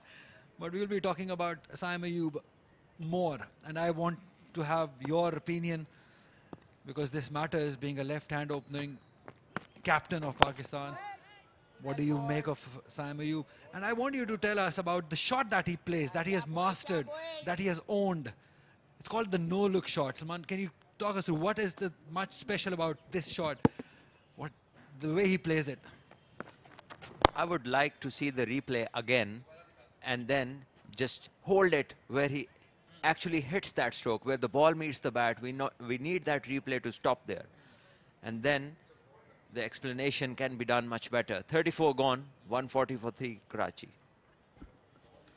We're going to watch it again. There we go.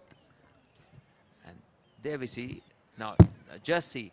With the impact where he makes, and see his head position. So actually, he is looking at the impact. So that is a proper look at the stroke while you are making the impact. There you see, again, the eyes are where the bat meets the ball. So it's a proper look rather than no look. I don't know who termed it as a no-look shot, but this is actually where a batter's eyes should be, on the impact while playing the ball. It's just amazing that he can play that shot towards fine leg, and for a 6, it's just pure talent, pure skill that Saim Ayub possesses, and definitely has refined it by practicing it again and again. That's how he has mastered it, and now he owns it. Yes, there have been quite a number of players, and some of them, the special ones, they always come up with something which is different, which is not that common. And certainly Saim Ayub is one of those special players, and he has a short range which is not commonly seen. The use of the wrists, the eye on the impact stroke, And the way he can hit a big shot and it looks so much effortless, it's just amazing. And also, Salman, there is a hint of bravery also in that shot, because it is a high-risk shot. Because, and on the other hand, the elegant Shafiq. Well, for the ones who haven't played it, may seem like a high risk, but the one who is doing it consistently definitely knows one or two things more about it than maybe we do.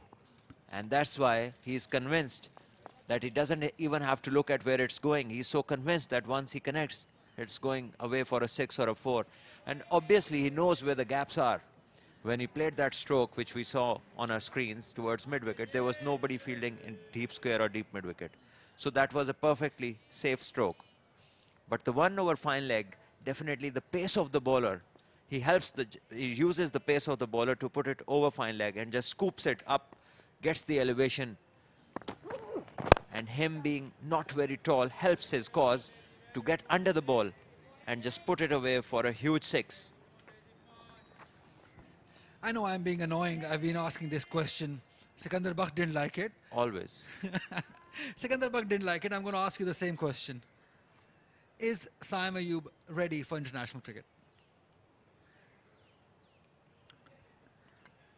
Well, he has already played for Test Pakistan in, yes, that's a better question. I think the short range that he has and the good amount of runs that he can score square off the wicket. So definitely you'll say that on bouncy tracks he can be a handful, because the next tour is Australia, and Australia the ball doesn't move that much. It bounces, the pace is high, and he is certainly someone who bats with a high backlift, can cut really well, can play the uppercuts and get underneath the ball and put it over fine leg, and also is comfortable against good pace and short pitch bowling, and is getting enough runs square off the wicket. And that is the zone where you have to be good in Australia.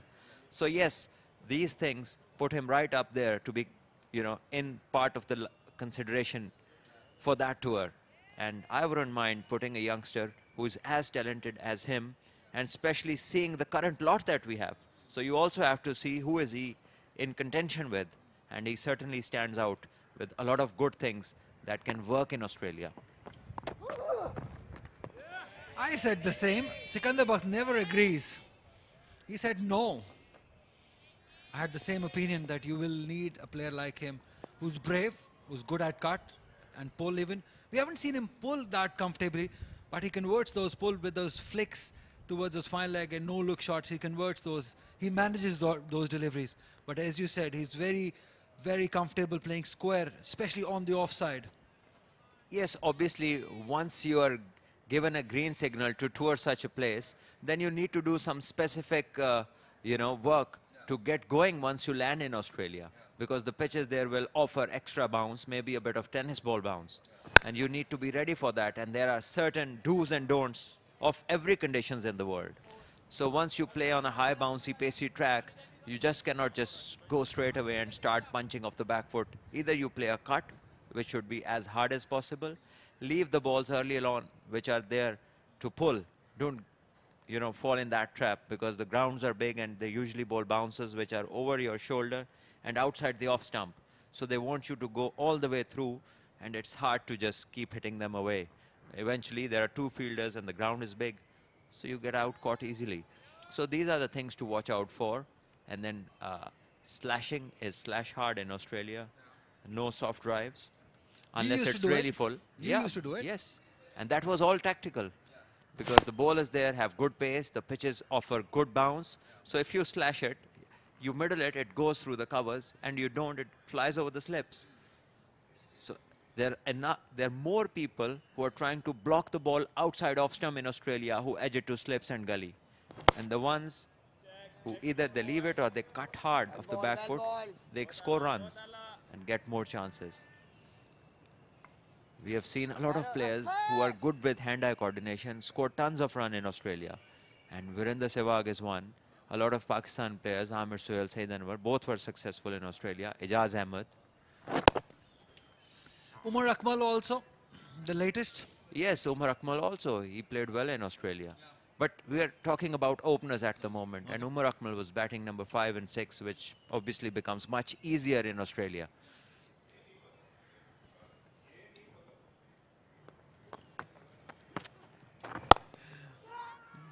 Oh, there's a mix-up. There's a mix-up. Safe, both of them. It's not the first time that we've seen a bit of mixture, bit of mix-up in the middle. And it's that man again, Hurera. The ball has been following him since the start of the match even. Hurera, he dropped a catch in the slip. A few fielding lapses also. It's not a good match for him as far as fielding is concerned. Yeah, we talk about Australia tour a lot. We've been talking about it because we don't want to talk about the match yesterday. We don't want to talk about it. That's why we're talking about the Australia tour, Salman. I don't even want to go there. Well, you have to be progressive. You have to think about the future because you can't change the past. And it's important to learn lessons and move in the right direction. And that is what we need to do because there is nothing that allows us to go in the past and change things. So it's only the time to come that you can change and try your best.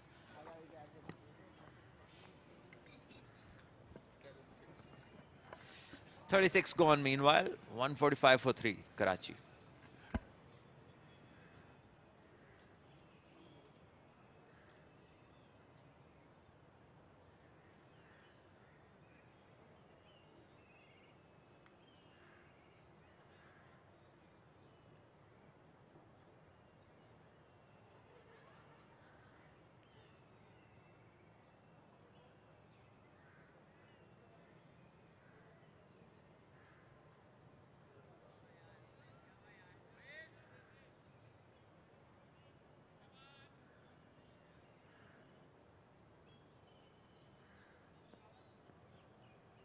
Mohammad Ali with one slip and a gully.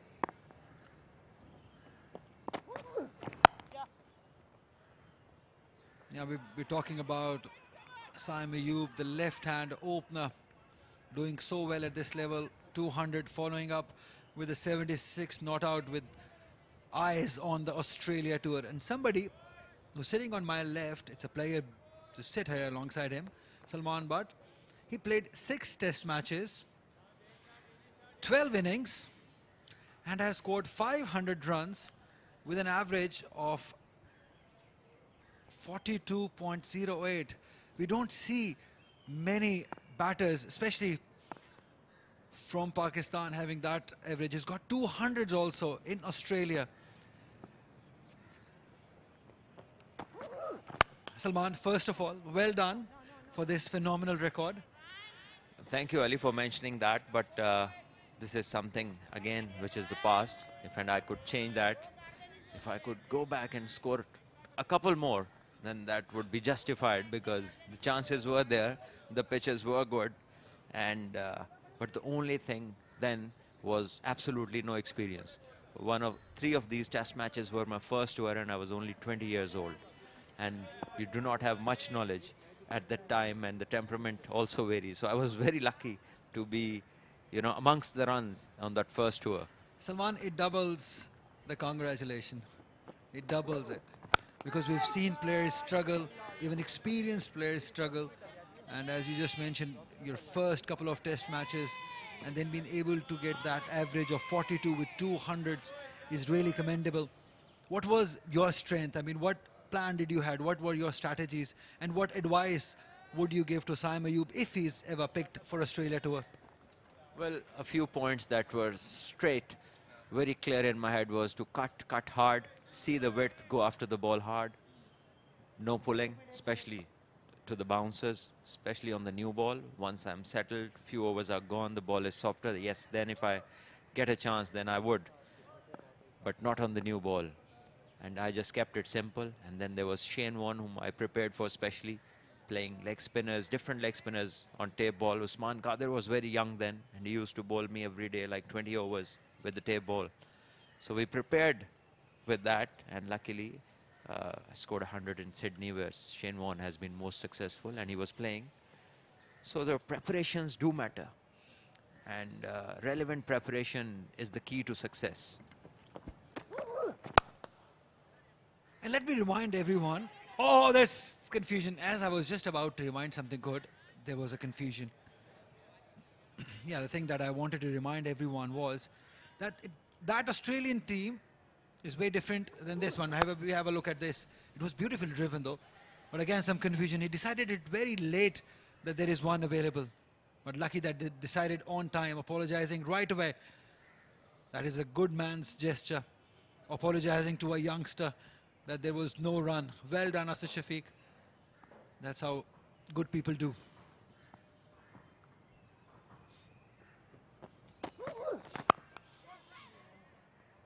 Beautiful. On the up, off the back foot. Well, that is some timing. Off the back foot, effortless cut stroke. Just middled it to perfection and just had provided no chance for the fielder on the boundary to even think about cutting this off. Just see that. Just pure timing. Muhammad Ali, thank you for providing this width and fully enjoyed by the batter. Great stroke. I'm going to come back to the same topic. Sorry. Yeah, the thing I wanted to remind every viewer was that Australian side was huge. They were unbeatable. They had such a huge side with Glenn McGrath, Brett Lee, Jason Gillespie, Shane Warne. And then for a 21-year-old going there, getting 200s is just amazing. 37 gone, 150 for 3.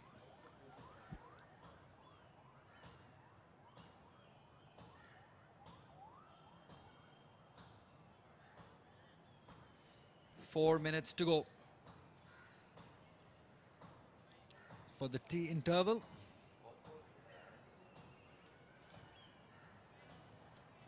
"37 overs, 150 runs Karachi region has scored. The run rate of 3.95. Most of the runs done by this youngster, Saim Ayub, on 77 of just 112 deliveries. Patience. Just beautiful to see. I have no doubts, I have no hesitation in saying it, that you're looking at the future is the next big thing for Pakistan. No doubt. I have zero doubt about that. If he's managed well, if he's given the opportunity at the right time, just don't lose his form.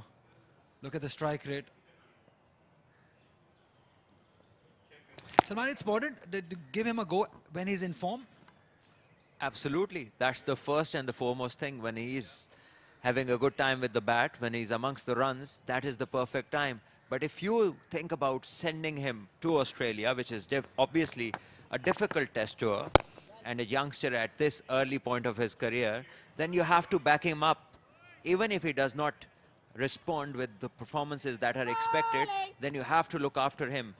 Knowing that you've put him in a territory, not many people come off successfully from there, especially the first time. So you have to go in by injecting this confidence in this young boy's head that he'll be around. And those test matches will not be his last tour. And Salman, that's where the role of the captain comes in. If the captain is willing to back a youngster, that's where Babar's role will be very important. That how much willing he is to back this youngster. We were assuming that Babar will be the captain there. So it's very important for him to back him. Sarfraz would have, we know that. Well, I think, yes, I agree that the captains are responsible for that backing, but also the system needs to understand. Because if you are moving parallel and everybody is on board regarding merits of the game, then things become very easy. Meanwhile, it is 38 bowled, 151 for 3, Karachi.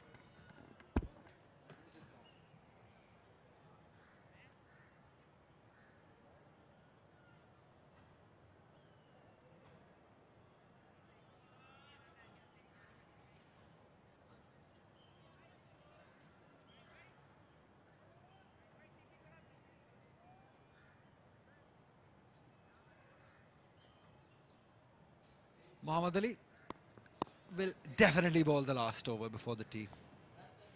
Karachi region lead by 570.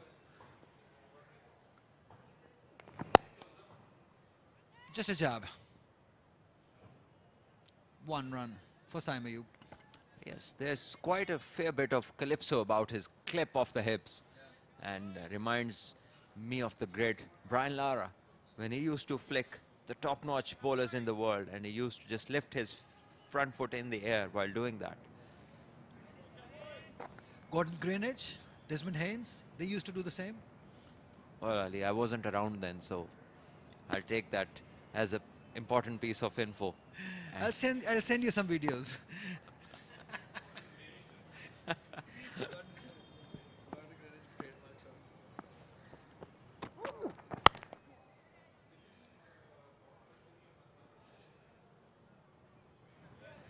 Yeah, it definitely has a flair about him. And if he can be even 30% of what Brian Lara was, as Salman just mentioned, we are happy with that. Well, given the choice, I would like him to be Saim Ayub. And obviously Brian Lara being one of the greatest the world has ever seen. A person who could win a match on his own, and not just a game, a proper test match he could win on his own. He was such a player, and he has done it so many times at so many different occasions in his career. And he's also someone who used to be just incredible against pace, against spin bowling, in all conditions. I remember him playing in Sri Lanka and scoring those 500 plus runs in a 3-test series, and he was still going on till the time he got injured. And then we saw him so many times play against the great Wasim Akram, Waqar Yunus, and he used to play them like there's no big deal. And that's the kind of player he was. And all throughout his career, he scored that 375, broke the record of the great Gary Sobers, and then Hayden broke his record, and then he came back to score 400 not out and a 500 as well in county cricket. Yeah, that reminds me of a very interesting story. When I was young, I asked Waqar bhai that what's the difference? Who has been the most difficult batter that you have bowled at? Because I named a few of the greats of that era, Sachin Tendulkar, Brian Lara, and different other players. He was of this opinion that Brian Lara is a player who will hit you on your good deliveries. That's where the difference is. Most of the batters will hit you on the bad deliveries. But Brian Lara was somebody who will hit you on the good deliveries that you could not even believe that how has he played, how has he hit that for a boundary. So that's where the difference was in Brian Lara and other batters of that era. Yeah, and you got to be a Waqar Yunus to give that sort of a definition, to hit the good balls to the boundary. Wow. And certainly legends do realize legends. No doubt about it. Waqar bhai, Wasim bhai, the two people who could win a game and with slightest of thoughts where people would rate Pakistan out of the game totally, and those were the two guys who could just bring their team back from nowhere. Last ball before the tea interval. Edged, not carrying. Just falling short of the captain. He can laugh about it because that's the laugh of frustration. Because he has worked so hard, he got the edge, did not carry. That's it, umpires have called it, that it's tea time. 39 overs, 153 for 3, Karachi region leading by 572 runs. Definitely in the commanding position, definitely in the position where they can win the game quite easily. Khurram Shahzad is back. He was not there in the field for the session, but wow, another session belonging to this young lad coming from Karachi. Saim Ayub was on 79 this session, 31 overs bowled, 75 runs, just 1 wicket, run rate of 2.42. It has slowed down, but still the important part is this man on your screen is still there. Yes, a vast difference in the number of runs scored with the rate 7.41 in the first one and 3 point something in the second. But great batting from Saim Ayub, great display of strokes and also shot selection. Shan Masood looked wonderful for the time. Short time, 26 balls he took to score 51. He was on fire till the time that misunderstanding came and he was run out. Umair bin Yusuf, falling to a false shot, was there for quite a bit of time and didn't get off the mark. Asad Shafiq still batting out there, has taken a long time to get these 19 runs. And 39 overs in the end, 153 for 3. Karachi were leading with a mammoth lead, and we all await when this declaration comes and when the process to winning the trophy continues. It has been a tough day. In fact, the tough match for Faisalabad region bowlers. Khurram Shahzad was out after just bowling 2 overs. He got a wicket on the very first delivery. He bowled Khurram Manzoor. Fahim Ashraf disappointing once again. 5 overs for 41. Muhammad Ali, he bowled his heart out for 13 overs, 37 runs, got a wicket. Arshad Iqbal, Ali Asfand, Irfan Khan Niazi, all wicketless as they bowl 39 overs for 153 runs, losing 3 wickets. The session again belonging to one man, that is Saim Ayub. Both Saim and Umair bin Yusuf started on. That was the moment of blankness. The way he ran, and then Saim Ayub carried on beautifully. He's so pleasing on eyes. Umair bin Yusuf struggled for his 0 runs before he threw his bat and lost his wicket. But Saim Ayub, if you look at his batting, he was batting on a different pitch. The way he's been scoring runs, the fluency that he has in his batting, there is an art definitely when he is on song. Asad Shafiq is careful, he's cautious, but he did hit some boundaries, some beautiful boundaries. This was the last delivery and edged, but not carrying. That smile tells you it has been a tough day for Faisalabad region. That's how the match stands. 543, 124 for Faisalabad region. In this inning, 153 Karachi Whites as they lead by 572 runs. Time for tea here at Gaddafi Stadium. We'll see you in just about 15 minutes.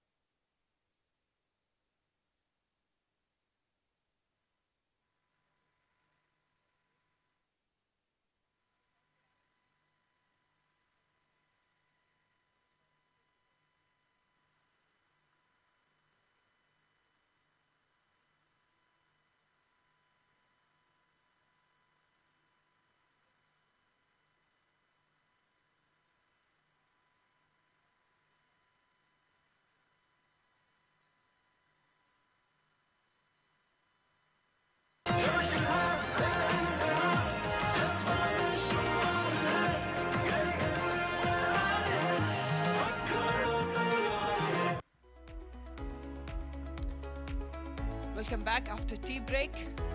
It's the final of Transcorp present Parkview City Quaid-e-Azam Trophy season 23-24. Day 3. And Karachi Whites are piling on runs, adding their lead to 572. 3 down so far on 153. Saim Ayub still out there looking for another century on 79. Asad Shafiq on 19. Shan Masood with another half century and 0 for both Khurram Manzoor and Umair bin Yusuf.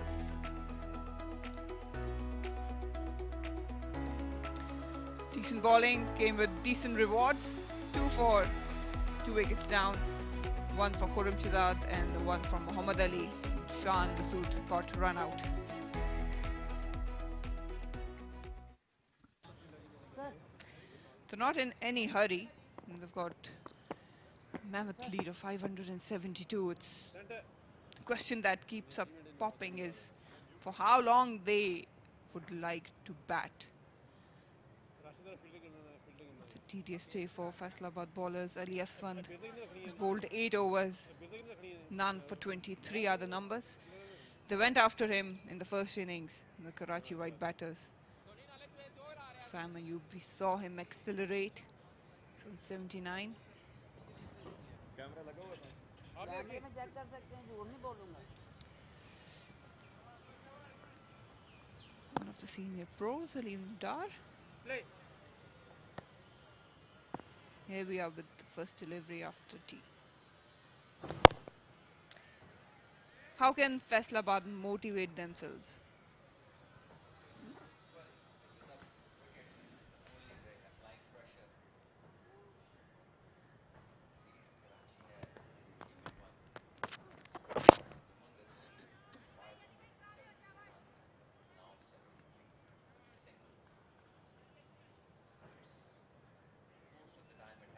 Yeah, boys! Looking fresh, Ali bhai.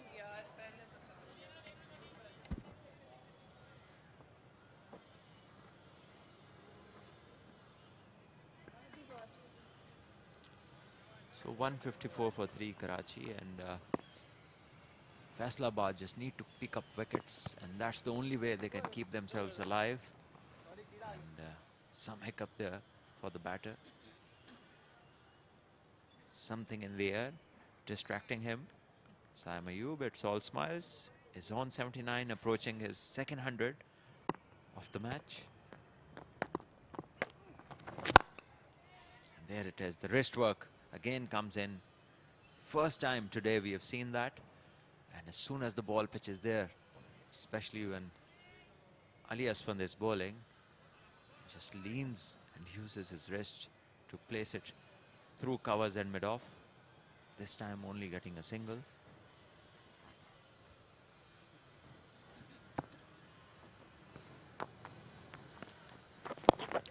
Whenever it's over-pitched, we can see those wrists coming into play by Saim Ayub, especially against spinners. On a couple of occasions he relies against fast bowlers too. Hasn't been that successful. Ali Asfand has been leaking runs, even in the first innings. चलो चलो. Easy single. ऐसे भाई 2 कह रहे. That's not going to put any pressure on Karachi region. Singles are available whenever there's an opportunity to hit a boundary. Both Asad and Saim have gone for it. Now we're seeing probably some demotivation from Faisalabad. The paces have done well, but again it's the context of the game. Karachi has literally pushed Faisalabad out of it. I think most of the players playing for Faisalabad are youngsters. They need to make a name for themselves. So they should play for their pride, do something, put up a good performance. If you're a bowler or a fielder, it's plenty to do if there is some will to do. 40 gone, 157 for 3.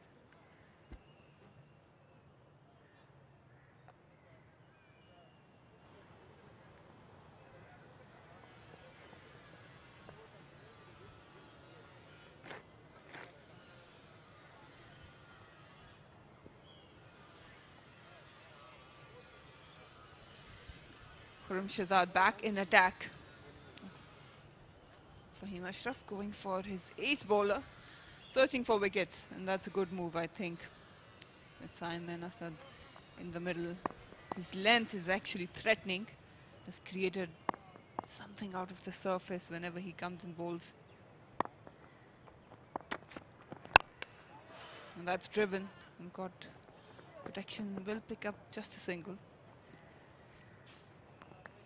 Against left-handers, we've seen Khurram struggle a little bit. Usually bowling within the stumps, but whenever a left-hander is in front of him, we've seen him go way outside off stump. At times he looks to create different angles, go wide of the crease, sometimes bowl closer to the stumps. But coming around to a left-hander is just opening up his vision entirely. And being a left-hander, myself, I always found it easy when bowlers used to come around the wicket. And you get a full sighter of the ball, and there is no blind spot. And it just makes it easier to bat. This one could have been close, but maybe a bit of bat. Stifled appeal.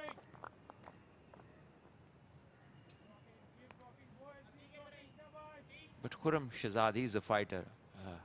You won't see him just going through the motions, and a little bit of bats. Maybe saved Asad Shafiq.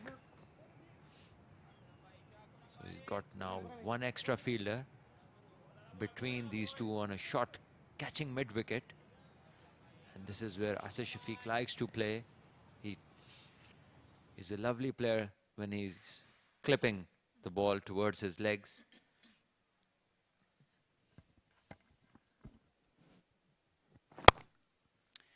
That's the area. That's the line Khurram Shahzad would want Asad to be playing. A couple of occasions we have seen whenever Asad plays this shot, at times it goes aerial. So probably exploring and exploiting that avenue. But he's got immense control, especially when it comes to how he control his bat and shot and bat speed. It's not easy to put him in a trap. You can see he is deliberately trying to keep it down. And credit to the bowler, he's bowling to his field. He's attacking the stumps and making Asad Shafiq control the stroke, because if there is no fielder, he would just clip one without caring whether it's going along the ground or in the air. He'll just think about the gap.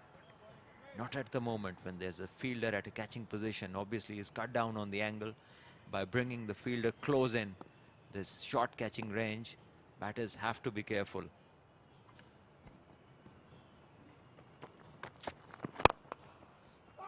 And again, this time beats the fielder. Good quick single. And we talk a lot about how youngsters can watch this format, learn from some of the greats. And when we point out some technicalities, let's have a look at the single. Again, just clipping it away on the left side of that short mid-wicket. There have been different theories of what is more important. Are the feet important or the head? And I overheard Kevin Peterson saying a lot of time in his interviews, and even when he goes and teaches young lads, that you need to focus more on your head rather than your feet, because wherever your head goes, your feet follow. But on the flip side, it's more about if your feet are going towards the ball, your head will follow. We'll continue on this discussion. 41 gone, 159 for 3.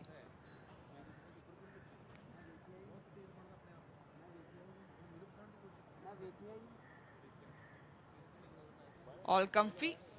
Skipper of Karachi Whites, Sarfaraz Ahmed.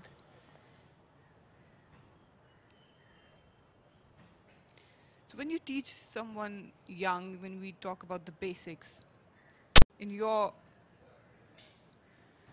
obviously you have been around youngsters, what is your point on this? Well, when it's about teaching, you have to fill in the missing part. So if it's the feet that are not in place, you have to go for the feet. And if it's the head which is falling, then you have to look towards the head, because both are important. And you just cannot be still with one of them. the whole point of the head being still is to keep your vision clear and set at one place, because your eyes are there. And obviously when you move, when your upper portion moves, your head moves, the vision moves. And that is where you can, you know, you're prone to miss the ball, where it's coming from, the perception of the ball, which obviously the tracking of the ball is done by the eyes. So to keep that in the best form, you have to stay still. But it is important to have a balance between both. You will be limited player if you're only dependent on feet, and you will be limited player if you're only depending on hand-eye coordination, where the head obviously is still but the feet are going nowhere. So a complete player is a package. He has a balance of both the things.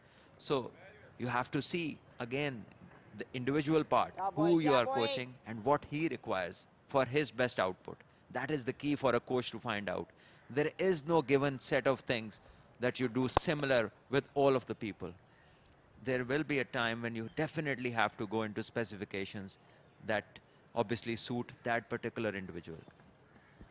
But does that vary when it comes to different formats? Because in white ball cricket, we see a lot of technical batters just looking to create room. They'll keep their feet together, not really follow the ball or the pitch of the delivery, and it's all about head and hands. But same batters, when they come to longer formats, you see them in a very perfect frame. Yes, because in the white ball, they're looking to go big. So you need a clear path for your bat. So if you want a clear path for your bat, then you need to stay away from the path. You cannot get closer to the ball and have a clear path. You need your legs to be, you know, giving you the space where your hands can freely move to get the hit, the maximum power in your hit. And whereas in a longer format, you're looking to time the ball, and at the same time, do not want to allow the ball to go through your pad and bat. And to just close in that gap, the shape is entirely different.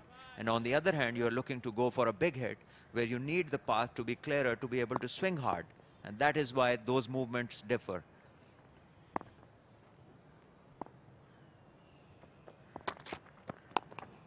It's good delivery, cramping him up. No room given on this occasion because he will exploit that. He's very technical, anything outside off stump. Even within stumps, we've seen him play those straight drives, on drives with a very full face of the bat. And that's a delight to watch from a youngster's point of view. You like to see that full face of the bat, even when you're playing towards the onside. Absolutely. The straighter the bat, the more chances of you not missing the ball.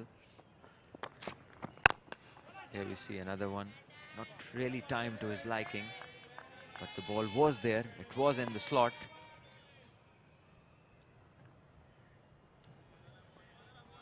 People like Mark Waugh, Saeed Anwar, Muhammad Azharuddin, Sachin Tendulkar could have put this delivery away on the legs without moving an inch, just because of their supple wrists. They were that good with this kind of a stroke. I remember once there was an English fast bowler, Matthew Hogarth, who used to swing the ball outswingers, long outswingers, especially to the right-handers. So once he was bowling to Sachin Tendulkar, we'll come back to this after this ball.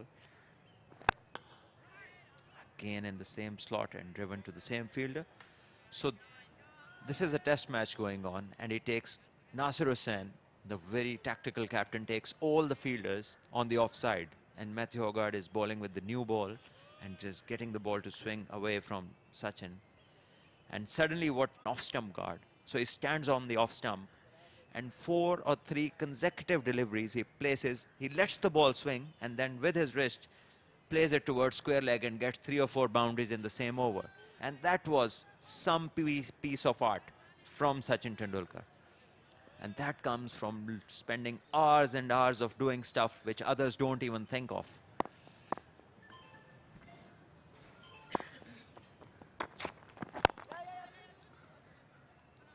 Clipped up nicely, he will pick up a single.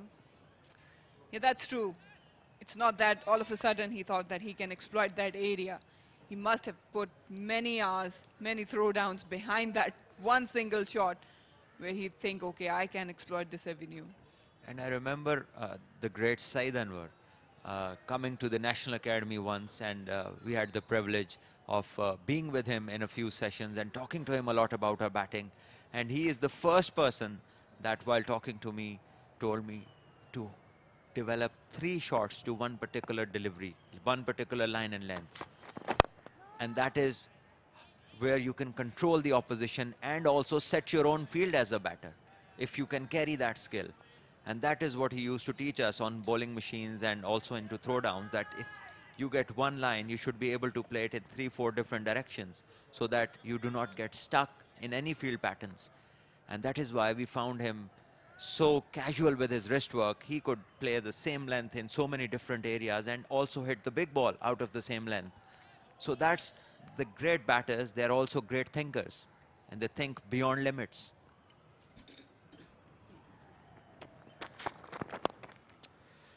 Straying down the leg. It's not good bowling. But a bad delivery by Khurram. There was once a season where I got out a number of times in the slips, and it was kind of a talk of the town that the opener is getting out in the slips. And I got dropped from the team, and I got sent back to the NCA, where I met Mudassar Nazar. At that time, he was head of the NCA. And I remember talking to him about getting out in the slips, and I was just too much fussed about it. And he said, just tell me one thing. Have you ever played in a game where you open and there's a new ball and there are no slips? So I thought, yes, there's never been such a game. So this is, every captain in the world takes slips for a reason, because if you edge it, it goes in the slips. So you don't have to leave it. You have to develop that stroke, because the width is what allows you to play a stroke. So that was the kind of positive message that he brought, you know, in my knowledge. And then I started working upon it. And in a couple of months, the Quaid-e-Azam trophy started, and everything outside the off stump was history. Not even once that season it went the way like it was happening before in the slips. There was lots and lots of runs every time a bowler would bowl outside the off stump, and then I could differentiate easily what length to leave and what to play, because you listen to all the experts and they'll say width provided and 4 runs. And there were some people saying, if it's outside the off stump, just leave it. So this cannot happen. You cannot leave your scoring options. You have to perfect them. Really well put. That's good learning for any youngster listening. Obviously, it's a responsibility of a batter to score runs. It's not about surviving. You're out there for a reason. You need to score runs. And it's your own responsibility to understand your vulnerabilities and your strengths and work accordingly. Because opposition, they will exploit your weakness. Another easy single. They're not going to miss out on those. Sam and Asad Shafiq.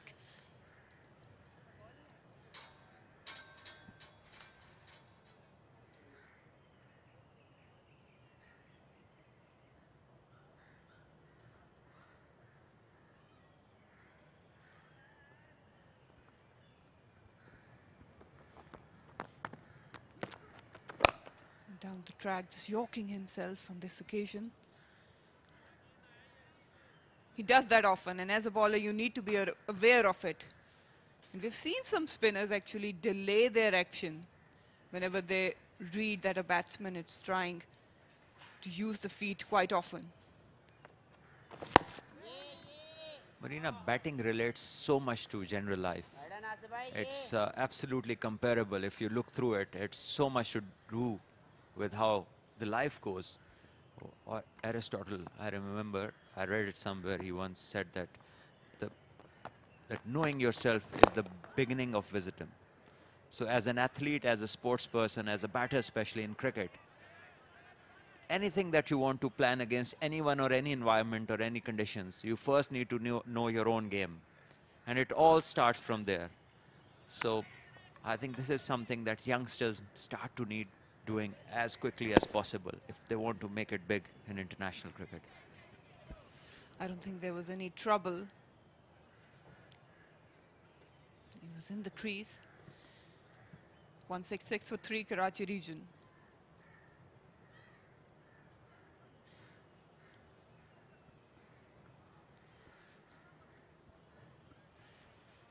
one of the greats.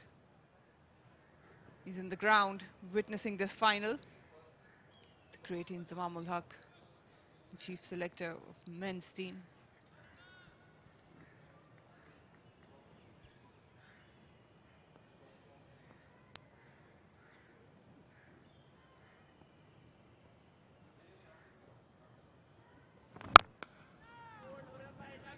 Talk about batting, and the master is here. And we've just seen one of the very best that Pakistan has ever produced, Inzamam ul Haq, my former skipper and the current chief selector. He's in there, and he's just met Sean, and is here to see what's going on. There's a tour of Australia coming up, and he's going to be someone who's going to announce. And he'll be having a look at the youngsters. And what a good time it is for Saim Ayub to put up another 100 that follows his double century in the first innings. That's a great, great time to be amongst the runs and to be on the crease. Yeah, just 15 away from his century. Having a word with Sean Masood. Can see Hassan Chima as well. Naseem Haider and Tausif, they're also here.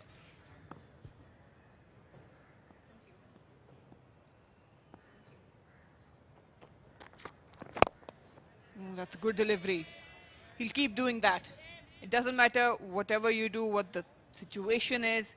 Khurram Shadad is very consistent with his line and length, and he will create some problems for the batters.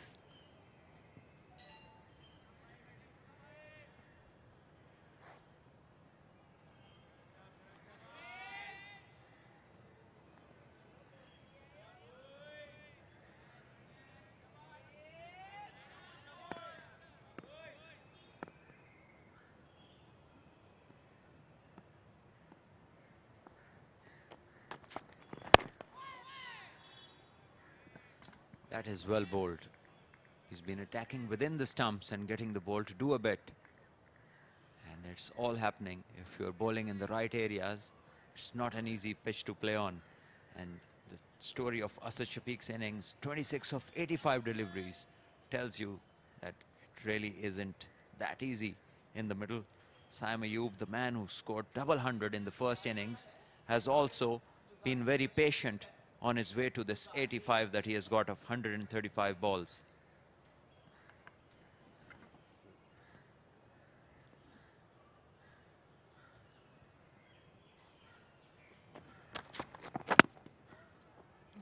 Just erring towards the leg side. And we might see some spark in the Faisalabad bowlers now that the chief is here. So you just can't hang around going through the motions.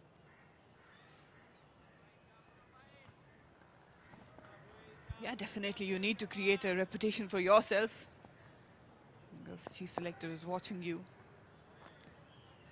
There's a lot of discussion going on with Sean Masood. It's also a good motivation, obviously.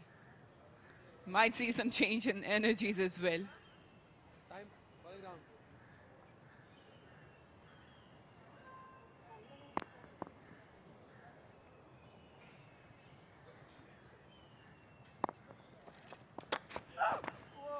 Wild swing, missed on this occasion. A little bit of extra bounce. Well, there was a scoring opportunity, not to be. 45 gone, 167 for 3.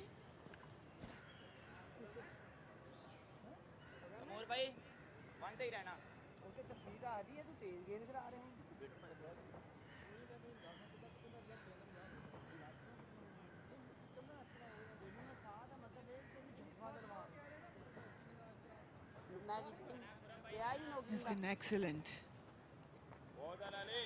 Saim Ayub, 185. He's got massive potential in both formats. Probably in 3 of them, obviously. And he can adjust, and that's a rare thing to have in a batter. Especially in modern era where it's all white ball domination. Well, that's how a batter should be constructed to start with. And then let him be someone who can opt for different things. Let him make capable of all three, because if you can play the longer one, the smaller will come. That's not a big worry. The big worry is that you are not interested in getting the full skills. And then when it comes to at international stage, when you require that kind of efficient defense and game awareness, and then you realize the lackings just because you ignore the longer part of the game while you're growing up. And that is where I think the emphasis has to be made towards the youngsters. Down the track, takes the aerial route. One bounce over the fence, and he's turning on the show for the chief selector.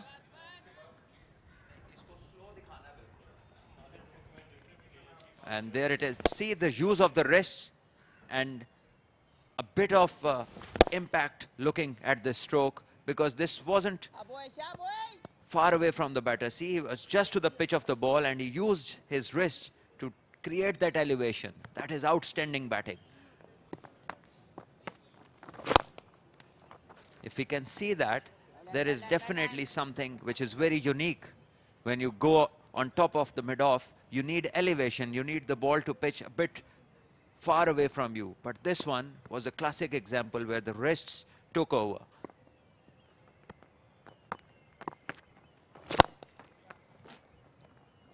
You can sense an urgency in Saim Ayoub's approach. It's 89. मारते हुए एक जगह impact पे slow कर सकते हैं हम इसको.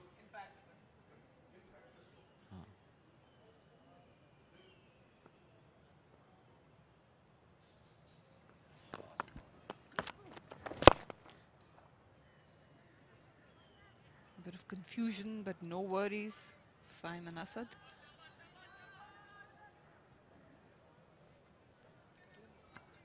So there we see when he steps down, he gets too close and then he brings his wrists. Just keep going. Oh, not this one. I was wondering whether this is the one.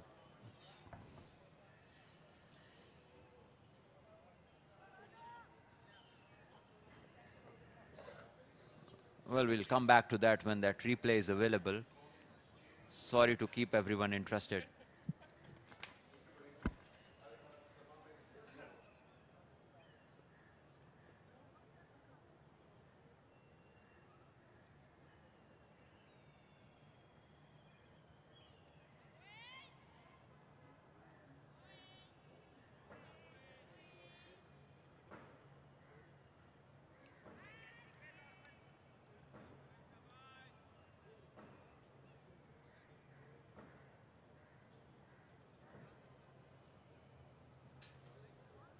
Saim Ayub इस season में अपनी तीसरी century से बिल्कुल हाथ मिलाने के फासले पर हैं.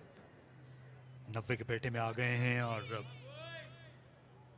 पहली इनिंग्स के जैसा इनका जो स्ट्राइक रेट है वो पहली इनिंग्स के जैसा ही है. तकरीबन उसी रफ्तार पर इन्होंने बैटिंग की है. यहाँ भी मुश्किल कंडीशंस में आज गो की टीम पर कोई दबाव नहीं था और ये आसानी जो है ये कैरिड अवे हो सकते थे. आज रैश शॉट खेल सकते थे, लेकिन इन्होंने जो मुश्किल रास्ते पे जाने का फैसला किया. इंज़िमामुल हक देख रहे हैं जो चीफ सेलेक्टर हैं बगौर इस सारी कार्रवाई को, क्योंकि इसके बाद पाकिस्तान क्रिकेट टीम को ऑस्ट्रेलिया जाना है. और अच्छा लग रहा है चीफ सेलेक्टर को यहाँ मैदान में देखकर. एक और सेलेक्टर तौसीफ अहमद भी यहाँ लाहौर आए हुए हैं. तौसीफ भाई तो पिछले मैच से यहीं पे ऑब्जर्व कर रहे हैं इन मैचेस को और अभी स्क्रीन पर हैं. बड़ा कीनली ऑब्जर्व किया है इन्होंने. पिछले 3 मैचेस से हमने इन्हें यहाँ देखा है रोज़ाना ग्राउंड के अंदर. और चीफ सेलेक्टर के आने से बिलाशुबा एक कह रहे स्प्रिंग इन द स्टेप जो है ना इन बॉलर्स के आपको नज़र आएगा. ये पहले से ज़्यादा कोशिश करते दिखाई देंगे. एक एफर्ट में अर्जेंसी आएगी. और सैम अयूब की जो बैटिंग है उसकी ख़ास बात ये रही है कि जो उन्होंने अपनी फ्लो को बरकरार रखा है. एक्स्ट्रावेगेंट नहीं हुए, वरना 200 रन्स के बाद आके अक्सर यंगस्टर्स जो हैं वो शुरू 200 नॉट आउट से ही करते हैं. लेकिन यहाँ पर इन्होंने वक्त लिया है और ये सबसे ज़्यादा खुशाइन बात है इनकी बैटिंग में, जो थॉट प्रोसेस है वो बड़ा बैलेंस्ड है। वो पिछली इनिंग को भूलकर अगली इनिंग का स्टार्ट किया, और यूजुअली यहीं पे मार खाता है एक यंगस्टर, क्योंकि जब एक एक्स्ट्रा ऑर्डिनरी इनिंग खेली होती है तो अगली बार वो समझता है कि अभी वहीं से शुरू हो रहा है।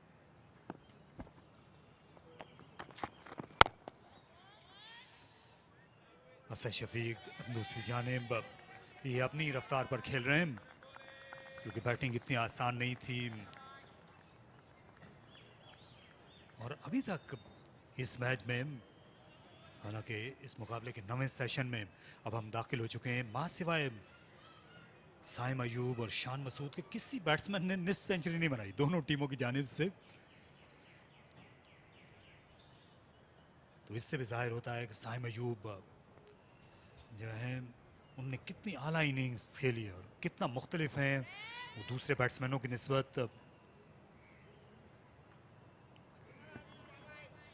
इसमें शक की गुंजाइश नहीं है, वाकईतन बहुत शानदार बैटिंग की है उन्होंने, और शॉट सिलेक्शन भी अच्छी है और पेशेंस भी काफ़ी डिस्प्ले की है।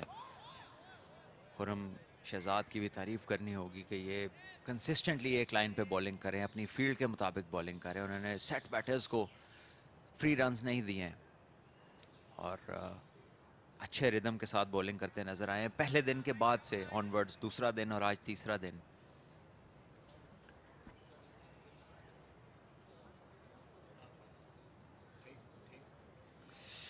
इंज़िमामुल हक, जिनका इंटरनेशनल करियर इसी मैदान पर शुरू हुआ था सन 1991 में और यहीं पर ख़त्म हुआ था। आखिरी टेस्ट मैच जो था ये 120वां और आखिरी टेस्ट मैच इन्होंने यहीं खेला था जनूबी अफ्रीका के खिलाफ। यूं ही अक्टूबर के दिन थे, ऐसी धूप थी अक्टूबर की जब ये बैटिंग करने के लिए आए थे। उस आखिरी दिन स्टंप आउट हो गए थे, लेकिन बहुत ही शानदार करियर। थोड़ी गर्मी ज़्यादा थी और मुझे याद है वो मैच मैं भी खेल रहा था और स्किपर को शायद एक बाउंड्री दरकार थी, जावेद भाई का 2 रन्स दरकार थे जावेद भाई का रिकॉर्ड तोड़ने के लिए। जब अनफॉर्चुनेटली स्टंप आउट हुए, कदमों का इस्तेमाल किया लेकिन बॉल से मुलाकात ना हो सकी।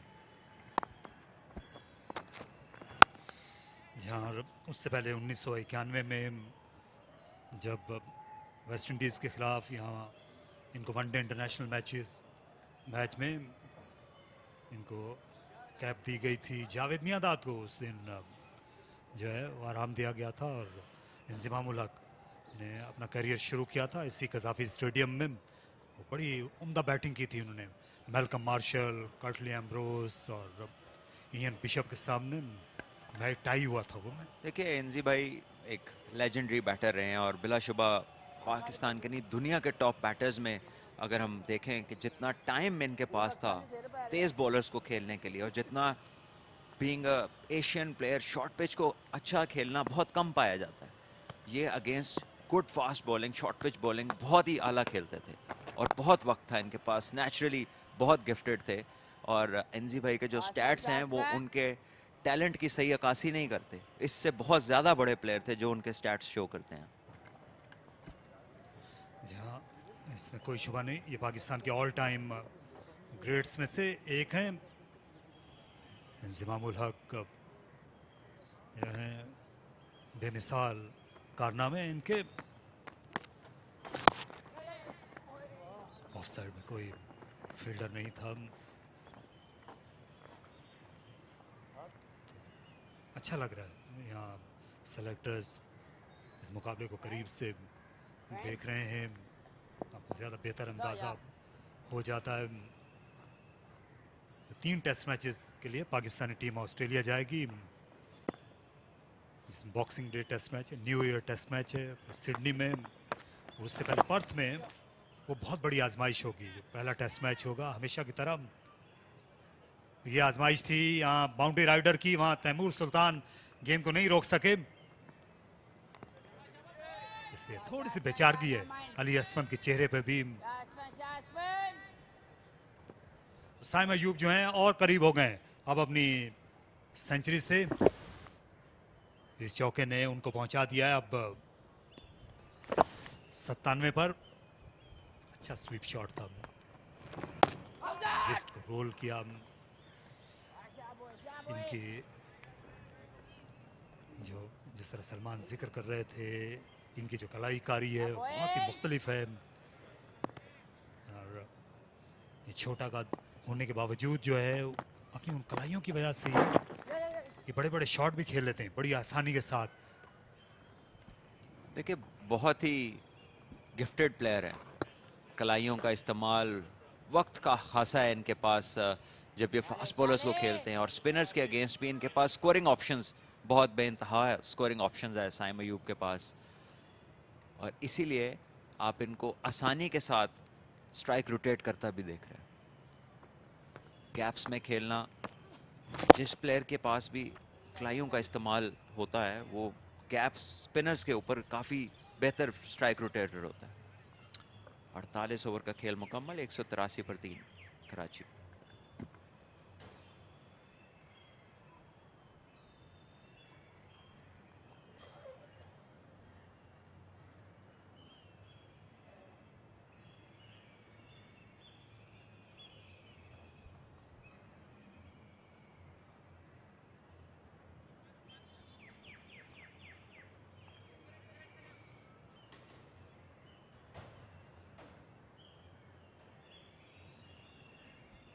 दो रन्स की सबकत है कराची के पास।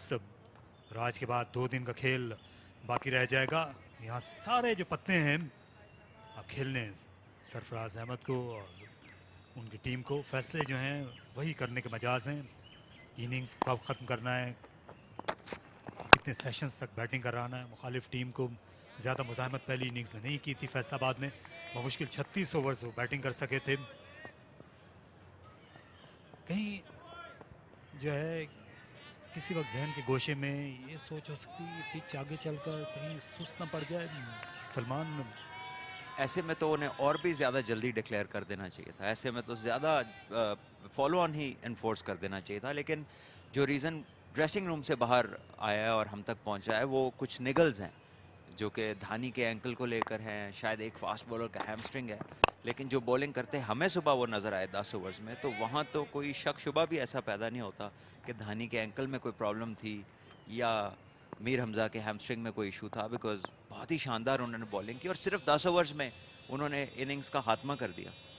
और ऐसे में उनको 2 से 3 नए बॉल्स की ऑप्शंस भी मिलती है अगर उनके किसी जहन के खाने में यह था कि ये विकेट स्लो हो जाएगी, जो कि नहीं होगी, बिकॉज ये इसमें अगर स्लो होगी तो वेरिएशन बढ़ती जाएगी, इसमें बाउंस की वेरिएशन भी बढ़ती जाएगी, इसकी डिविएशन अभी तक हो रही है। कोई ऐसा वक्त नहीं गुजरा कि जहां पर पिच पे हल्की फुल्की मूवमेंट नहीं है, बहुत ही बैलेंस्ड पिच है ये। इसे ऑन साइड में खेला, बहुत जल्दी निकल गए थे और थ्रो लगी है विकेटों पर, लेकिन पहुंच गए हैं क्योंकि अलीम डार ने गवारा नहीं किया टीवी अंपायर की जानिब भी रुख करना। बासानी वापस पहुंचे और आई गेस नेचुरल चीज़ है, जल्दी से अपने 100 का इंसाबूर करना चाहते हैं और 2 रन्स दूर है उससे, और ये फाइनल के अंदर 2 सेंचुरियां होंगी इनकी, डबल 100 पहली इनिंग में और 100 दूसरी इनिंग में, और ये पहले बैट्समैन बनेंगे कायद-ए-आज़म ट्रॉफी के फाइनल में। आज तक किसी भी बैट्समैन ने दोनों इनिंग्स में सेंचुरियां बनाने का, जो डबल सेंचुरी और जो सेंचुरी बनाने का एजाज़ है, वो सेंचुरी बनाने का दोनों इनिंग्स में। सलमान, दोनों इनिंग्स में आपकी सेंचुरियां कायद-ए-आज़म ट्रॉफी में?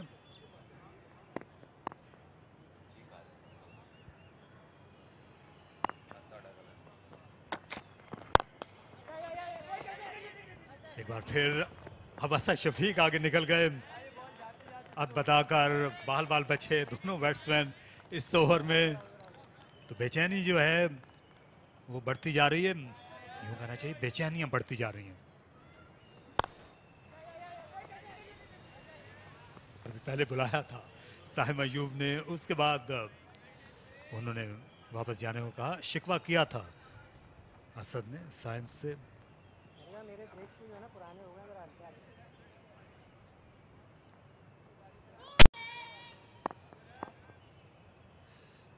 स्लिप है, गली खासी हद तक fine, point shot cover mid of of side में।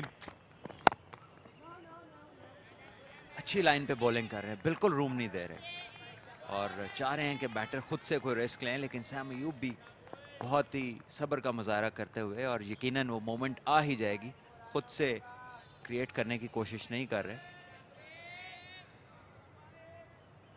अच्छा बैटल है बॉलर और बैटर के दरमियान। 98 रन पे नेचुरली एक जल्दबाजी का आंसर आता है, हर बैटर के ऊपर आता है कि वो इस बैरियर को क्रॉस करे, और as a young player at times ये इतना आसान नहीं होता। लेग साइड में स्क्वायर लेग और मिड ऑन के दरमियान गैप मौजूद है, सीधे बल्ले से ही खेला। अच्छी बैटिंग साइम अयूब की। तो अभी ये मेडन ओवर रहा, मजीद इंतजार करना होगा साइम को। 100 के लिए 183 पर 3।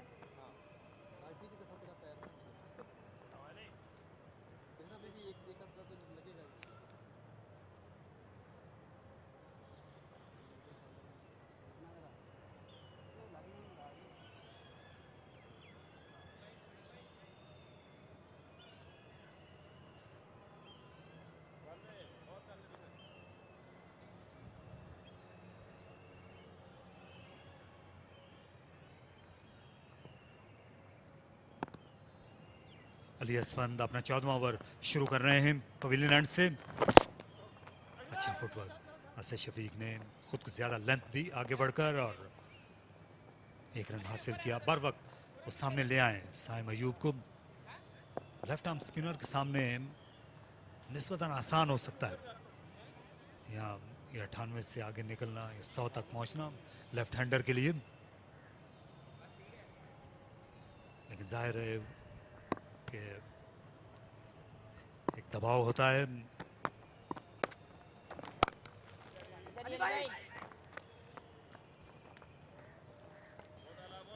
साइम एक शॉट में ये रन बनाना चाह रहे हैं, नजर आ रहा है उनकी बैटिंग के तर्ज से, डिजर्व करते हैं। कट शॉट, लेकिन एक ही रन बनेगा। फील्डर थे पीछे, तो 99 पर पहुंच गए। और हमने बचपन में सुना था कि ये 2 हिस्से जो हैं, ये बैट्समैन 2 हिस्सों पर नहीं होना चाहता कभी भी, एक 0 पे एक 99 पे। इनसे वो बाहर निकलना चाहता।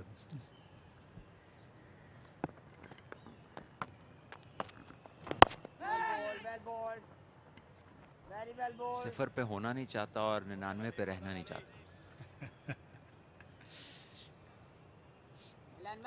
जाहिर है उसके आगे इतनी बड़ी मंजिल है और बेचैनी होती है एज अ प्लेयर, आपको आप चाहते हैं कि आप इसको क्रॉस करें, स्पेशली जब वो एक ट्रॉफी के फाइनल का माइलस्टोन हो, तो वो और भी ज़्यादा अहमियत का हामिल होता है जब आप इतने यंग हो और इनिशियल ईयर्स में हो अपने फर्स्ट क्लास करियर के। और ये वो ट्रॉफी है जिसका हम बार बार जिक्र कर रहे हैं, क्वाइड-ए-आज़म ट्रॉफी।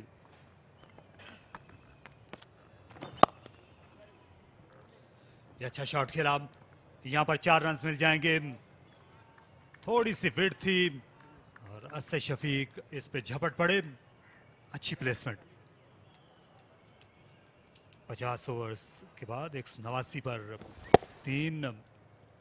ये बिल्कुल ये शरबत आम था किसी भी कराची के बैट्समैन के लिए। ये शॉट बैकफुट पर अगर कट करने का मौका देंगे तो इससे ज़ाया नहीं करेंगे।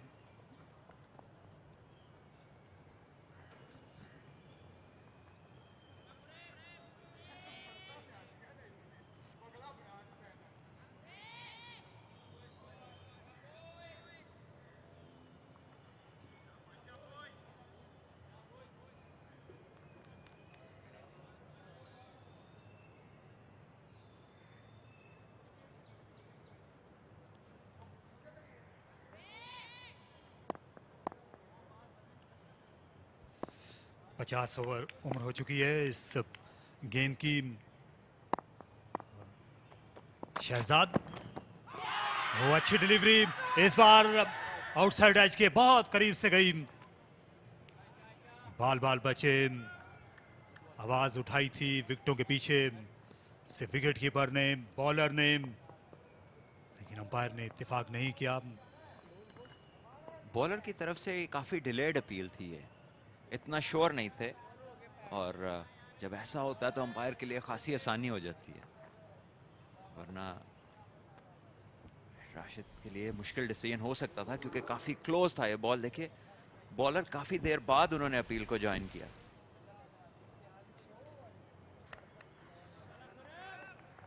कीपर को फुल मार्क्स अपील के। लाजवाब गेंद जो है गिरने के बाद दूसरी तरफ निकल गई। तो इंतजार जो है ये लंबा होता जा रहा है साइम अयूब के लिए। ये जो एक रन है मुश्किल होता जा रहा है। जब संग मील के आप करीब आने लगते हैं तो उसका एक अलग दबाव होता है, लेकिन ये संग मील अबूर कर लिया है साइम और असद ने। 103 रन की ये उम्दा पार्टनरशिप, 202 गेंदों में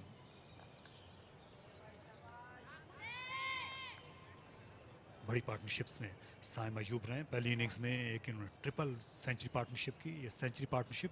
तारिक भाई मुल्तान टेस्ट मैच के अंदर 99 पे मैं था और लंच हो गया। ये मजे की स्टोरी है, आपको इसके बाद बताते हैं।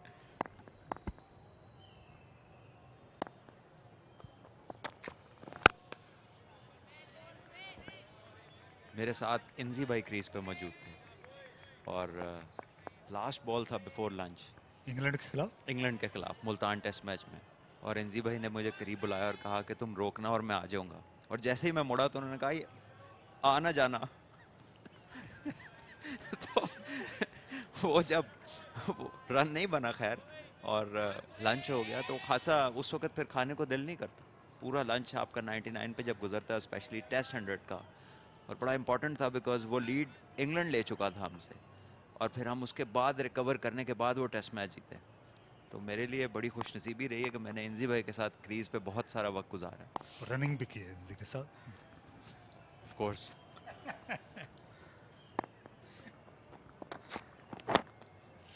इसे ऑन साइड में सरका दिया और इस तरह ये डबल सेंचुरी के बाद सेंचुरी मुकम्मल हो गई कायद-ए-आज़म ट्रॉफी में। नौजवान साइम अयूब की, जिन्होंने कम उम्री में ये रिकॉर्ड बना दिया है। लाजवाब इनिंग्स, कराची से ताल्लुक रखने वाले इस लेफ्ट हैंडर की इनने धाक बिठा दी है अपने टैलेंट की, अपनी सलाहियतों की, अपने स्ट्रोक प्ले की, और साथ साथ अपनी उम्दा टेक्निक की भी। इंतहाई खूबसूरत और इंतहाई कह लीजिए impressive knock, temperament, strokes, ball को छोड़ना, शॉट सिलेक्शन बहुत आला। साइम अयूब ने काफ़ी कुछ डिस्प्ले किया है जो कि एक टॉप नॉच प्लेयर के अंदर खासियतें होती हैं, और बहुत ही कामयाबी के साथ अभी तक बैटिंग कर रहे हैं वहाँ पर जहाँ पर बाकी बैटर्स के लिए इतनी आसानी नहीं रही। सिर्फ 2 से 3 प्लेयर्स हैं जिन्होंने इस पिच पे 50 का इंसाबूर किया है, और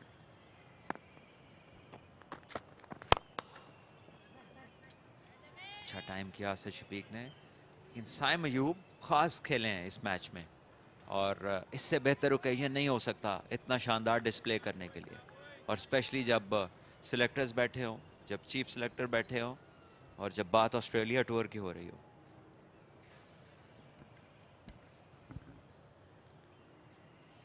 बिल्कुल, क्योंकि यही वो लम्हात होते हैं जहां आप मुतासिर करते हैं, और ये वो मैदान है जहां आप अक्सर जब खेलते हैं बड़ी कारकर्दगी दिखाते हैं तो ज़्यादा गिनती में आती है। सदर मकाम है पाकिस्तान क्रिकेट का, होम ऑफ क्रिकेट है पाकिस्तान का।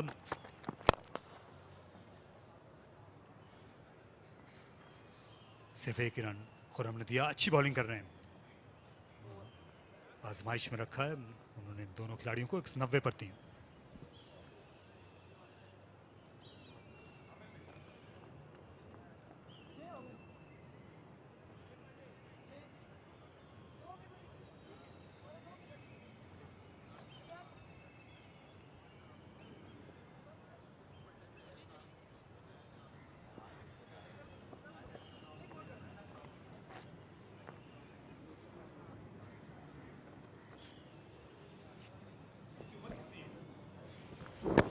ये देखिए, ये संगे मिल शॉट था ऑन साइड में खेलने के बाद ये दौड़ते चले गए और उसके बाद देखिए कितने पुरसुकून है, जितनी पुरसुकून इनिंग्स थी और ये खुशी का इजहार भी ये कुछ इस तरह का है कि जैसे ये तवक्को कर रहे थे कि ये इनकी दस्तरस में है, ये ऐसा काम कर सकते हैं।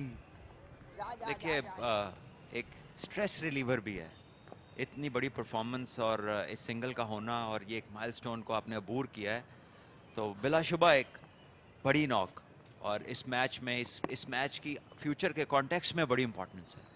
और यहाँ पर आकर इस तरह की परफॉर्मेंस देना जाहिर है कि वो एक बहुत बड़ा प्रेशर आपके सर से उतरता है और इससे ज़्यादा आप बड़ी परफॉर्मेंसेस नहीं दे सकते इस स्टेज के ऊपर। तो बहुत ही शानदार खेल का मुजाहरा किया अज़म अयूब ने, बहुत इम्प्रेसिव।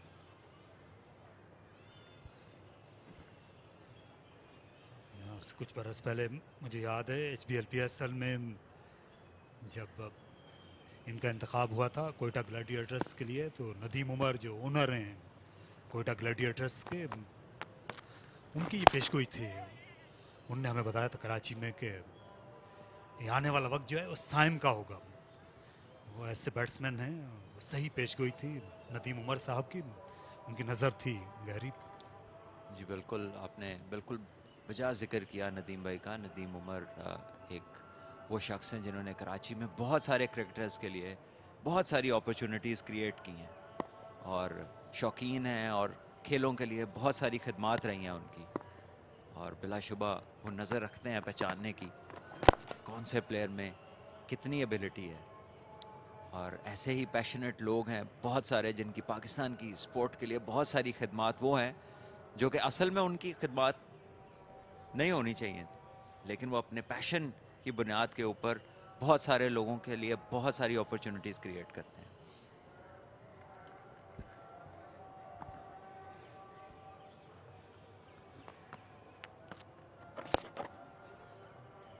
स्लिप के फील्डर खासे इस वक्त वाइड हैं और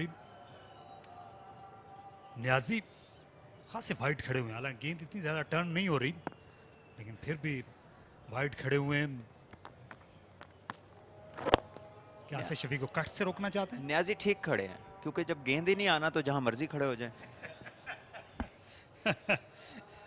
93 पर 3।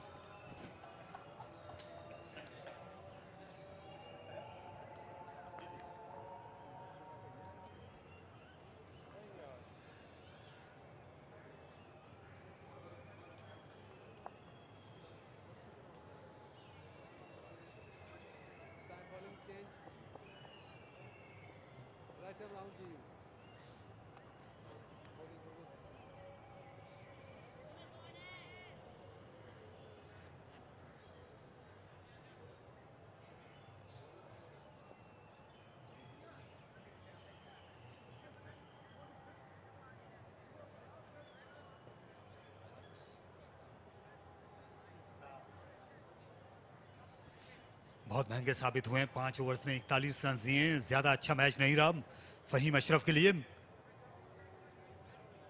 हाँ, जल्दी आउट भी हो गए थे, यूं कहना चाहिए अच्छा दिन नहीं रहा फहीम अशरफ के लिए।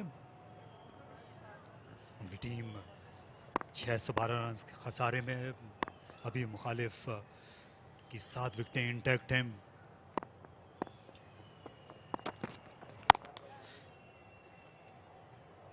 इससे ज़्यादा बेहतर बॉलिंग आज इनको करनी चाहिए थी क्योंकि कंडीशंस इनके मुवाफिक थी, विकेट से मदद इनको दरकार होती है। उस तर्ज के बॉलर हैं फहीम अशरफ, जो इनको कंडीशंस अगर मिले हैं तो फिर इनको कामयाबी मिलती है क्योंकि गेम को सीम कराते हैं। पैचेस में इन्होंने अच्छी लाइन और लेंथ पे बॉलिंग की है, कंसिस्टेंटली नहीं कर पाए और इसी वजह से ये रन्स बने हैं क्योंकि पिच में काफ़ी मदद थी। हमने धानी को देखा, हमने मीर हमजा को देखा, खुरम शहजाद, मोहम्मद अली, जिस बॉलर ने एक चैनल पे कंसिस्टेंटली बॉलिंग की वो खासे कामयाब रहे। उन्होंने बैटर्स को परेशान भी किया, लेकिन फ़हीम को रन्स बनने का सबब जो है वो पैचेस में अच्छी बॉलिंग है। 41 नंबर की शर्ट पहनी है फ़हीम ने और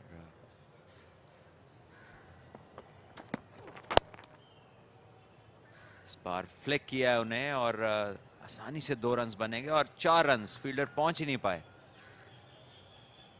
जहां आसिफ अली थे जो लंबे लंबे डग भरते हुए आए, लेकिन गेंद उन्हें मात दे गई।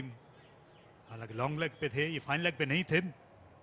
अलबत्ता लूज डिलीवरी और अच्छा इस्तेमाल किया रफ्तार का असद ने। ये वही इनकंसिस्टेंसी है जिसकी हमने बात की है, और इसी तरह जब आप फ्री बीज देते हैं जो कि इजी स्कोरिंग बॉल्स हैं, तो फिर मुश्किल ही है कि आपके स्टैट्स शो करें। इकोनॉमी रेट बहुत हाई।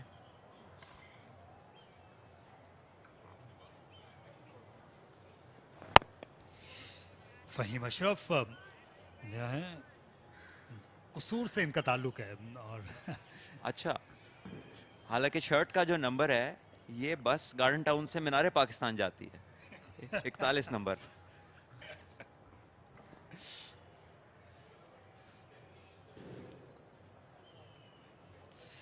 ज्यादा वहाँ क्रिकेट का रिवाज नहीं है। कसूर एक ऐसा डिस्ट्रिक्ट है, ये जाहिर है उसकी वहाँ मौसीकारों की तारीख है, गाने वालों की, शायरों की, उस तरह का इलाका है। कि फ़हीम अपने काम के आर्टिस्ट हैं, बहुत स्किल है। हमने इनका देखा बहुत सारे मौक़ों पे जब इन्होंने अच्छी परफॉर्मेंसेस दी, लेकिन यहाँ कैप्टन से जो उम्मीदें थी, आज सुबह जब आए तो एक गैर ज़रूरी शॉट खेला। वहाँ पर ज़रूरत थी कि कप्तान बारी लेते और अपनी टीम के लिए वो करते जिसकी उसको ज़रूरत थी, लेकिन ऐसा ना हो सका। और बॉलिंग में भी उसके बाद से अब तक अभी छठा ओवर इनका कंप्लीट नहीं हुआ, 47 रन दे चुके, खासे महंगे साबित हुए।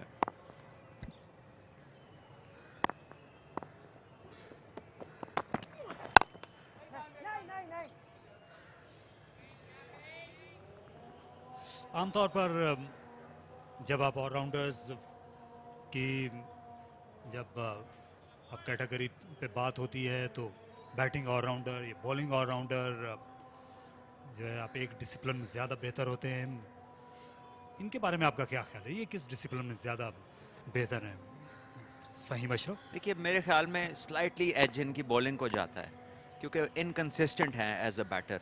और देखिए जब आप ऑलराउंडर्स की बात करते हैं, इसका मतलब ये नहीं होता कि बॉलिंग के साथ थोड़ी बैटिंग भी कर लेता है कोई, या बैटिंग के साथ कोई थोड़ी बॉलिंग भी कर लेता है। ऑलराउंडर का मतलब है कि आप स्पेशलिस्ट हैं दोनों फील्ड्स के। जब आप ऑलराउंडर्स का जिक्र करते हैं तो आपको जहन में आता है Kapil Dev, Imran Khan, Ben Stokes, Flintoff, Jacques Kallis. तो कैसे आप वही डेफिनेशन में उन प्लेयर्स को डाल सकते हैं जो एक चीज़ के साथ थोड़ी सी दूसरी चीज़ कर लेते हैं? हाँ, तो यहाँ पानी का वक्फा हुआ जाता है। 200 रन कराची ने बना लिए हैं, 619 रन की उन्हें बरतरी है। साइम अयूब 104 पर हैं, असद शफीक ने 40 रन बनाए हैं।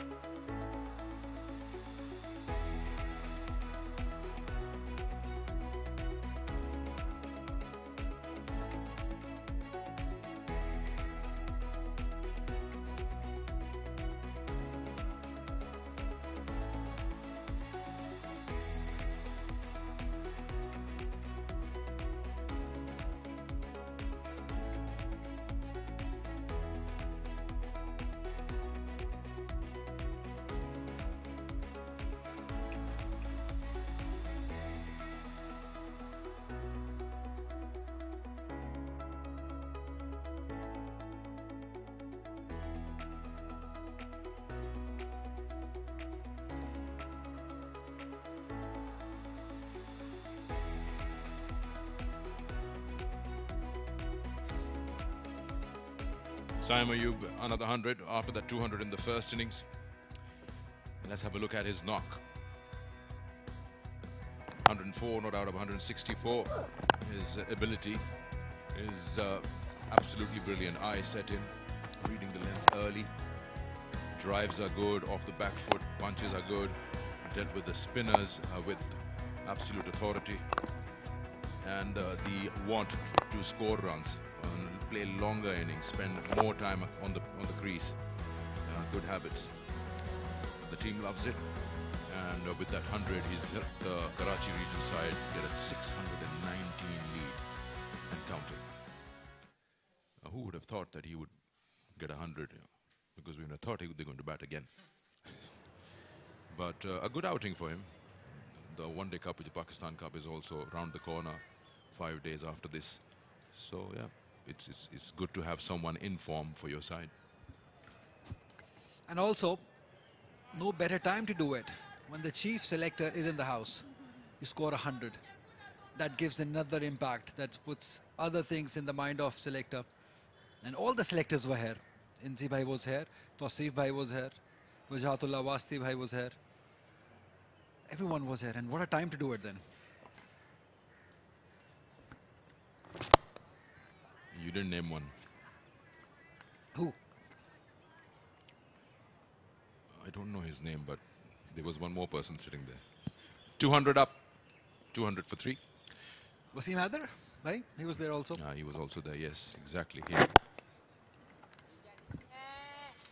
So in other news, I mean, let me share something with you. Since not much is happening. I want you to give me cam and show my partner. We want to show Ali, not me, it's fine. Haji, see who's sitting. You see Ali here? Look at this.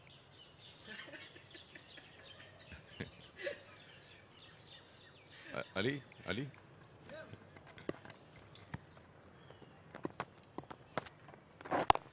I'm convinced that I really look good in this. Yeah, you've self-convinced. That's good. You convinced yourself. Sikandar bhai, there's this saying in Punjabi, they say, "Moch nahi to kuch nahi."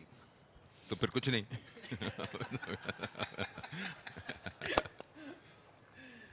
Aajkal kuch nahi. But still, seriously, I'm really convinced that I really look good in this. Nobody agrees, but I am convinced.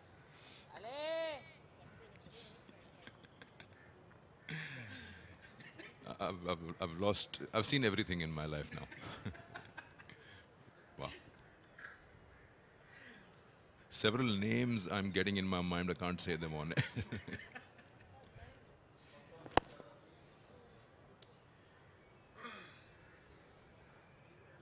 Is this during COVID days? Because you were just experimenting with yourself, or what is it? I was really bored. I was not working. I was free. I thought, let's try something.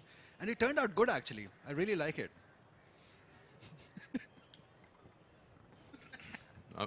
I'm more happy that you're convinced yourself. Hassan Chima was also there in that meeting of the selectors.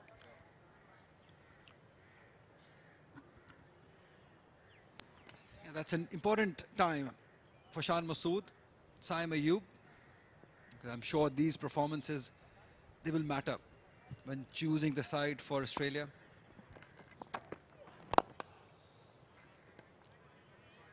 But what about Saim Ayub? What a player, what a find. And he's developing into a beast. I can surely say that.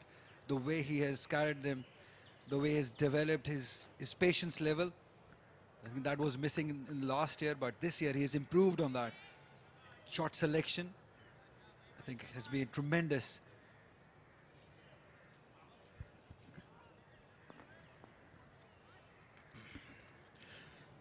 After your mustache, this is another subject I want to talk about.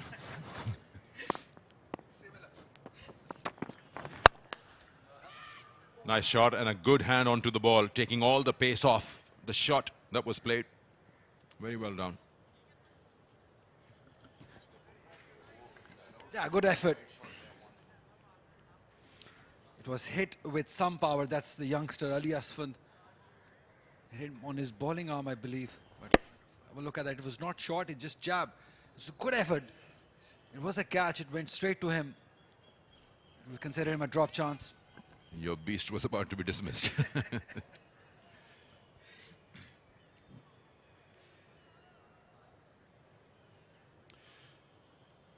We have been discussing what the reasons could be and are for Karachi to bat again. Just for our viewers who have tuned in now, maybe just to let you know that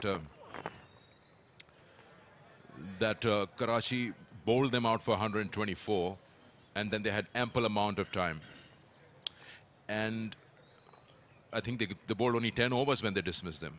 But they came out to bat to pile out more runs, and when found out from the dugout that there's a slight niggle in the ankle of Shahnawaz Dhani. But I'm thinking, what is the plan? Now, they don't look, if you look at them, Khurram Manzoor there in the tracksuit, they don't seem to be having any mood of coming out today to field. And if they're not coming out today, then we hope that Shahnawaz and the other bowler, Ghulam Mudassir, is fit enough for them to take 10 wickets.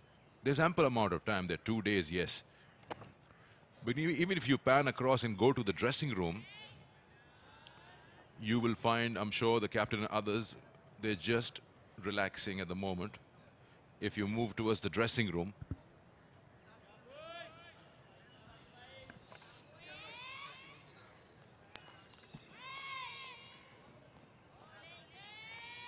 so I'm pretty sure that there's nobody who is willing. Right there in the back, the captain is there, relaxed. He's in the tracksuit, the training kit. So I think he doesn't even want to come out and bat, because usually he comes to bat, but I think he'll have Ghazi padded up.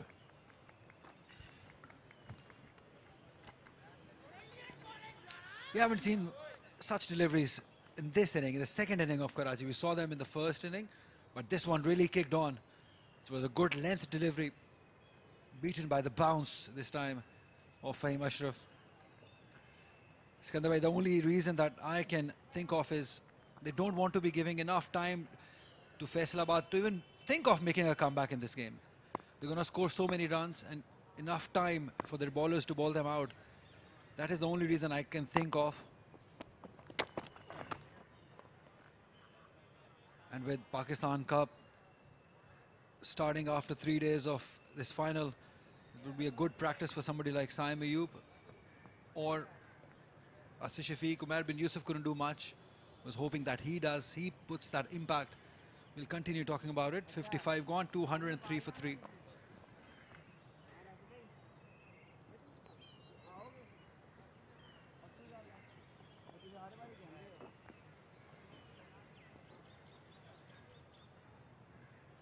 Now the question, Sikandar bhai, is how long will they bat? Will they continue batting tomorrow till lunch? That's another question.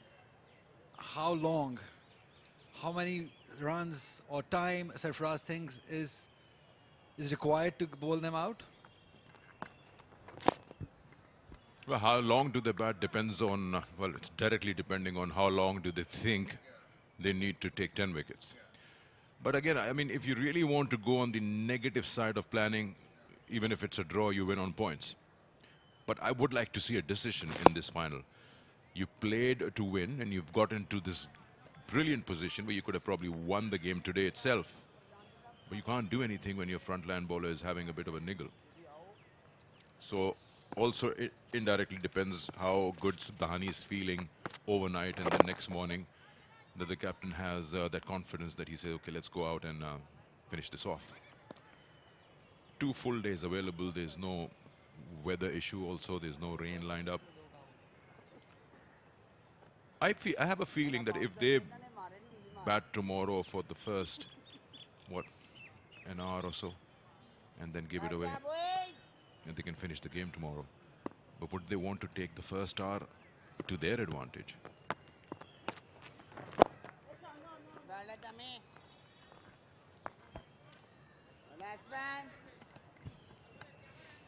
See, if you look at Faisalabad region's batting, there are not many batters for the long format. We saw that glimpse in the first inning, how they played, how Taimur Sultan played, how Asif Ali played. So there are lots of weaknesses, there are lots of points where they can pounder out. That's a good shot, that is a real good shot, but there is fielder. So if you look at their batting lineup, there is Ali Waqas, Herrera, yes, these two batters. If you get these 2 wickets, remaining wickets are easy to come, because they're not really those players for the longer format, for the 4-day players or the 5-day players. So probably that thing's also in Sarfaraz's mind, that it's not that they will bat out for 2 days or 1.5 days, because I really personally think that they don't have much skill to bat for 2 days, looking at their approach in the first inning. So that thing must be there in Sarfaraz's mind, that yes, we can do it. And weather permitting, I don't see Faisalabad having any chance of even surviving or even drawing this game. 205 for 3.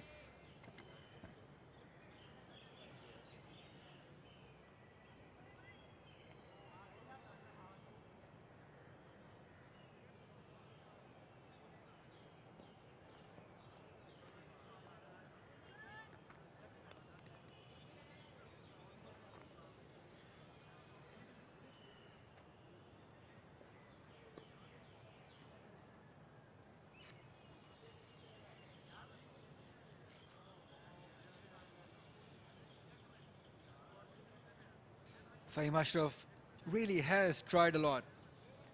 Could not get a wicket. 50 runs he's given in 7 overs. Whereas Khurram Shahzad only 8 overs. Arshad Iqbal only 6 overs. And he's just given away 12 runs.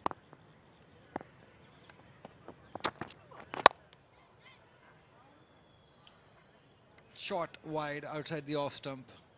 These are easy pickings for somebody who's playing on 108 runs. Saim Ayub. This partnership is 120 runs of just 237 deliveries, come at a good time. He will be disappointed because he will feel that he has missed out on a big inning. Khurram Manzoor played a beautiful knock in the last game. It was unlike Khurram Manzoor, he changed his approach, adapted to the conditions, played for the team. Good performer he has been over the years for Karachi especially. In a good mood, yeah, they can afford to do that. Yeah, what they're discussing is Ali thought that he's going to be going home today. There's no more game. And he's saying, yeah, tell me about it, brother. We fooled them, didn't we? Wow. See, he's really having fun.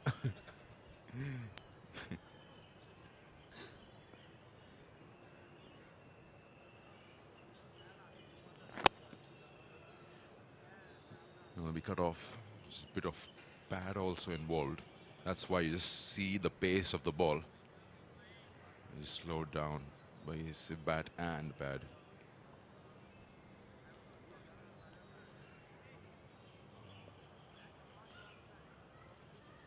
They've had a good game, both the umpires. Halim Dar and Rashid Riaz are the final. It's also very important for the umpires to keep their concentration levels on every single delivery, even if not much is happening in the game.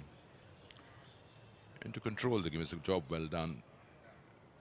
The first class 4-day tournament coming to an end.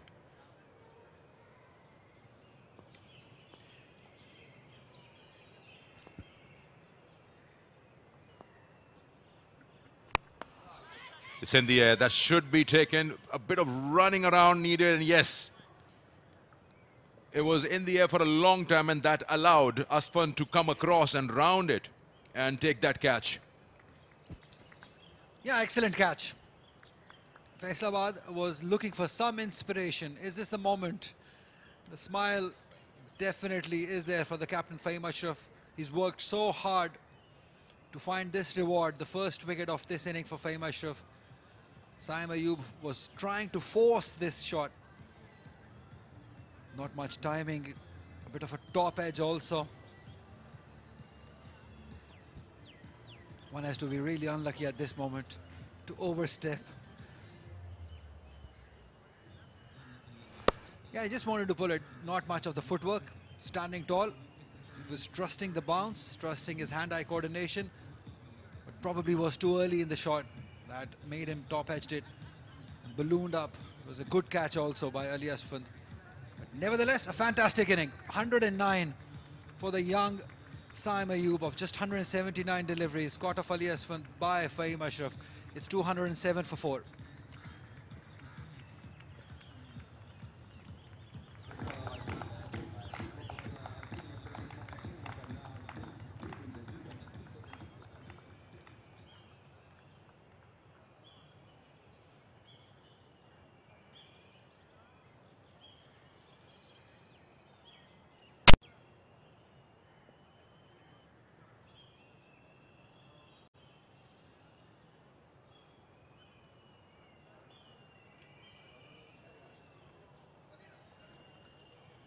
Double G's.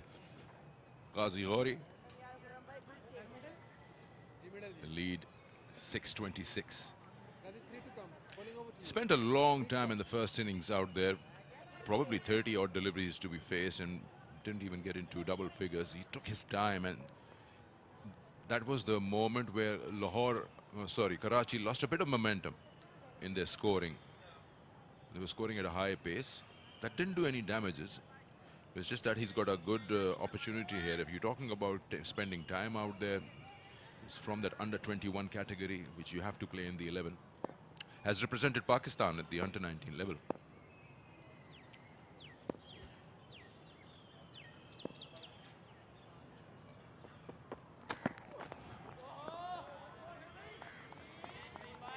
Yeah, important inning for him, for his own confidence. Ghazi Ghori. He was brought in this side in place of the fast bowler, and this is how Saim Ayub, not much of the footwork, the balance not quite there. There's no timing, nothing was right, and probably hit it at the toe end. It was in the air for a little while, and a very good running catch by the youngster. 109 runs, scored 200 in the first and 100 here in the big final. That's the sort of character you want to see from the youngster. Playing big innings in a big game at a big stage. That takes a lot out of you. Karachi region leading by 626 runs. Lots of runs. Who's going to do it? Asif Ali? No? Irfan Niazi? Huraira? Ali Waqas? Fahim Ashraf? Question mark. 57 gone, 207 for 4.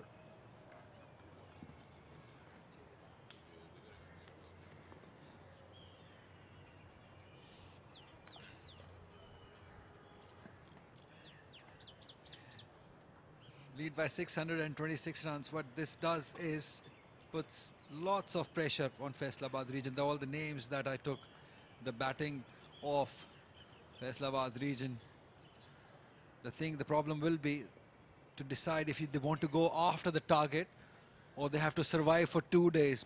Both of these situations are pretty difficult at the moment for Faisalabad. Do they go for the chase, 626, or they survive for 2 days?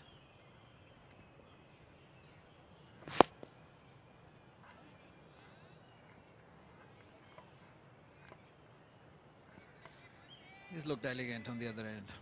113 deliveries, 42 runs.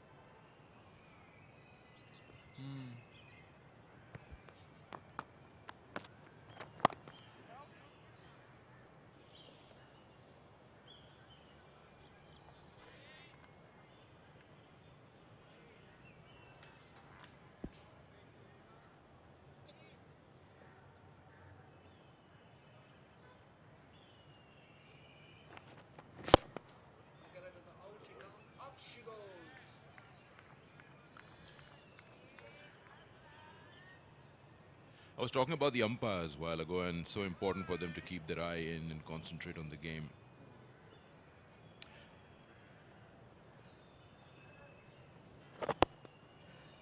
And one of the big names in world umpiring Aleem Dar is the standing umpire in this final. He's got big numbers, 145 test matches. The name of that room is after him. 145 test matches, most by any umpire in the world. 231 ODIs, most by any umpire in the world. And second most T20 internationals, that's 70. He's represented the ICC over a decade, has done World Cup finals, Ashes, and respected worldwide by top-notch cricketers. Asked him once what is the most pressure situation as an umpire when you're there, which series? A World Cup. He said Ashes, where they go hard at each other and they also try to put the umpires under pressure, and you have to bring your A game, which is why you notice many a times the umpires, including Aleem Dar, before a match they stand next to that practice pitch, and while the bowlers are warming up they get their eye in before a match. It's very important for them to do that. And yeah, he's been a big name, and of course Pakistan should be proud of him. He's represented the country for ICC for that long a time. Absolutely, 100%. I totally agree with you. And the level of commitment that we've been talking about, I still remember when he was the international umpire, umpiring for ICC big events. Whenever he will come back to Lahore, he will go to these club matches. He plays for PNT Gymkhana. He will go to the club matches and do practice there as an umpire. He just will stand there for nothing, just for the practice. Now he has his own academy. I'm talking about when he first came to the scene. He's a popular umpire. Good run. There is a chance. Non-striker. That makes it easy. He's played 17 first-class games, Aleem Dar. And I'll tell you what, he can still swing the ball.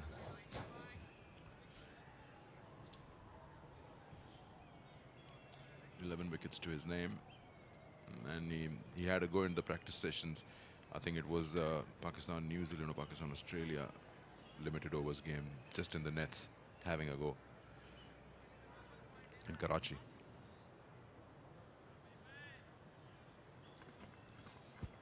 Yeah, one can definitely imagine how it feels like umpiring in Ashes, especially the Ashes that happen in Australia, where the spinners or the fast bowlers get just an extra bounce. So you have to be spot on with those decisions. Cuts beautifully well, right between the two fielders.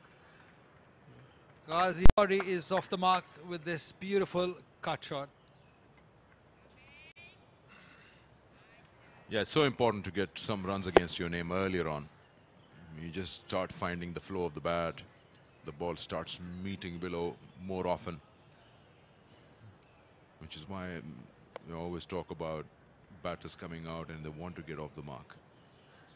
It's just a sense of relief. It's just one run, but it's just a sense of relief. And if you can get a boundary from the meat of the bat, then that shows that you've got that confidence back. And as a batter, you also start realizing, wow, this is a good pitch.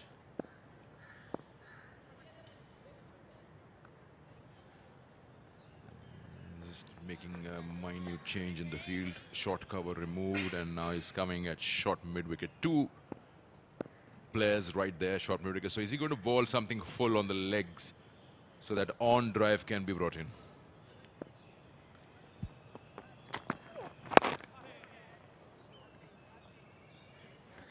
Yeah, it can be a tricky situation for somebody like Ghazi Gauri, where the team is leading by 632 runs. There's every possibility that you can get casual, play a false shot. The other way of looking at is that the situation is under control. You can go out there, play freely, but if it doesn't come off, then there's trouble. Then you'll keep on thinking that why did I do that? There was no point of doing it. So you'll have to find that balance. Ghazi Gauri, we're talking about, because the team is leading by 633. The guy is on his debut. The situation can get to you. Lots of different things being done by Fahim Ashraf. Now we see, I don't know, I really don't have the word for that. Would you call it a leg gully? There's a square leg, there's a mid wicket, there's a deep square leg. But that's an interesting position. I've not much seen that position.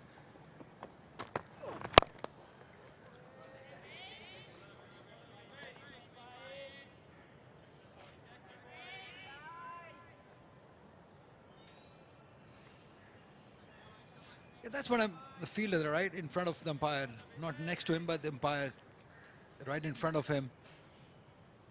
You would definitely call it a leg gully, because this is not square leg, this is not 45, this is certainly not leg slip. The only name I can think of is leg gully. So some innovative things, some out of the box thinking. A touch late for that, Fahim Ashraf.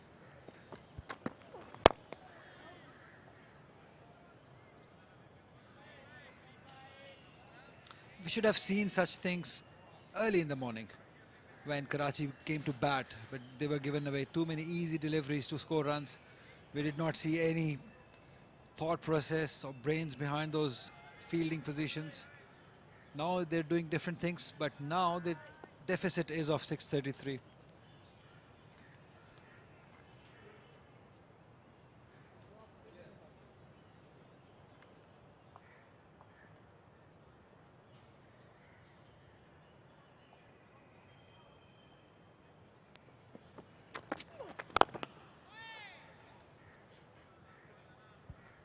Two on four for 4.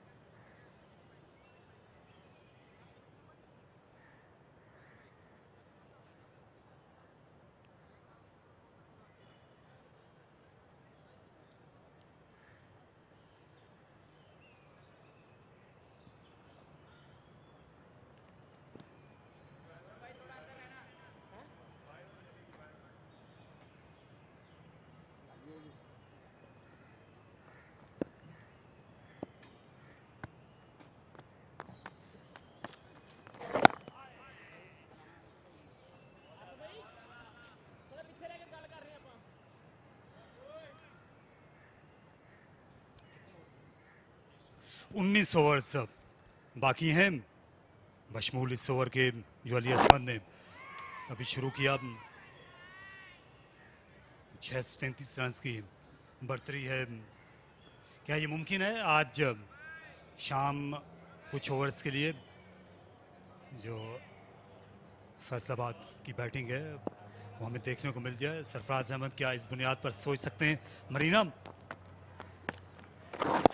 मेरा नहीं ख्याल, क्योंकि अगर तो वाकई ये वजह थी कि उनके फास्ट बॉलर्स को थोड़ी सी निगल्स थी, तो फिर आज बिल्कुल भी हम उन्हें एक्शन में नहीं देखेंगे, फील्ड लेते हुए नजर नहीं आएंगे। बैटिंग के लिए आ सकते हैं, पैडेड अप हैं।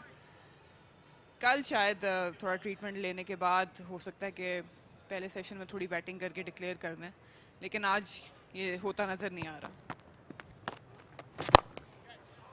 ये उम्दा शॉट खेला, मिड ऑन को आसानी के साथ क्लियर किया और साथ साथ बाउंड्री को भी। ये शॉट जो है ये नागुज़ीर था।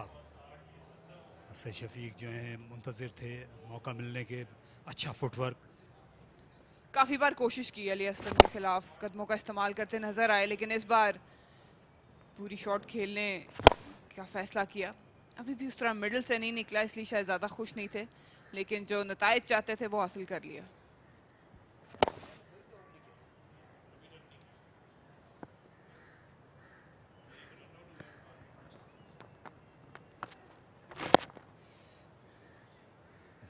अली असफंद विकेट में मदद है। आज हमने देखा है बाज गेंदें जो है टर्न हुई हैं, उछली भी हैं। अली असफंद की खासे लंबे कद के हैं, लेकिन मुश्किल मिजाजी से एक जगह पर गेंद को गिरा नहीं सके। और ये जो बैट्समैन हैं ज़ाहिर है जिस पाए के हैं, असद शफीक और साहिम अयूब, इन्होंने इनको इजाज़त भी नहीं दी एक जगह पर बॉलिंग करने की। मुश्किल मैच रहा है ये अली असफंद के लिए, क्योंकि पहले दिन भी बहुत ज़्यादा रिसीविंग एंड पर रहे थे। अभी तो कोई विकेट नहीं मिली इस मैच में स्पिनर को। मरीना इस पर बात करेंगी अगले ओवर में 220 पर 4।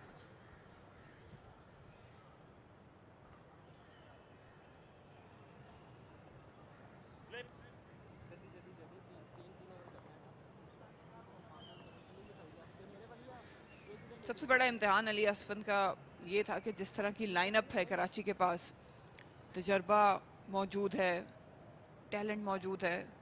कल भी हमने देखा शान और साइम ने पहली इनिंग्स में बिल्कुल सेटल नहीं होने दिया था, और फिर असद शफीक स्पिनर्स को बहुत अच्छा खेलते हैं। आगे नाम ले तो सरफराज अहमद, तो यके बाद दीगरे ऐसे बल्लेबाज हैं जो स्पिन को अच्छा खेलते हैं, इसलिए बहुत ज़्यादा मुश्किल हुई है अली असफन को। और जैसे आपने बात की कि एक ही लाइन लेंथ पे बॉलिंग करते नज़र नहीं आए, ज़्यादा परचेज मिल भी नहीं रहा था इस सरफेस से, वो और ज़्यादा मुश्किल का सबब बना अली असफन के लिए।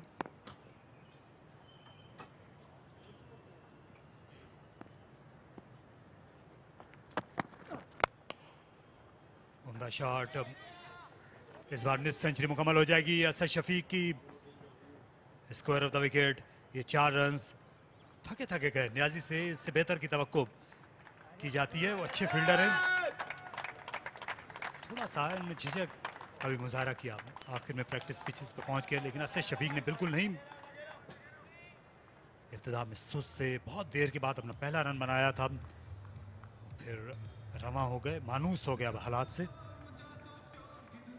रन्स करना चाहते थे, पिछली इनिंग्स में भी ज़्यादा बड़े रन नहीं कर पाए। इस बार मौका ज़रूर है, अपनी 50 इन्होंने मुकम्मल की है। मुंह पे गिरा हुआ गेंद था जिसको सिर्फ टाइम किया, बल्ले का फेस थोड़ा खोला था ताकि वो गैप हासिल कर सके। अच्छा ट्रांसफर ऑफ वेट भी नज़र आया। खुश होंगे कि रन्स अब बनाना शुरू हो गए।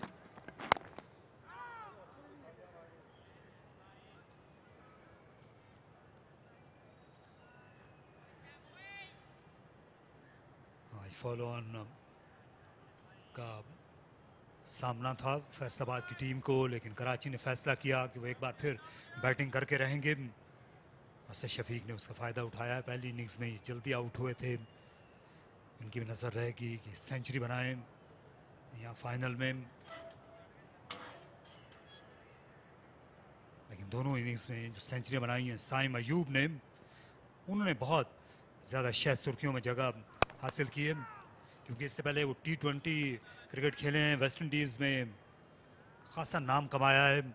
पिछले साल T20 डोमेस्टिक इवेंट्स और HBL PSL में भी उनने तवज्जो मबजूल कराई थी। लेकिन जब आप ये जो फॉर्मेट है इसमें रन्स बनाते हैं और इतने बड़े मुकाबले में आप बड़ी इनिंग्स खेलते हैं, ये सेलेक्टर हैं हसन चीमा, यहाँ पर आज मौजूद हैं। डोमेस्टिक क्रिकेट वो बहुत गौर से फॉलो करते हैं हसन चीमा, शुरू से अच्छे एनालिस्ट हैं।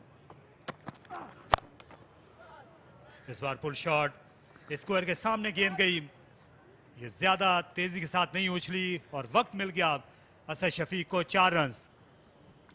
अरशद इकबाल बिल्कुल भी खुश नहीं है, फील्डर की एफर्ट से बहुत देर बाद रिएक्ट किया था, लेकिन ये गेंद ऐसा था जिसपे ये बाउंड्री हासिल करनी चाहिए थी, डिजर्व करती थी ये बाउंड्री, क्योंकि इस वक्त ज़्यादा पेस जनरेट कर नहीं पा रहे और बासानी लेंथ को पिक करने में कामयाब हुए। ज़्यादा बाउंस भी इस बार नहीं मिला, लेकिन ये देखें मोहम्मद अली इस ओकेजन पे थे, बेहतर एफर्ट कर सकते थे, हक्का बक्का रह गए। अरशद इकबाल खुश नहीं है एफर्ट से। इसको एक बार पीछे भेज दिया गया, मोहम्मद अली को ज़्यादा स्क्वायर हो गए, बिल्कुल अलीम डार के पीछे। लेग साइड में खेल दिया आप मोहम्मद अली के दाएं जानिब से, 2 रन्स बचाने में कामयाब हुए।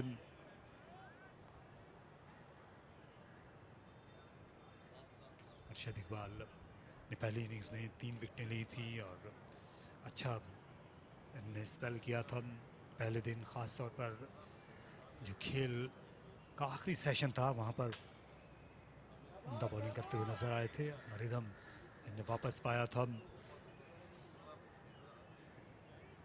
फास्ट बॉलिंग का म्यार जो है वो अच्छा लगा है, मां सिवाय उस एक सेशन के पहले रोज़ जब साइम और उनके साथ शान खेले थे, दूसरा सेशन था इस मैच का।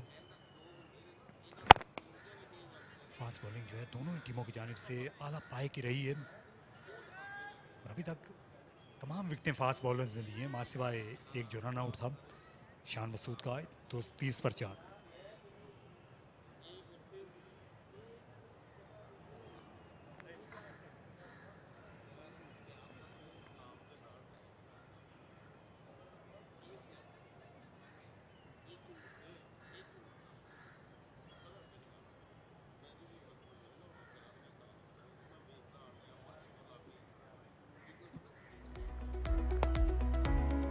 असद शफीक जिन्होंने खासी मेहनत की आज 50 रन बनाने के लिए, उन्होंने रफ्तार का बड़ा अच्छा इस्तेमाल किया, ज़्यादा इशू को फोर्स करने की कोशिश नहीं की, लेट खेलते रहे।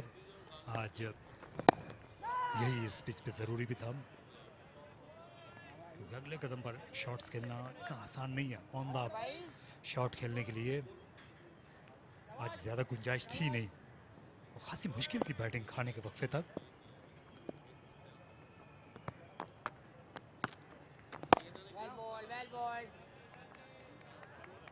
अगर फैसलाबाद के पास थोड़ी ज़्यादा तजर्बेकार एक दो बल्लेबाज होते तो मेरा ख्याल है कि ये मैच ज़्यादा दिलचस्प हो सकता था, क्योंकि जहाँ तक बॉलिंग की बात है दोनों तकरीबन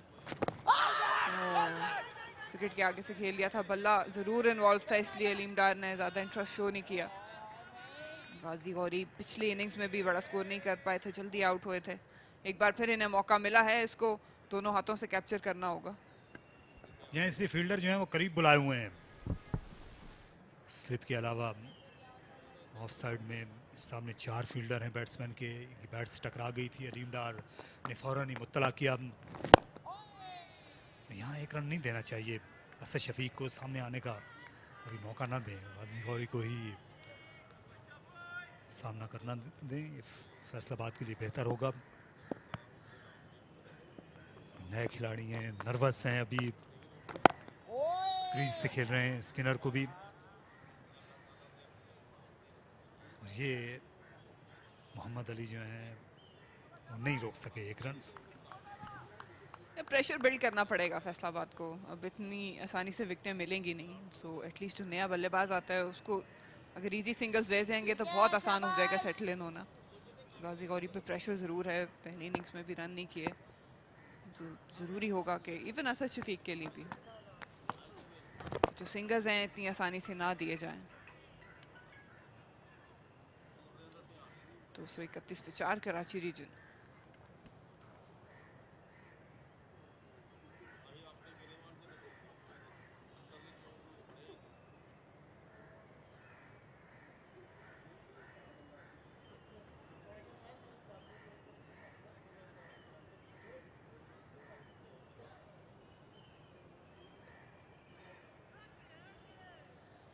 पहली इनिंग्स में कराची ने हिमालय खड़ा किया 543 का, और फैसलाबाद रीजन की टीम जो है वो दब गई उस स्कोर में। फॉलो ऑन का सामना था, लेकिन कराची ने दूसरी इनिंग्स में फिर बैटिंग का फैसला किया। साइम अयूब ने एक और सेंचुरी बनाई और 650 रन का फ़र्क है इस वक्त दोनों टीमों में। 6 विकेटें भी हैं, कराची की टीम जो है मीलों आगे इस मुकाबले में। फैसलाबाद को यहाँ पर मुआवजा दरकार होगा इस मैच में शिकस्त से बचने के लिए। मुमकिन है अभी भी, क्योंकि ये मुमकिनात का खेल है क्रिकेट। मुमकिनात का खेल ज़रूर है, लेकिन इसको मुमकिन करने के लिए मेहनत और प्लानिंग भी दरकार होगी, क्योंकि अगर बात की जाए फैसलाबाद की बैटिंग की तो वहाँ पे बहुत वर्नेबल हैं, कोई भी तजर्बाकार बैटर मौजूद नहीं है, और कराची के पेस अटैक के सामने और ज़्यादा फीके पड़ जाते हैं। अली वकास सिर्फ वो वाहिद बल्लेबाज हैं जिन्होंने इस सीज़न में 2 सेंचुरियाँ अपने नाम की। उसके अलावा हुरैरा कुछ बड़े स्कोर करते रहे हैं 80-90 के करीब, लेकिन सेंचुरी नहीं बनाई। तो थोड़ी बेहतर प्लानिंग और थोड़ी आप कह सकते हैं कि करेज के साथ फैसलाबाद को आना पड़ेगा। ये मैं इससे कह रहा था कि ये मुमकिनात में से है, क्योंकि ये पिच जो है हमने देखा है आज 35-36 ओवर्स जब गेंद गुजरी है उसके बाद जो है आप बैटिंग कर सकते हैं, रुक सकते हैं विकेट पर, ये अनप्लेबल नहीं है। और इस वक्त निस्बतन आसान है बैटिंग, गेंद नरम हो चुकी है, उतनी ज़्यादा सीम मूवमेंट जो है वो नहीं है, क्योंकि सीम में भी उतनी जान रहती नहीं है।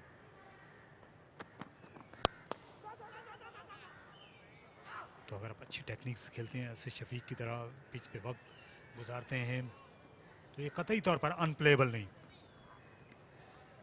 फैसलाबाद के बल्लेबाज जो हैं वो ज़्यादा सूटेड हैं वाइट बॉल क्रिकेट में। आपने बिल्कुल दुरुस्त बात की कि टेक्निक बहुत मैटर करेगी, स्पेशली रेड बॉल क्रिकेट की, क्योंकि कराची वाइट्स के बॉलर वैसे नहीं है कि आप उनका ओवर बाय ओवर गुजारते जाएं। मीर हमजा हो, चाहे शाहनवाज धानी हो, गुलाम मुदस्सर हो, अच्छी पेस से गेंदें करते हैं, आगे गेंद करते हैं, और सबसे बड़ी बात कि उनको विकेट लेने का आर्ट आता है।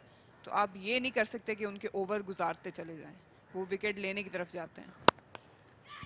कट शॉट खेला और हाथों में खेल गए, अच्छा कायद न्याजी का तेज था उनके बाएं जाने, तो गाजी गौरी आउट हुए। और यूं ये तजुर्बा था इस बड़े फाइनल का उनके लिए खुशगवार नहीं रहा, और मिल गई अरशद इकबाल को उनकी पहली विकेट।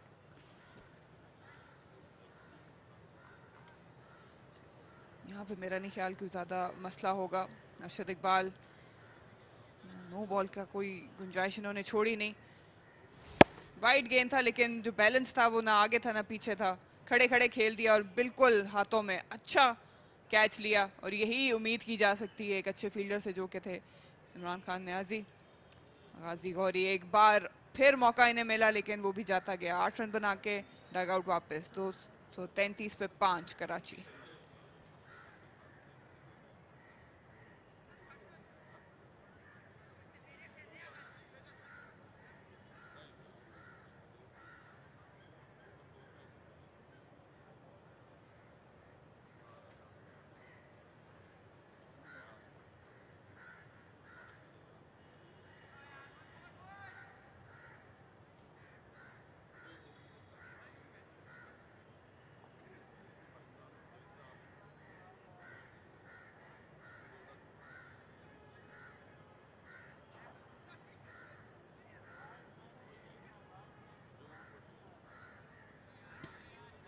कप्तान सरफराज अहमद की आमद हुई है अपने 10,000 रन से, ये भी ज़्यादा दूर नहीं है। इस बैटिंग लाइनअप का खासा है कराची की कि इसमें खुर्रम मंजूर, इसके अलावा असद शफीक, सरफराज अहमद, ये तमाम ही 10,000 रन के दोनों तरफ हैं। तो इससे भी अंदाज़ा किया जा सकता है ये इस सीज़न में ये सबसे तजुर्बेकार बैटिंग थी, बैटिंग लाइनअप किसी भी टीम की। तजुर्बेकार, ज़्यादा तजुर्बेकार टीम है ये इस वक्त डोमेस्टिक क्रिकेट की। एक बार फिर कट शॉट, पूरी तरह कंट्रोल में नहीं थे। कई खिलाड़ी ये शॉट खेलते हुए आउट हुए हैं ऑफ स्टंप के बाहर। तो सरफराज ने भी इस मर्तबा खड़े खड़े खेला है, वेट ट्रांसफर हमें नजर नहीं आया, और यही गलती की थी। गौरी गाजी ने भी खड़े खड़े खेल दिया था, इसकी वजह से ना वो गेंद ऊपर था ना नीचे, सीधा हाथों में खेल दिया। और आउटसाइड ऑफ स्टंप सर्च करने जाते हैं सर, वाइट बॉल मेंटेलिटी। ये देखें, बहुत तेज कैच था, बहुत आसान बना दिया इरफान ने, लेकिन वेट आप ट्रांसफर देखें, अगले पाँव पे ही खेलने चले गए थे। अच्छी कोशिश की इस गेंद को रोकने की, यहाँ पर अली ने, फाइन लेग को भी मौका नहीं था। आसिफ अली दौड़ते हुए आए, लेग बाई के 4 रन और शुमार हुए। एक अच्छे ओवर का इख्तिताम अच्छा नहीं कर सके अरशद। 237 पे 5।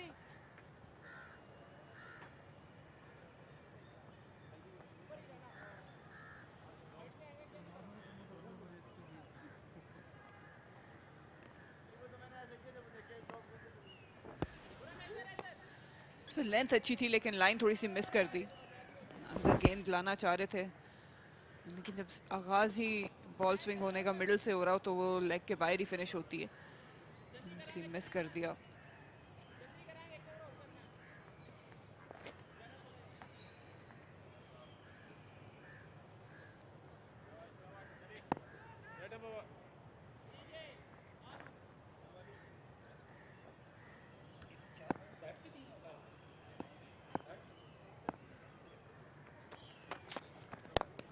यहाँ ये आखिरी जो अपील के लिए पलटे थे अरशद इकबाल, अगर हम दोबारा देख सकें, हमारे डायरेक्टर जो हैं शायद अगर ये दोबारा दिखा सकें तो ये काफ़ी दिलचस्प सा मामला था, क्योंकि पहले बॉलर का ख्याल था कि गेंद बल्ले से लगी है, विकेट कीपर इसे कलेक्ट नहीं कर सके। अलीशान दरअसल ये अरशद इकबाल के ओवर की आखिरी गेंद,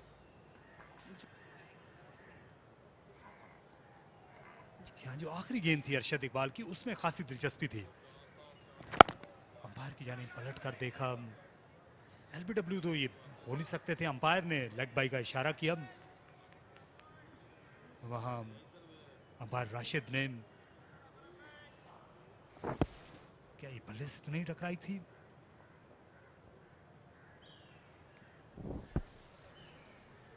यहां से कहना मुश्किल है, मुमकिन है कि बल्ला जो है देर से आया हो।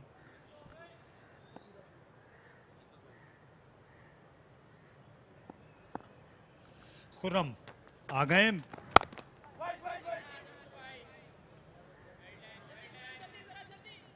बेहतर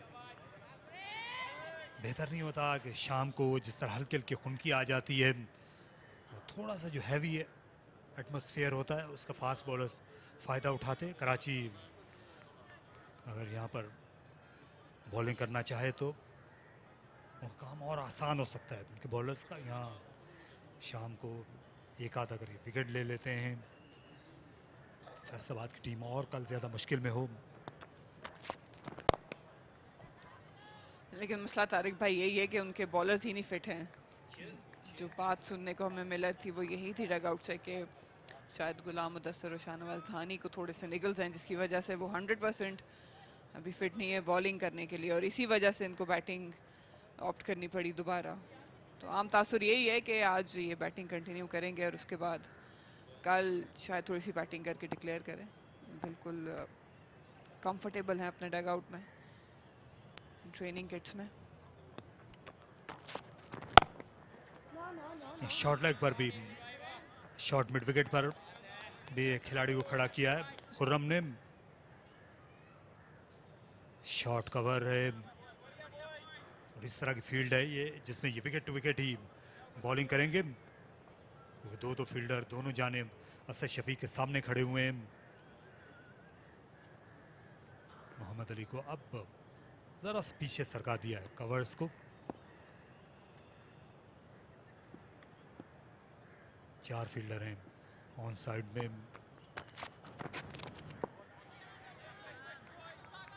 गेंद पुरानी होने के बाद खुर्रम जो हैं वो उतने इफेक्टिव नहीं रहे दोनों इनिंग्स में ही। 237, 5 खिलाड़ी आउट।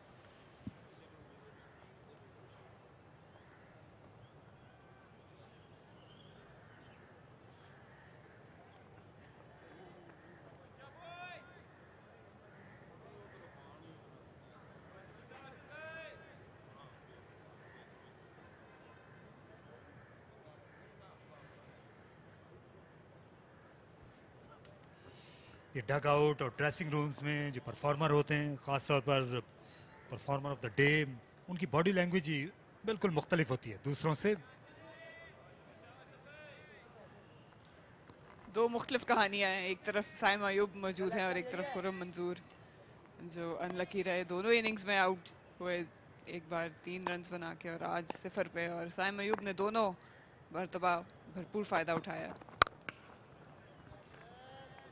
ऐसे कहते हैं ये जो ड्रेसिंग रूम होता है, ये सराय होती है क्रिकेटर्स की मैच के दौरान, ये बहुत हसास मकाम होता है।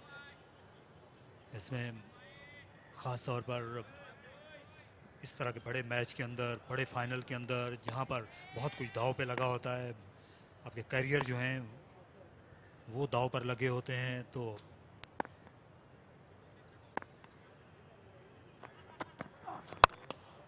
यहाँ बहुत मोहतात रहना पड़ता है। ख़ास तौर पर ये नए आने वाले होते हैं जूनियर खिलाड़ी। मरीना बिल्कुल काफ़ी चीज़ों का ख्याल करना पड़ता है जब आपके इतने सीनियर्स आसपास हों जो टेस्ट में रिप्रेजेंट कर चुके हों पाकिस्तान को, कप्तान रह चुके हो पाकिस्तान के, तो कुछ चीज़ों का आपको अल्टीमेटली ख्याल रखना पड़ता है। मेरे ख्याल से सिर्फ यंगस्टर्स को नहीं, उन्हें ज़्यादा मोहतात होना पड़ता है, लेकिन ओवरऑल कुछ एथिक्स होते हैं ड्रेसिंग रूम के। लेकिन ज़्यादा नज़रें और ज़्यादा शिकायतों के शिकार जो हैं वो यंगस्टर्स ही बनते हैं।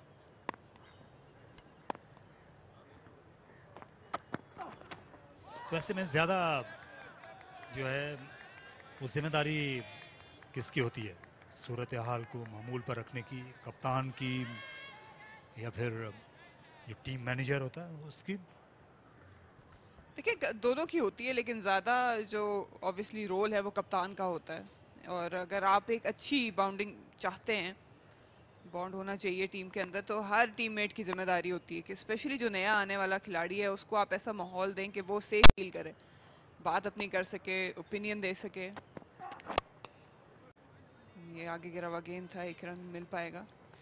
और जहाँ तक बात है कि यंगस्टर्स की टांग तो खींचते रहते हैं सीनियर्स, उसमें मेरा ख्याल है कि कोई ज़्यादा बुरी बात है नहीं, एक ये भी माहौल बनता है। लेकिन ज़रूरी ये है कि सीनियर्स जितना इंटरेक्ट करेंगे यंगस्टर्स पे के साथ, उतना जल्दी यंगस्टर जो है वो सीखेगा और अपना रोल समझेगा कि क्या रोल होता है और होगा उसका अपनी टीम में। तो ये हर खिलाड़ी की जिम्मेदारी है कि एक दूसरे से रिएक्ट करें, स्पेशली यंगस्टर्स को जो है वो ज़्यादा एक सेफ इन्वायरमेंट दी जाए। लेकिन कप्तान जो है वो लीड करता है।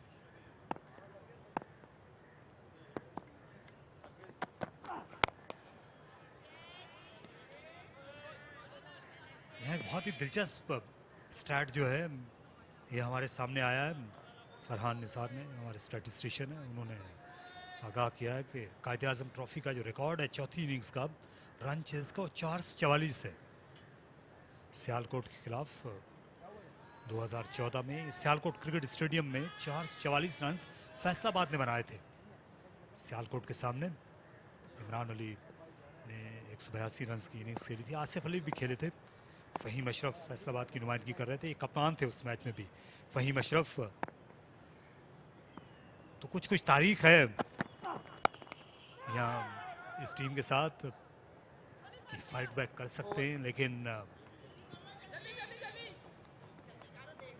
देखना ये है कि आप इस चोटी पे भी क्या पहुंच सकते हैं जो नाकाबिले उबूर लगती है यहाँ दूर से। 238 पे 5।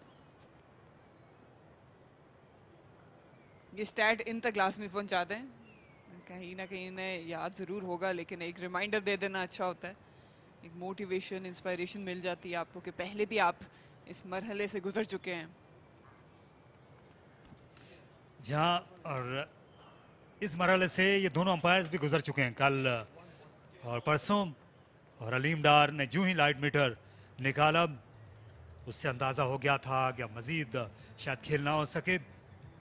तो तीसरे दिन का यहाँ पर इख्तिताम हुआ। 238, 5 खिलाड़ी आउट कराची के। और एक बार फिर ये दिन जो है कराची के नाम रहा, क्योंकि फैसलाबाद की टीम जो है हाथ पांव मारती हुई नजर आई। पहली इनिंग्स में उन्होंने सिर्फ 124 रन बनाए, जिसके सबब वो खेल में बहुत पीछे रह गए। बॉलर्स ने सरतोड़ कोशिश की है। दूसरी इनिंग्स में उन्होंने 5 विकेटें हासिल की। असद शफीक सर उठाकर वापस जा सकते हैं। 60 रन की उम्दा इनिंग्स के लिए जिम्मेदारी से बैटिंग की है।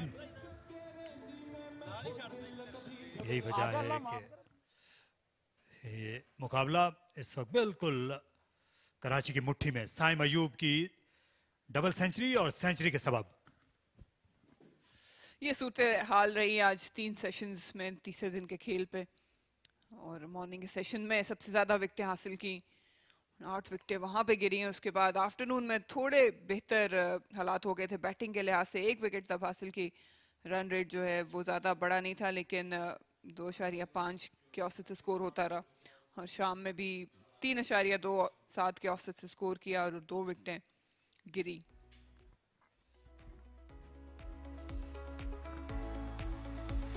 बगैर रन बनाए खुर्रम मंसूर आउट हुए। खुर्रम के ही हाथों वो इस इनिंग्स की पहली गेंद थी। उसके बाद शान और साइम के दरमियान अच्छी पार्टनरशिप पनप रही थी। शान मसूद रन आउट हो गए। फ़हीम अशरफ और अली असफन की कोशिशों से उन्होंने बनाए 51। उमर बिन यूसुफ बुझे बुझे रहे। बहुत ज़्यादा मोहतात थे, दिफाई हिकमत अमली का ही शिकार हुए। मोहम्मद अली के हाथों अलबत्ता असद शफीक और सरफराज अहमद ने अपनी टीम को 238 तक पहुंचा दिया। 5 खिलाड़ी उनके आउट। बॉलर्स ने उम्मीद का दामन हाथ से जाने नहीं दिया, एक एक विकेट हासिल करने में कामयाब हुए। खुर्रम, फहीम, मोहम्मद अली और अरशद इकबाल। बेहतर बॉलिंग होती नजर आई है, थोड़ा अनइवन बाउंस भी था, लेकिन अहम चीज़ ये थी कि विद इन स्टंप्स रखी बॉलिंग। कुछ मरतबा लूज डिलीवरीज पे भी कराची के बल्लेबाज ने अपनी विकेट दी, लेकिन यहाँ पे फाइट बैक फैसलाबाद रीजन की तरफ से जारी है।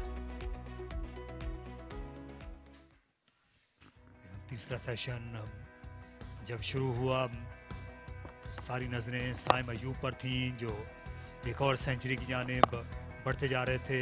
असद शफीक स्पिनर के सामने कंफर्टेबल नजर आए। रिकॉर्ड बिहाइंड की अपील मुस्तरद हुई क्योंकि उस वक्त नर्वस लग रहे थे अपने 90s में। और ये वो रन था जिसका इन्होंने बड़ी देर तक इंतजार किया, फिर सब्र का फल इनको मिला। यहाँ पर पुल शॉट में पहले कैच गिरा। सेंचुरी बनाने के बाद थोड़ा सा ज्यादा खुलकर खेलते हुए नजर आए। इसी कोशिश में ये अच्छा कैच कर लिया गया। उसके बाद रन रुके नहीं। इससे शफीक जो हैं सेट होकर खेल गए हैं। मिस सेंचुरी शाम उम्र होने से पहले मुकम्मल कर ली। ये पहले बाल बाल बचे गाजी गौरी, लेकिन यहाँ नहीं, न्याजी ने कैच लिया गाजी का। इस तरह ये आज की कार्रवाई अपने इख्तिताम को पहुंची। 543 कराची और 238, 5 खिलाड़ी आउट। फैसलाबाद ने अपनी इकलौती इनिंग्स में 124 रन बनाए। 657 रन की बढ़तरी हासिल है कराची को।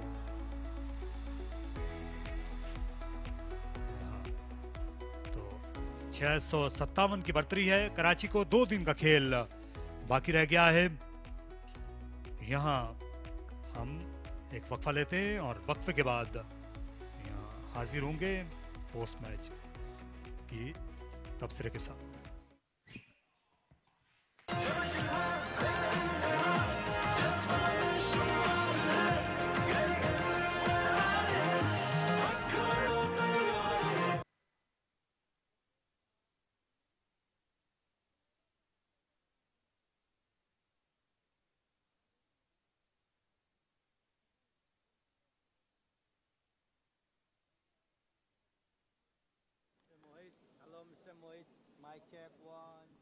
Saim, are you a left-handed batter है ना? मैं confirm हूँ. The very talented left-handed batter. Hello, hello, 1 2 3 1 2 3 नहीं on. Hello, hello, 1 2 3 1 2 3 अब on है.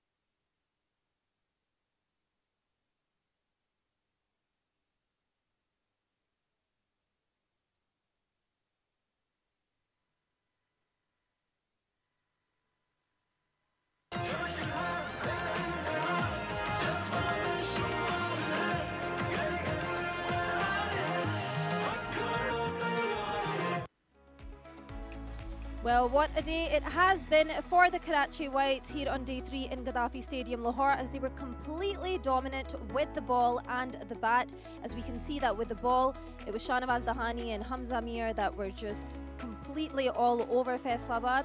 And then with the bat yet again, Saim Ayub was shining through. So we can see that Faisalabad has a lot of work to do if they really want to get back into this final, because right now it is all Karachi Whites.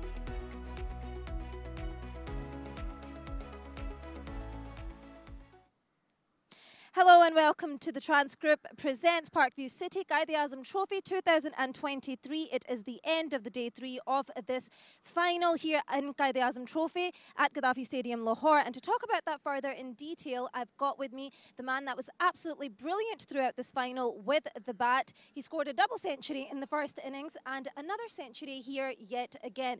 It is the absolutely talented youngster left-handed batter Saim Ayub. Saim, सबसे पहले तो आपको बहुत-बहुत मुबारक हो। आपने जिस तरह इस पूरे फाइनल में खेला है, आपने डबल सेंचुरी की, फिर आपने एक और सेंचुरी आज की, और आपको पता है, आपको ये बात पता थी कि आप सबसे पहले और आप एक ही प्लेयर हैं जिन्होंने डबल सेंचुरी भी की है और एक सेंचुरी की है कायद-ए-आज़म ट्रॉफी में थ्रू आउट। आपको ये पता था?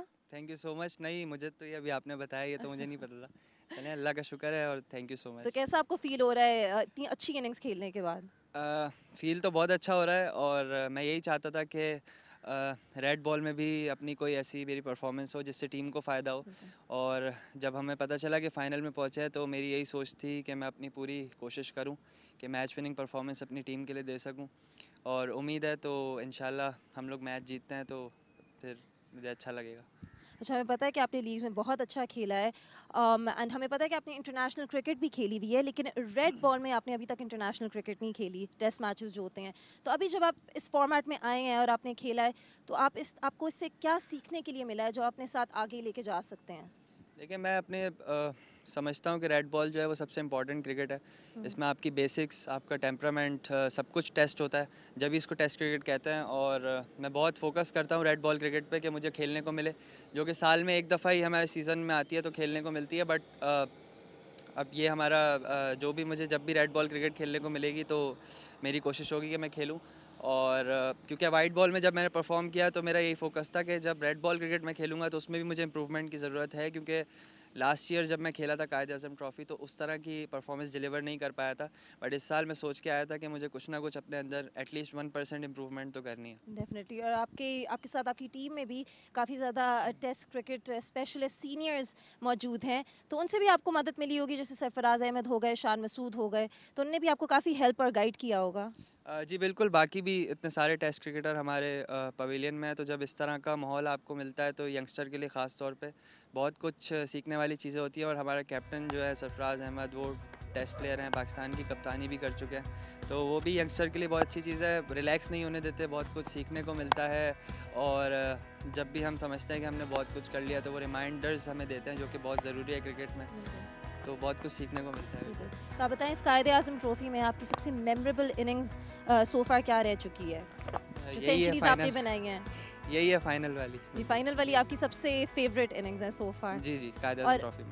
और जब जो आपकी ये जो नो लुक शॉट, आपकी जो सिग्नेचर शॉट है, जो सबको पता है, हम देखते आ रहे हैं, आप बताएं वाइट बॉल क्रिकेट में भी, तो उसका थोड़ा सा मुझे डिस्क्राइब करके बताएं। वो खुद ही लग जाती है, फैंस को भी बहुत पसंद है। जी जी, सबको पसंद तो है, बट वो खुद ही लग जाती है। बस वो उसमें कोई ऐसा साइंस नहीं है, बस ये होता है कि बताइए। देखिए, नो लुक शॉट जो आपकी है, हम देख सकते हैं स्क्रीन पे, तो इसके बारे में थोड़ा सा एलाबोरेट करके हमें बताएं। इसमें कोई ऐसे कोई ज़्यादा साइंस नहीं है, बस ये है कि मैं इस चीज़ की प्रैक्टिस करता था कि जब मैं शॉट मार रहा हूँ तो मेरा सर और मेरी आंखें बॉल से जब बैट का इम्पैक्ट हो रहा है तो हिले ना, तो उस चीज़ में ये हैबिट मेरी डेवलप हो गई है कि जब बॉडी पे बॉल आएगी तो मैं पेस यूज़ करके उसको पीछे ले जा सकूं, और उसी में मेरी हैबिट बन गई और ये शॉट्स ऑटोमेटिकली लग जाते हैं, मैं इसके बारे में कुछ सोचता नहीं हूँ। वैसे तो आपकी परफॉर्मेंस ऑब्वियसली बैट के साथ बहुत अमेजिंग रह चुकी है, लेकिन generally running through the wickets आपकी थोड़ी जिटर्स थे उधर, रन आउट्स जो आपके थे, तो उसकी वजह क्या थी रनिंग बिटवीन द विकेट्स? जी बिल्कुल, पहली इनिंग में तो बहुत अच्छी रनिंग बिटवीन द विकेट्स रही शान भाई के साथ, और इसमें भी कोशिश थी, बट हो जाती है मिस्टेक समटाइम्स। देख रहे हैं इधर, हम स्क्रीन पे भी देख रहे हैं जी कि वो थोड़ा सा कंफ्यूजन लग रही थी। तो ये आप इधर बता सकते हैं थोड़ा सा कि क्या हुआ था? ये तो टू बी ऑनेस्ट जब शान भाई रन आउट हुए हैं तो मैं थोड़ा सा डर गया था कि अभी क्योंकि स्क्वायर भी बॉल इतना तेज़ नहीं जा रहा था स्क्वायर में, तो जब हम पुश कर रहे थे बॉल तो वो वहीं रुक रहा था, तो उसकी वजह से कंफ्यूजन हो रही थी कि इसमें सिंगल लूँ या ना लूँ, क्योंकि मेरी इंटेंट हमेशा रहती है कि फील्डर उनको गिराना है सामने वाली टीम को उनके हाथ से भी सिंगल लेके। तो उसमें मैं थोड़ा सा 50-50 हो गया था कि अब मैं लूँ या ना लूँ शान भाई के रन आउट होने के बाद, तो वो इस वजह से थोड़े से जो भी झटके लगे। चलिए नॉनदलेस आपने बहुत अच्छी बैटिंग की है सो फार। अब डे 4 आगे आ रहा है और आप लोगों ने जो कराची वाइट्स हैं उन्होंने बॉल के साथ भी बहुत अच्छी परफॉर्मेंस दी। आपने जैसे देखा जो फैसलाबाद था उनका one of the lowest total scores रह चुके हैं पूरे कायद-ए-आज़म ट्रॉफी में, जिस तरह आप लोगों ने आज बॉलिंग की है उस चीज़ की वजह से, और बैट के साथ आप लोगों ने फिर से एक बहुत डोमिनेटिंग परफॉर्मेंस दिखाई है। तो आगे डे 4 को आप कैसे देख रहे हैं अपनी टीम के लिए? जी बिल्कुल, बॉलर्स को क्रेडिट जाता है कि उन्होंने जिस तरह से टीम को आउट किया जल्दी से, तो हमें कॉन्फिडेंस मिला कि हम दोबारा बैटिंग करके उनको दोबारा फील्ड पे उतार सकते हैं, उनका कॉन्फिडेंस और लो करके फिर उनको आखिर में आउट कर सकते हैं। लेकिन मेन फोकस मेरे ख्याल से हमारे कैप्टन का भी यही होगा कि हम लोग as much as possible batting कर सकें ताकि पूरी सामने वाली टीम को गिरा के फिर उनको आउट कर सकें। जी बिल्कुल, डेफिनेटली। अच्छा, लास्टली जब आपने सेंचुरी आज अपनी बनाई थी तो उस वक्त जो चीफ सेलेक्टर्स थे वो भी बैठे हुए थे, क्या आपको इस बात का पता था? और जब आपने उनके सामने सेंचुरी बनाई तो आपको कैसी फीलिंग आ रही थी? क्योंकि हमें पता है कि आगे ऑस्ट्रेलिया का भी टेस्ट टूर आ रहा है, तो आपको कैसा फील हुआ था उस वक्त? जी सिलेक्टर्स का तो पता था क्योंकि वो स्क्रीन पे स्कोर भी चल रहा होता है साथ साथ, फिर वो दिखा देते हैं कि कौन आया है कौन नहीं। तो बट जैसे आपने टूर की बात की तो इस चीज़ को मैं जहन में नहीं लेता कि आगे कौन सा टूर आ रहा है या सिलेक्शन होनी है या नहीं होनी, क्योंकि इस वक्त मेरा ये है कि बस मुझे जो खेलने को मिल रहा है मैं खेलूँ और परफॉर्म करूँ, और इस बारे में नहीं सोचूं कि आगे टेस्ट, वनडे, T20 कोई सीरीज़ आ रही है उसमें मुझे सिलेक्ट होना है या नहीं। मेरा बस एक गोल है कि जो मेरा माइंडसेट है, जिस तरह से मैंने मॉडर्न क्रिकेट को अपने अंदर लाना है, वो उसका प्रोसेस क्या है उस प्रोसेस को फॉलो करते रहूं, और उसके रिजल्ट में मुझे जो जो चीज़ें मिलती रहेंगी वो फिर उसके ऊपर हूँ बस मैं। ये कि आप बस प्रोसेस को ट्रस्ट करें और रिजल्ट्स खुद ही आ जाएंगे इंशाल्लाह। जी, जी। चलें, well, very well batted yet again today and thank you so much for speaking to us and all the best for the rest of the game. Thank you so much. Well, as we can see, that is the end of day 3 here, and we will be coming back again with you in day 4 tomorrow here at Gaddafi Stadium, Lahore. So do stay tuned in this final of the Quaid-e-Azam Trophy 2023. But until then, it's goodbye for now. Aboard!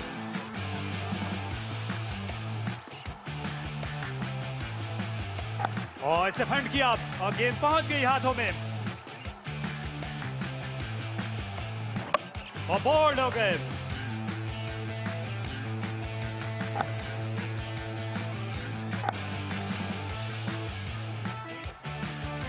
और इस तरह ये double century के बाद century मुकम्मल हो गई नौजवान साइम अयूब की।